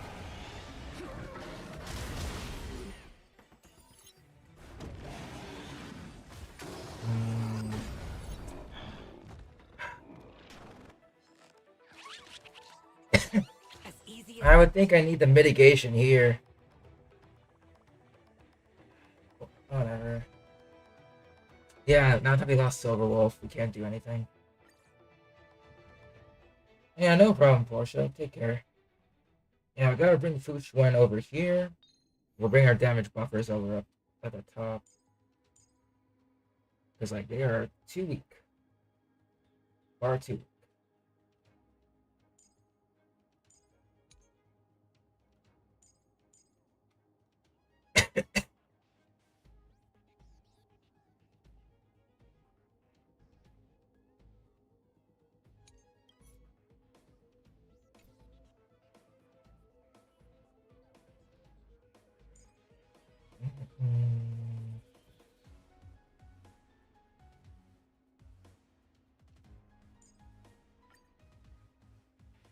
Yeah, this is where the runs get rough. Once again, it's just because I don't have a lot of the better characters raised. Um, yeah. Oh well. It is what it is.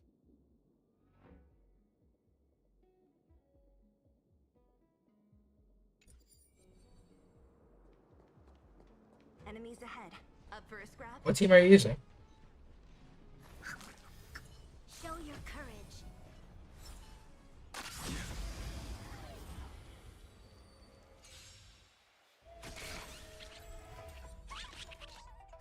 Great.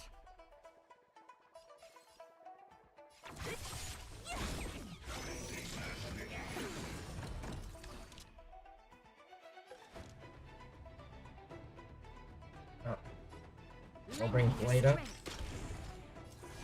Fight is set.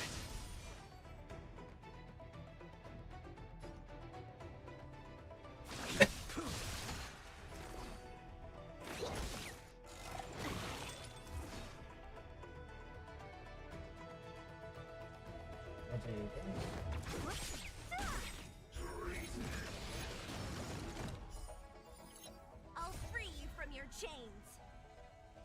Do Disappear among the sea of butterflies. Illusions of the past.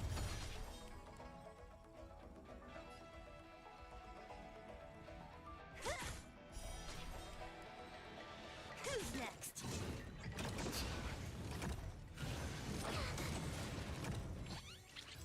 That's insane, by the way. Jeez. I'll end your misery. I'll free you from your chains. Disappear among the sea of butterflies. Illusions of the past.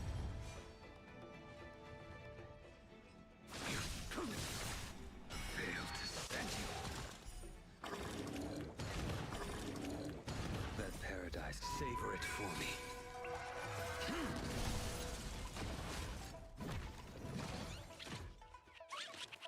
Don't mess with me.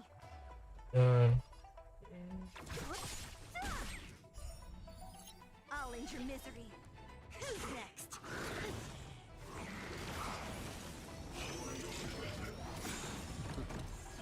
To travel.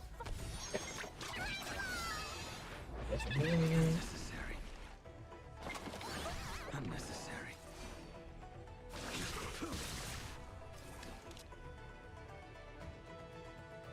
We're gonna have Blade do it one more time. Lend me your strength. I will do. We've entered the storm. To guard and defend. Crush them.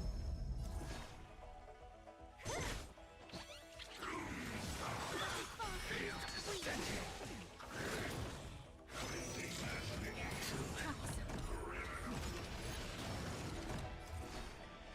you. Actually, kind of sucks. Who's next? Disappear among the sea of butterflies. Illusions of the past.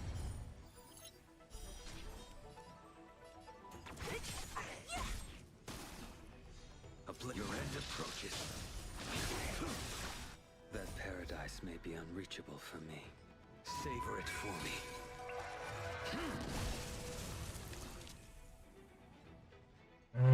This. What a headache. Here, try this. To travel. Get some heals in. Unnecessary.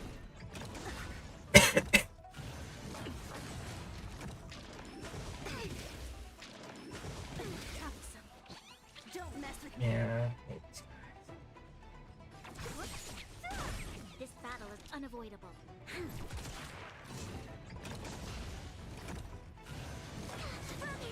Sister.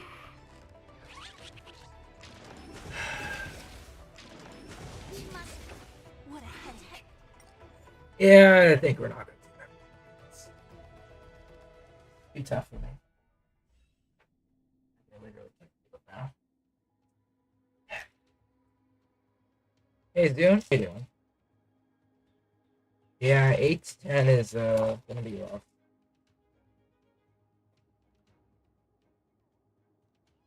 Sadly.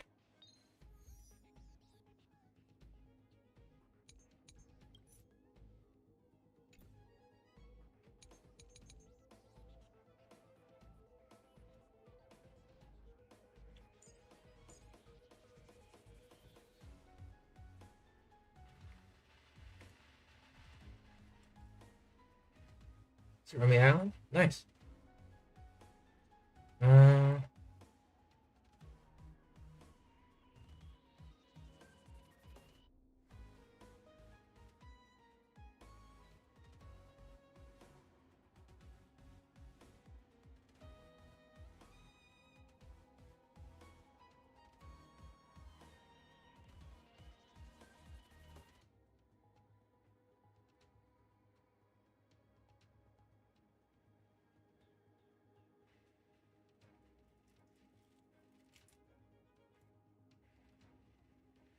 especially with the smoke stuff, that just get annoying.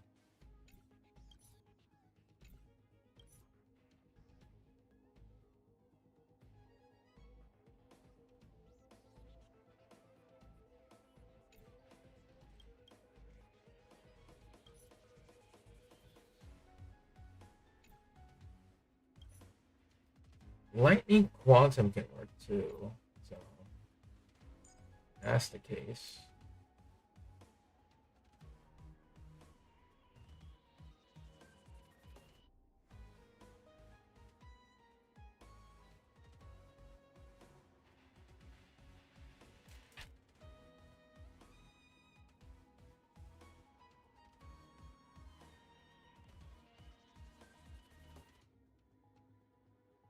Hmm.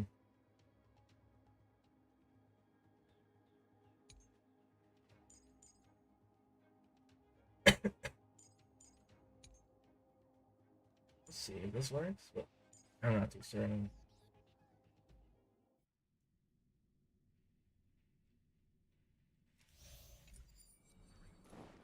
And be watchful. Always. Cool it. I command.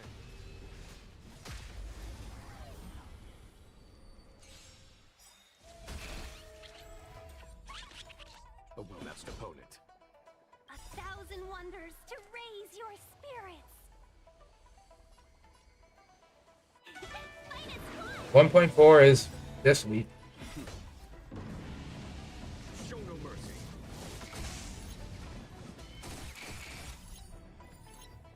HSR is good if you like real-time strategy. Or not real-time, turn-based games.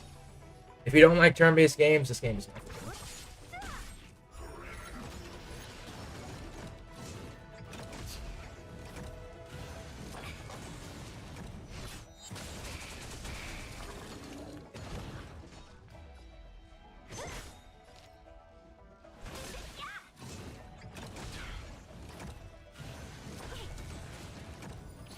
Follow my charge.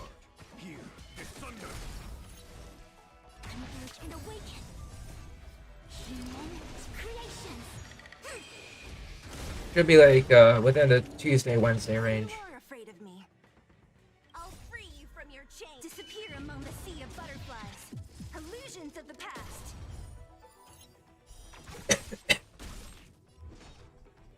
Who's next? Show no mercy. Equip.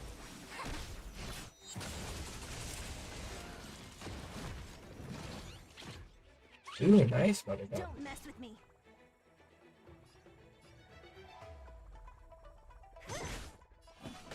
Here, is thunder.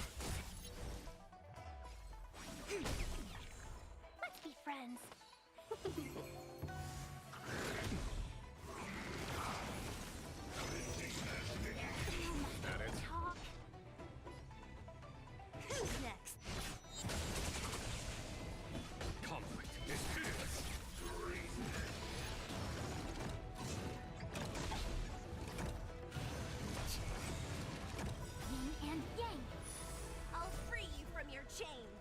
Good. Disappear among the sea of butterflies. Illusions of the past. Welcome, customers. We will. I see through you.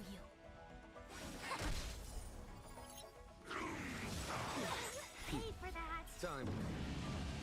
Show no mercy. And congrats for the 100. 1,000 wonders to raid. Minus one.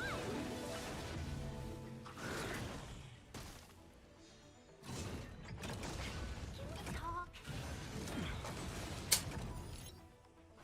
Yeah. Don't mess with me.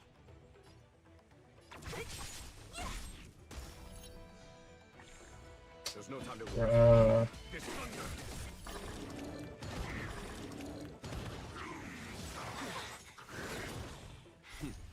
And skipped over on the Matrix segments.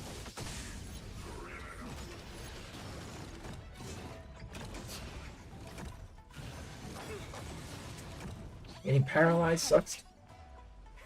Converge and awaken. Human creations.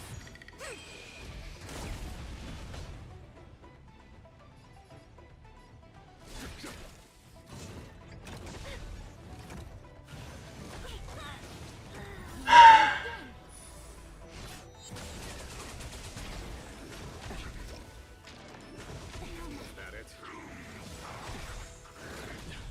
So you are. No. Let's just say I can't do it. Alright, I'll say level 8 is my stopping point. That's fine.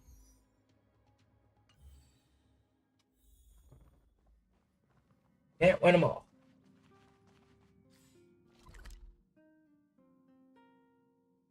Let's see how long we've been. 4 hours. Okay. So, yeah, this originally started as like, oh, here's what Memory of Chaos can do. But then I got crazy with it. I could only go up to level 7, and that's it. Probably need more stats, more traces unlocked, better artifact quality, etc., etc. That's fine.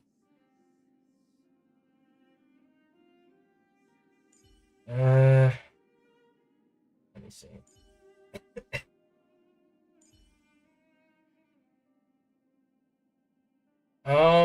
Up to you if you want to start farming early.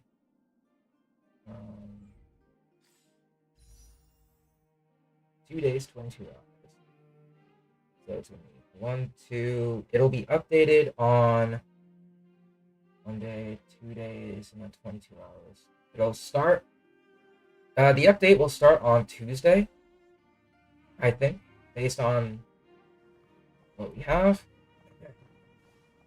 And then I'll go into like Wednesday.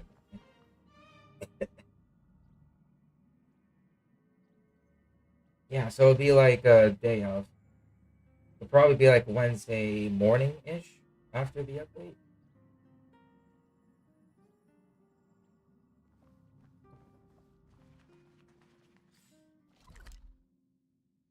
But yeah, in terms of what we went over quickly,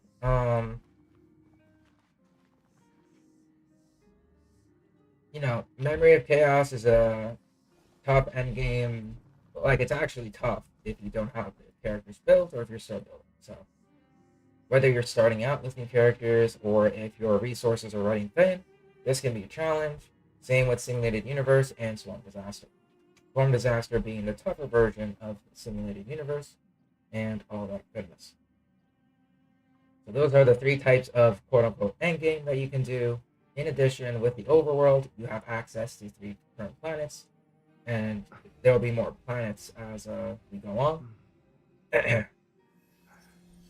Make sure to save as much resources as you can. Level up your first 4 characters, and then, you know, just go ahead and focus your resources on your favorite 4. Then use those resources to build a different set of 4 characters. Nice. And after your first 8, you can build whatever you want. I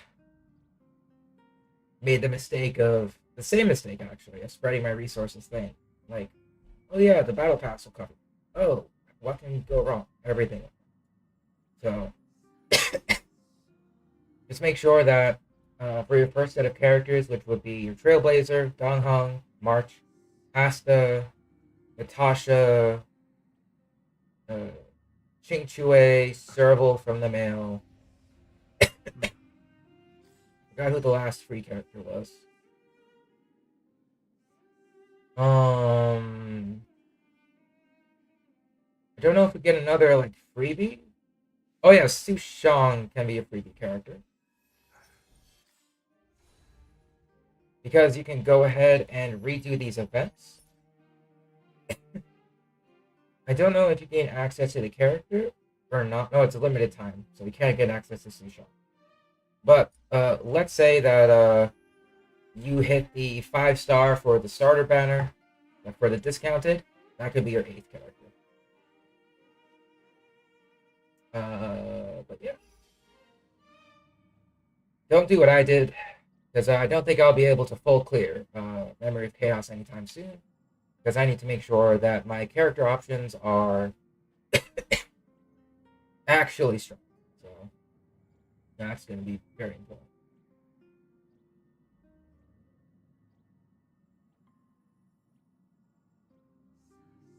Yeah. I think that's that. Let me see.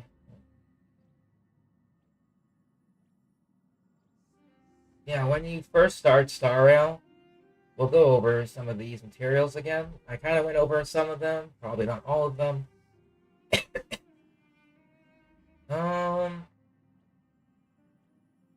Yes, team building and battles are going to be like a bigger topic early on, probably somewhere in like early mid game, and then end game it's going to be a lot of focus.